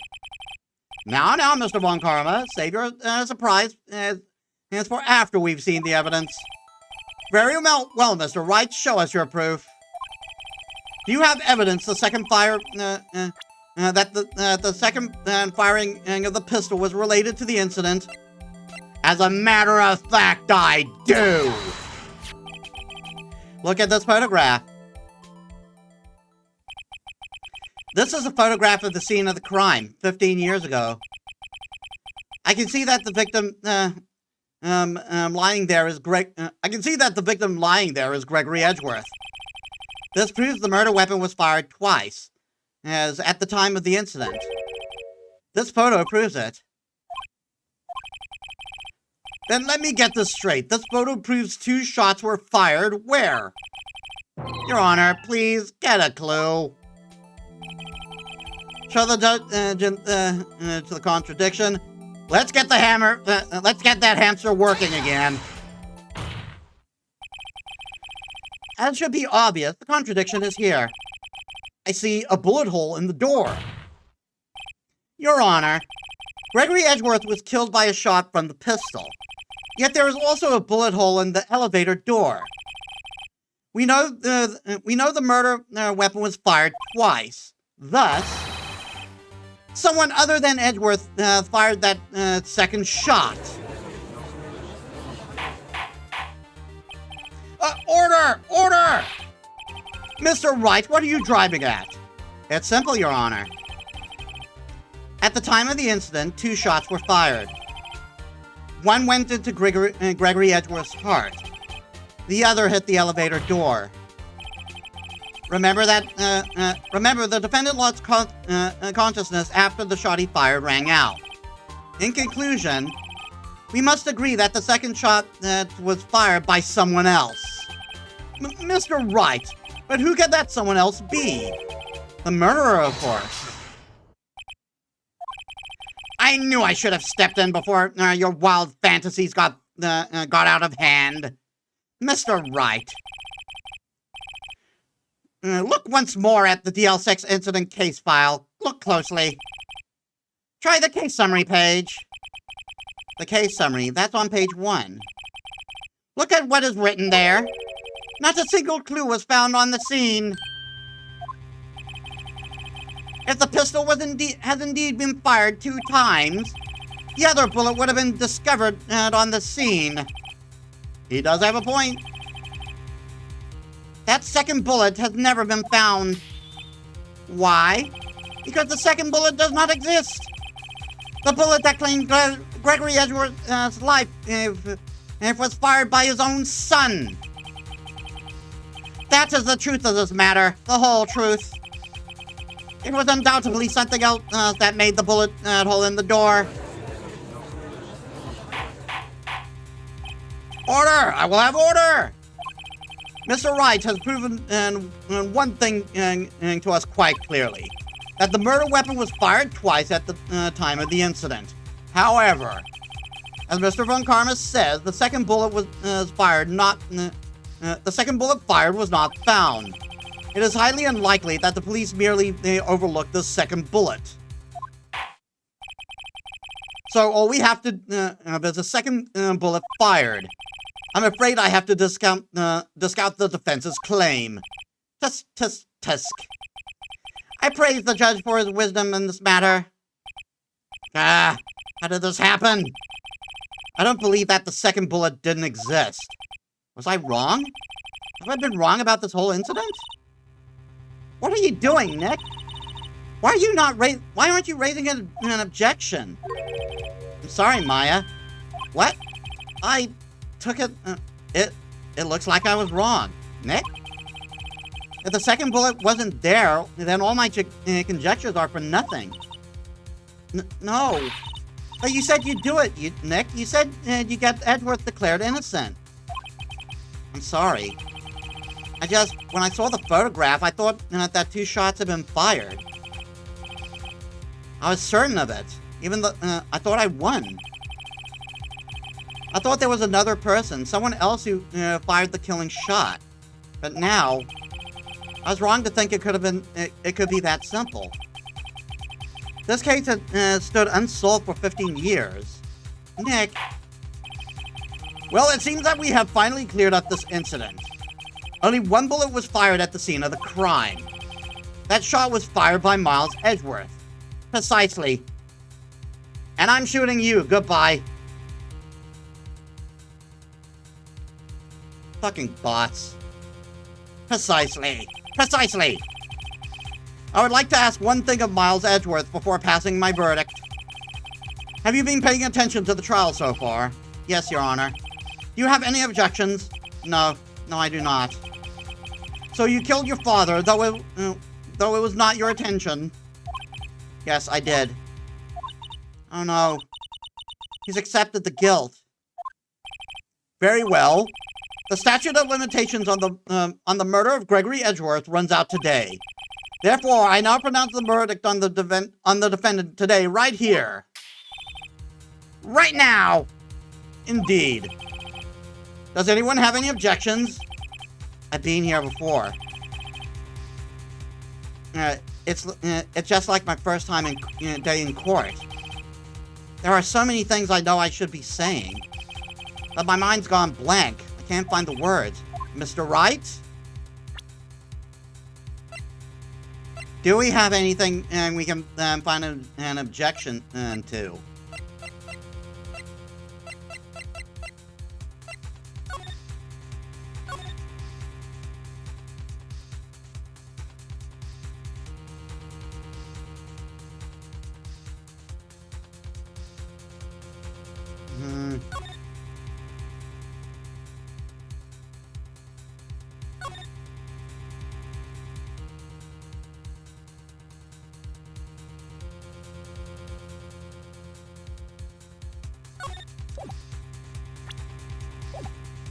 I don't think we have. I don't think we have anything right now. Like, this proves there was a second shot, but we can't supplement it with the bullet. I'm going to save on this one and let it slide, because I think that's what the game wants me to do. Every lead I thought that I had has been squashed. This really is the end. Edgeworth, I'm sorry. I closed my eyes. What was it that I had been doing all this time? Wasn't my whole life leading up to this to today? But now that I'm here, I know I failed. Mia, I'm sorry. No. Not yet. Huh? Maya? What? Object. Your only weapon. Are you okay, Nick? What's happening to me? I have to think. Wait, don't think, act. Objection! Your Honor. I object. Tisk, tisk, tisk. Mr. Wright, on what grounds do you object? Ugh. Nick? I don't know. This case is perfect. Oh no. It must exist. The second bullet.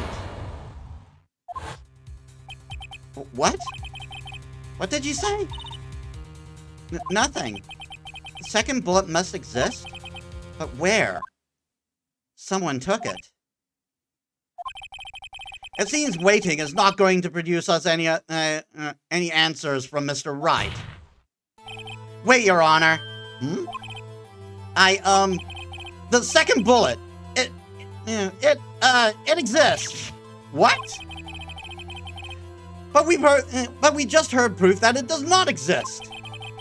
I realize that, Your Honor. I'm really grasping here. It's just that someone took it from the scene of the crime. That's what happened. But who? The murderer. The murderer? Then tell us, who is this murderer? I'm still thinking about that one. So the criminal took the second bullet, but why? Huh? First of all, how would they have found it? It's not easy to find a stray bullet, Mr. Wright. Was there some pressing need for the murderers to search for the bullet? The murderer had to find it. Of course there was a need. That's why they took it. What possible reason could they have had? Well, the reason the murderer took the bullet away from the scene with him is...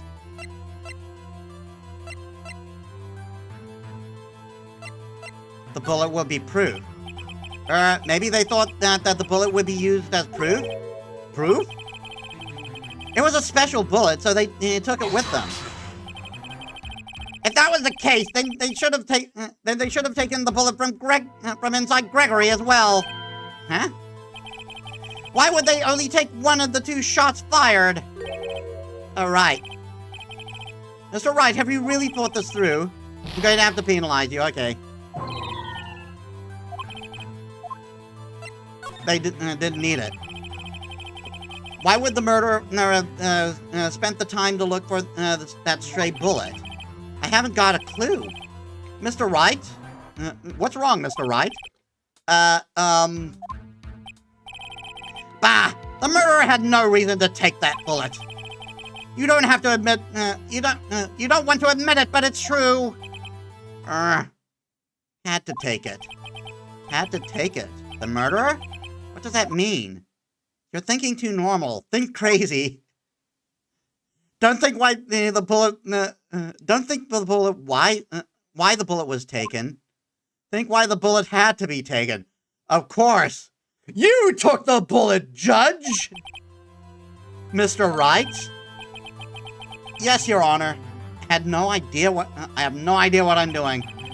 Well, the murderer had no intention of taking the bullet from the scene. But the murderer had to take that bullet. Had to, Mr. Wright? What do you mean?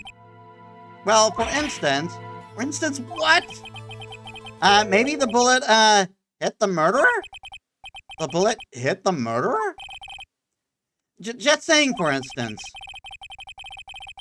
I mean, if it hit you, you would have to take it with you, wouldn't you? It's not like you could perform surgery right there, you know? Wait a second. I was just talking off the top of my head, but what if that's what really happened? Let me get this straight. So at the time of the murderer himself was shot, and they left the second bullet inside of them, thus leaving only one bullet at the scene of the crime. Yes, I guess that's how it will work, yes. But there's a problem with that.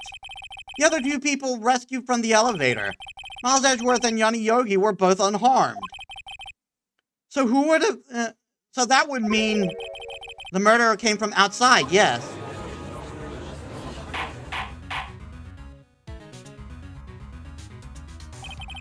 The 2-man fight inside the elevator. Trying to stop them, the boy picks up the pistol at his feet and throws it. The pistol discharges, and the bullet goes through the elevator door and hits the murderer outside. The boy loses consciousness. Then the murderer opens the elevator door and sees the men inside.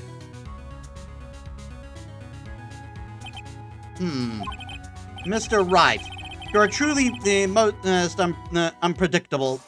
You're truly the most unpredictable defense attorney I've ever known. I can tell you're grasping, yet I cannot deny the possibility of what you say. Thank you, Your Honor. That's not a compliment. What are you saying? Deny it! Deny it! No one involved in the incident was wounded. There was no murderer. No one was wounded at the time of the incident. He's right. I can't think of anyone. Hey, Nick. Huh? I just thought of something really crazy. Crazy? Remember what Mr. Grossberg said yesterday? Gregory Edgeworth dealt a blow to his perfect trial record. Wow! It must have been quite the shock for Von Karma. He took a vacation for several months after that, you see. Yes, an unusual event for the man. That was the first and last vacation he has taken in his many years of prosecuting. What if Von Karma didn't take a vacation because of shock, but took it because he was injured? Which would mean... it could only mean one thing. He was the murderer in the DL6 incident. He was the man who shot Gregory Edgeworth. It was Von Karma. Oh, man. Something wrong, Mr. Wright. You seem dazed. No, Your Honor. Well? Have you indicated the possibility that the murder came from... You have indicated the possibility that the murder came from outside. Can you give us the name of your suspect? Uh-oh. Should I come out and say it now? Say it. Your Honor, this is our suspect. One lone suspect. Well, this is certainly interesting news. Very well, Mr. Wright. Who is your suspect? My hands are shaking. The what? Von Karma. Von Karma? Notice how he wasn't shocked at that? You mean the Von Karma, the prosecutor? The one standing right over there? Bah! You don't object? See, no need. My honor, this is, why honor this ridiculous, why honor this ridiculous outburst with my objection? Because you took a vacation for several months and starting the day after the incident. Yet you pride yourself on a perfect record. Why would you take such a long vacation without any reason? So you're claiming that I took a vacation to heal my injury from the incident. Fascinating. Prove it. I would have need of surgery, no? Where did I go under the knife at, Mr. Wright? Bring the doctor that operated on me. Have him testify. Nick, let's find out who his doctor is. It's no use. Edgeworth? I know Von Karma, perhaps too well. He's perfect. He wouldn't leave clues. He probably didn't undergo surgery. That would leave a doctor as a witness. Nobody's that perfect. So what, Nick? Did Von Karma pull the bullet out by himself? That's insane. No, he couldn't have. You can't pull bullets out of yourself. I mean, you can sort of do a self-operation if you know how. Wait. What does that mean? What? That bullet has to be somewhere, but where? Tisk. Well, Mr. Wright, can you prove of evidence that can you prove Can you prove evidence and can you produce evidence to prove that I was shot? Why was I stumbling on that so much? I can show evidence. All right, Von Karma, I can prove it. I'll even use evidence. I know how much you like it so much. What? The evidence that proves Von Karma was shot was... We never did give this back, did we? Von Karma is perfect. He wouldn't risk surgery, leaving an evidence trail. So then I asked, where is the bullet now? I think it's unlikely that Von Karma performed surgery on himself. You don't mean... Which is insane because you can get... because I'm pretty sure you can get get poisoning from having a wound in you for 15 years... a bullet in you for 15 years. I do. At least I think. There's a possibility that the bullet is still inside Von Karma. Is that even possible? For all these years? Well, there's one way to find out.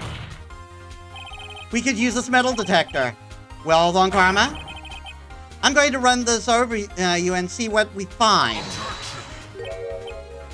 Ah, you nervous now? I refuse! You refuse? But refusing this means you acknowledge that the bullet is still inside you. Order! Your Honor, the defense requests that we be allowed to use the metal detector. Judge, I call for a suspension of this trial. This is an invasion of privacy. Objection! The statute of limitations runs out on this case today. It was you who said that it has to end, that we have to end it right here, right now. Backfired, bitch! Enough. I permit the use of the metal detector. Mr. Von Karma, you will submit yourself to testing. Nick, what does this mean? I don't know, but we have to give it a shot.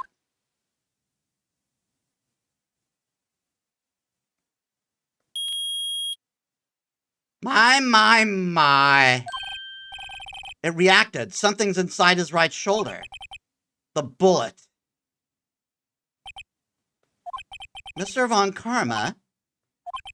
You. It was you! I was afraid this would happen. And so I remained silent. Indeed, there is a bullet in my shoulder. However, it has nothing to do with this incident. What? I was shot in the shoulder long before the DL6 incident. I claim that the bullet in my shoulder has no relation to DL6. But, Mr. Von Karma, can you prove that? Prove? I have no obligation to prove anything. It is Mr. Wright who must prove something here. Not I. Mr. Wright. Well, can you prove it? Can you prove that the bullet in Von Karma's shoulder was from DL6? Well, for the fact that he was hesitating, the fact that he was hesitating was a good fucking clue, but the hamster in your brain stopped working again. Of course he can't. You don't have any of the DL6 evidence. That's because you took out, it out of the records room yesterday. With no proof, you cannot convict me of any crime. So sorry, Mr. Wright. No, I'm the one who's sorry, Mr. Von Karma. What? You were close. One day away from freedom. But you see, I have proof. What? Who would have thought that you would dig your own grave trying to convict Edgeworth? I can link that bullet in your shoulder to the DL6 incident. And here's my final proof. It has clear ballistic markings, bitch! That's a bullet? Well, where did you get that? This is the bullet used in the DL6 incident. This was taken from the heart of the victim, Mr. Gregory Edgeworth. The bullet is preserved quite nicely with all the ballistic markings intact. Ballistic markings. You may recall the term. It came up in the in the first trial 2 days ago. Ballistic markings are the fingerprints of a weapon. All bullets fired from a gun are marked with the weapon's unique pattern.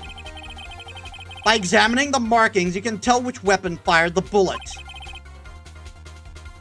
It's quite accurate. We have 2 bullets in our possession. One, the bullet removed from Gregory Edgeworth's heart, and the other, Mr. Von Karma, is the bullet buried in your shoulder. We could analyze both bullets. Then, if the markings matched, we would know that both bullets have been fired from the same gun. The very same pistol. In other words, the murder weapon that killed Gregory Edgeworth. Mr. Von Karma, you will let us remove the bullet from your shoulder. Then we'll compare the ballistic markings to those on the bullet and solve this case once and for all. Well, Mr. Von Karma?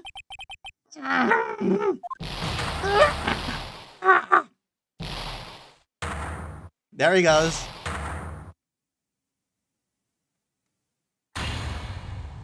That scream. I heard that scream before. Wait, I know. help! I can't breathe! Quiet, I said quiet. You're not making this any easier. Stop breathing my air! I'll stop you! Stop breathing my air! Get away! Get away from my father! Ah!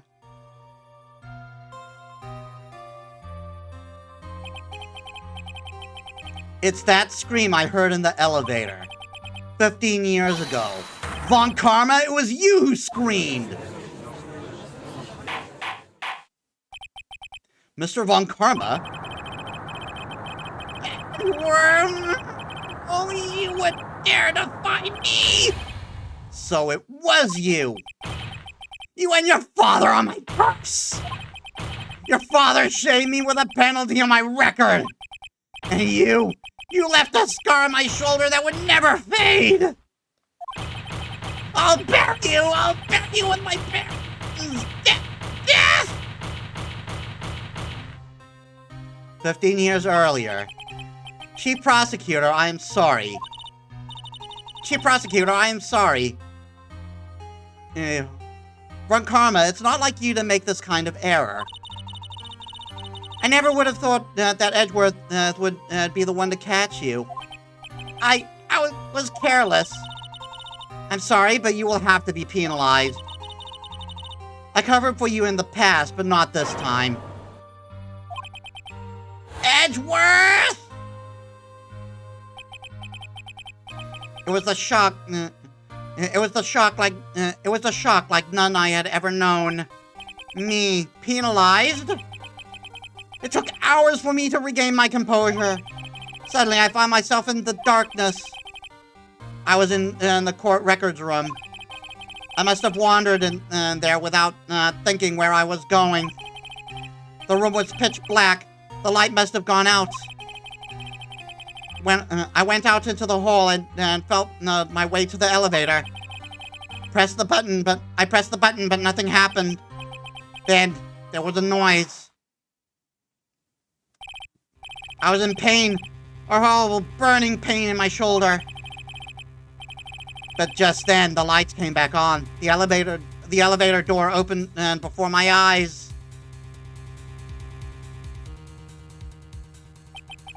I saw 3 people inside, all laying unconscious from oxygen deprivation. Much to my surprise, a pistol lay at my feet. I knew then it was destiny.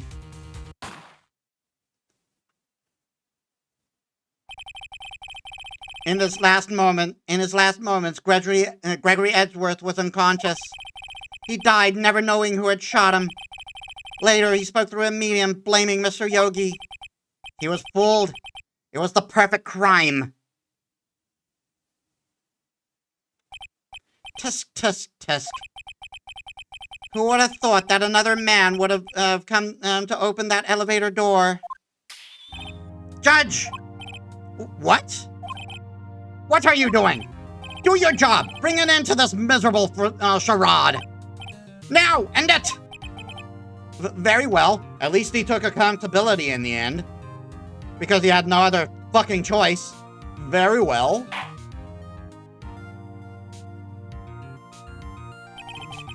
It appears that we have come to a very long way to the end of this maze. 15 years later, Mr. Miles Edgeworth. Yes, Your Honor. You were innocent. You are innocent. As you said, it was all a nightmare. Yes, Your Honor. This court finds the defendant, Miles Edgeworth, not guilty. Don't try to trick a trickster. I forgot to say that in the other trial. I know it's dumb. Let me own my dumb. That is all. This court is adjourned. That is all. This court is adjourned. 5:38 p.m. Nick, we did it! Did you see his face? Von Karma looked even paler than usual. He's pretending to be all cool, but inside you crushed him, Nick. Crushed! I gotta say, I'm impressed. Heh, it was pretty close, though. I was sure we'd had it. I know. I was on the verge of tears the whole time myself. But now it's all just a good memory. So, it's finally over, Edgeworth. Right. Yeah? I'm not sure how to say this. I know. Try thank you. I see.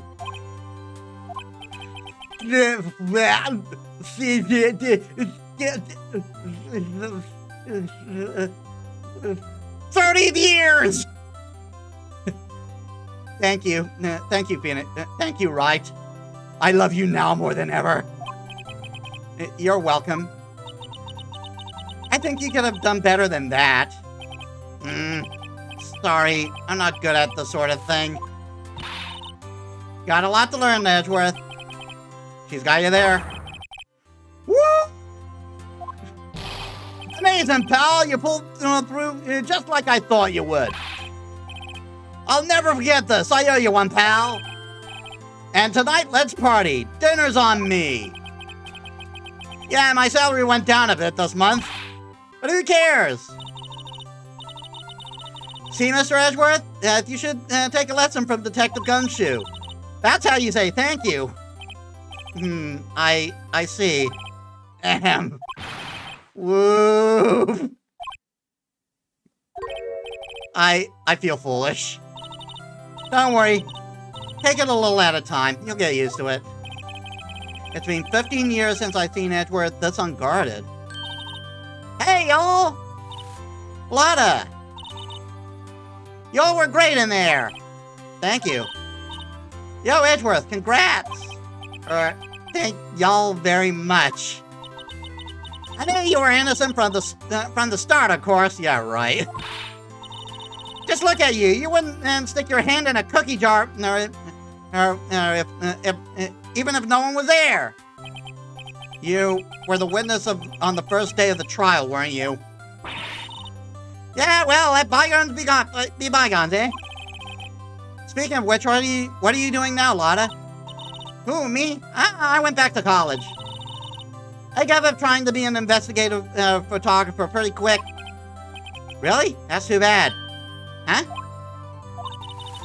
Isn't that the hot dog guy from the park? Huh? It's over, Nick! My life is over! Why the sad face, Larry? What happened now? Oh, Nick, I'm not long for this world. You don't look sick. It's Beyonce. She's going to live in Paris. Paris, Nick! She's leaving me behind. Should have seen that coming. Yo, Edgy, there you are. He got over that quick. Yes, here I am. Congrats, Edgy. Here, a little gift from me in celebration. Celebration? That's unusual for you. Harry Butts, you came along tonight too. My treat, pal. Huh? Oh, thanks. Looking forward to it. Yo, Nick. That's the suit that questioned me. When he says treats, that's not police talk for prison food, right? Right? I think you'll be fine, Larry. Right. Yeah? What's up? That envelope that Larry gave me, it's got money in it. Yeah, that's not that strange. People give money away to celebrate sometimes. It's $38, right? Huh? What a weird amount. I mean, it's not a little, but it's not a lot either. $38 exactly? Nick! Wasn't that exactly the amount of lunch money that was stolen from Mr. Edgeworth in school? $38? No. No, Larry, it was you! What are you surprised about, right? Huh? Larry was absent that day from school, right? But that doesn't automatically rule him out as a suspect. What? Think back to that day 15 years ago. Larry took the day off, but he was bored, so he came in to school anyway. Then he saw the money lying there, and the rest is history. I never was good at history. Edgeworth, you didn't know, did you? I suspected. I couldn't picture Larry protecting you like he did that day. I just couldn't picture Larry protecting you that day.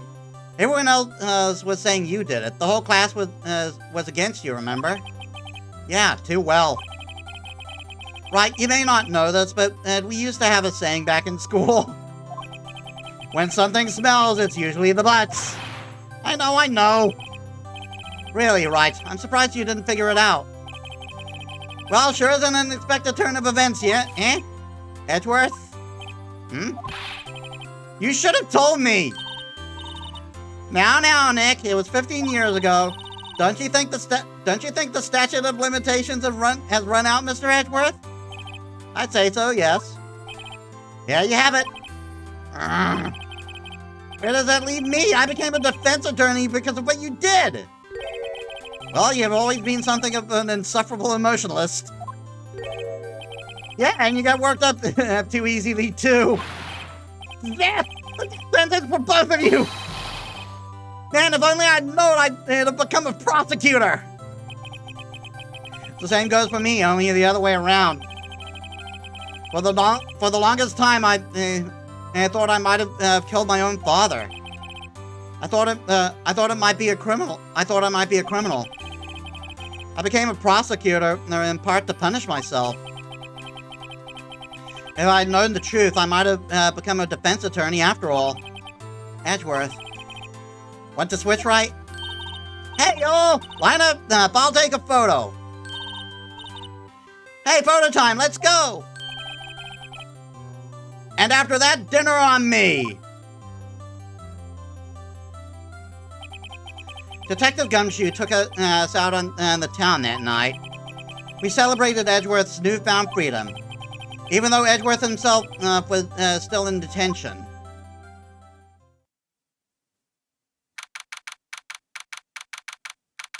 The next day. Quite early, too.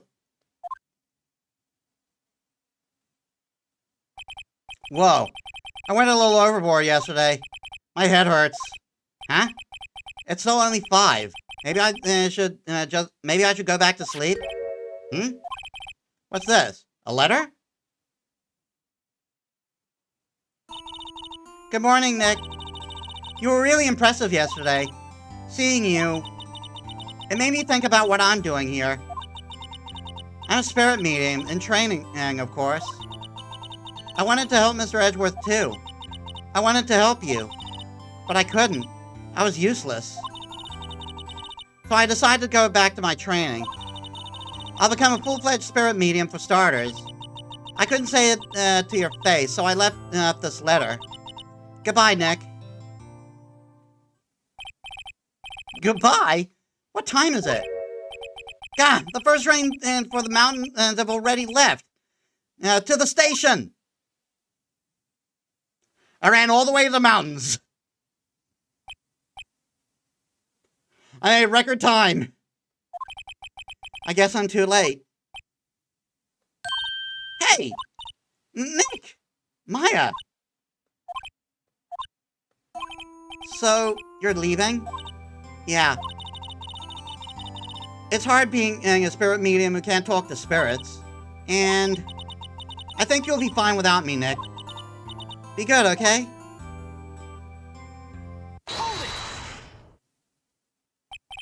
Wait! What? I never could have saved Edgeworth without your help. Huh? On the last day of the trial, I heard her. I heard Mia's voice. You heard my sister? Yes, only her voice, but still. It was the very end, it was at the very end when I thought she'd lost everything. We'd lost everything. Well, that's my sister for you. Detective Gumshoe helped, and Mr. Grossberg, and even Larry. I'm the only one who couldn't help. I was useless, Nick. But you were the one who stopped Von Karma, Maya. Huh? I didn't do anything. All I did was wander around in a daze. Sorry, but I have evidence that you... evidence that you helped. Evidence? Show Maya some evidence to cheer her up. The bullet! She grabbed it! A bullet? Von Karma was convinced that he had taken all the evidence pertaining to DL6. But you were the one who rescued the last piece of evidence we needed. This was the bullet that put an end to Von Karma. And you were the one who gave it to me. Nick. Thanks, Maya. I couldn't have done it without you. I'll be back soon. Huh? I'm going to complete my training and come back. Okay, I'll be waiting. Of course you will. Can't run that office by yourself. You're hopeless. I, don't know about that. So, this is it. See you soon, Maya.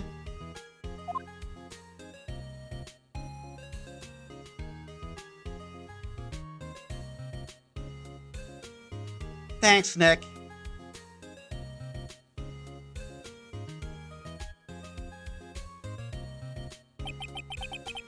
And so my story ends. And it's time to turn in a new page and say goodbye to the novice defense attorney that I once was. Now a new story begins.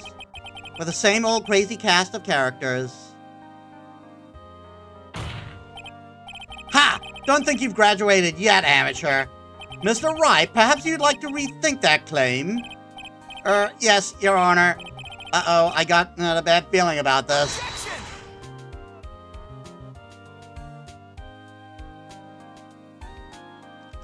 That is the end of Phoenix Wright, the Game Boy version.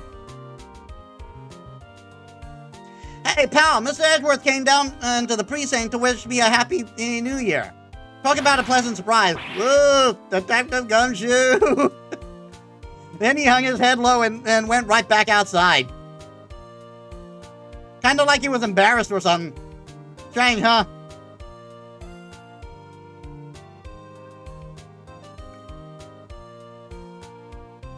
Of course, this is the end of the GBA version. Huh? Nick? Nah, I haven't seen him lately. Who, me? I've been working at a cheese shop. That Missy's a nice lady. She's not exactly what... Huh, she's in Hawaii right now, yeah. Okay.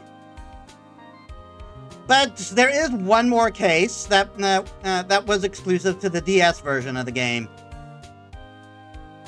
Who, Wright? Yeah, I remember him. I hear he's been busy lately. You know, not to ring my own bell, but I'm sure he's grateful. He's trying to take credit for being our first prosecutor.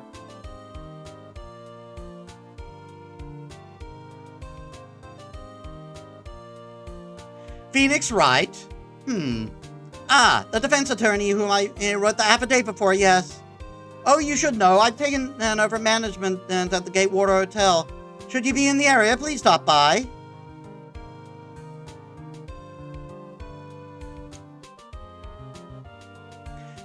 We're not going to get into the new case now, though. Oh, it's you! Phoenix Wright? Ah, yes, me as understudy, was he not? I wonder how he's doing. Haven't seen him of late. Ah, the days of my youth, like the scent of fresh lemon, you see. That's gotta be his catchphrase or something.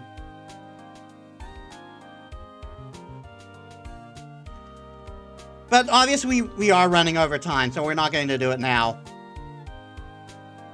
Phoenix Wright? He's an actor? Is he an actor? Well, I'm not buying it. You can't be a... there she goes.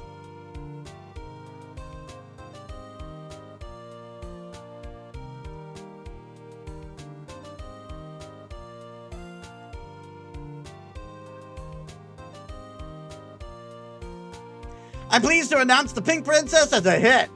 I sure owe that Mr. Wright a great deal. Oh, I'm keeping the face out of public. I wouldn't want to ruin any kid's dreams, you know? I mean, you go. We'll get to it. We'll get to that case next week, so. Oh, I got a letter from Maya the other day. It sounds like she caught the cold standing under a waterfall. I wanted to visit, but didn't have time, so I sent her some Pink Princess trading cards. She says she can't buy them where she is. What kind of place is she living at anyway? About that.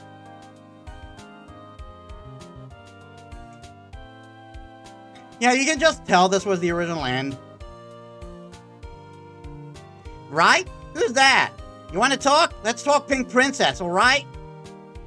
But, you know, I snuck into the studio the other day, and I saw her. The one inside the Pink Princess suit.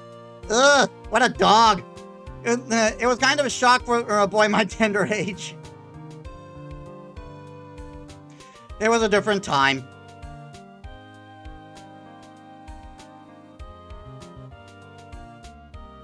Yeah, I remember, right? That lawyer guy. Huh, me? I'm training to become a paranormal photographer. You know that picture I took of everyone? Well, just behind them, there's a ghost. For real. Now that's talent. I'm gonna be famous.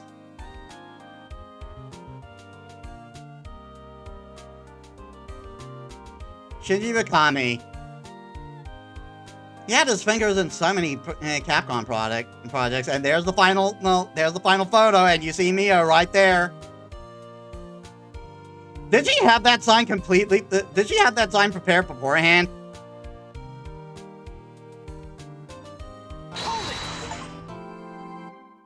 Turnabout goodbyes. Clear episode 4. Brand new episode has been added. Yeah, we are going to save. Darn it. But I am going to have to hard and quit out of this because we are very much over time. All right. So that is the end of the GBA game, of the GBA version.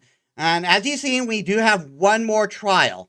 I don't know how many that'll take. I might end up dumbing down the next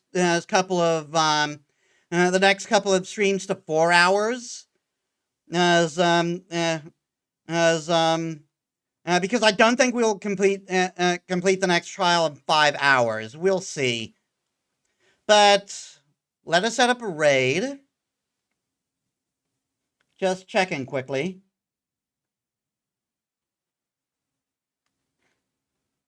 Looks like that's not Robin's not streaming today either.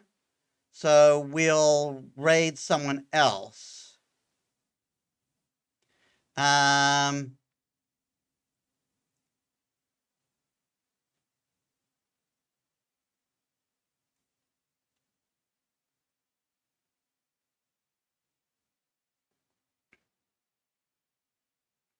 Let's see.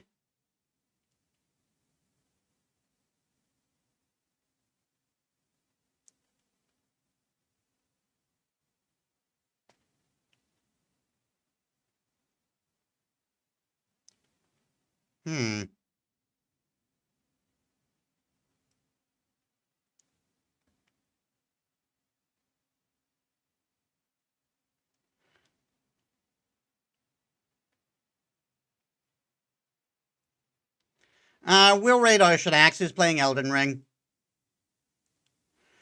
Alright, so thank you all so much for watching. I hope you all enjoyed. If you like my stuff and you haven't already, please leave a follow. It helps me as a small VTuber. I upload all my stuff on YouTube. And if you're watching there, please leave a like, comment, and subscribe. That helps me too. And you can also check my socials down there. Yeah, Phoenix Stella, Hades 2, and more Phoenix Wright next week. And I got to make this quick because they need to decrease the time. Hope to see you there. Signing out.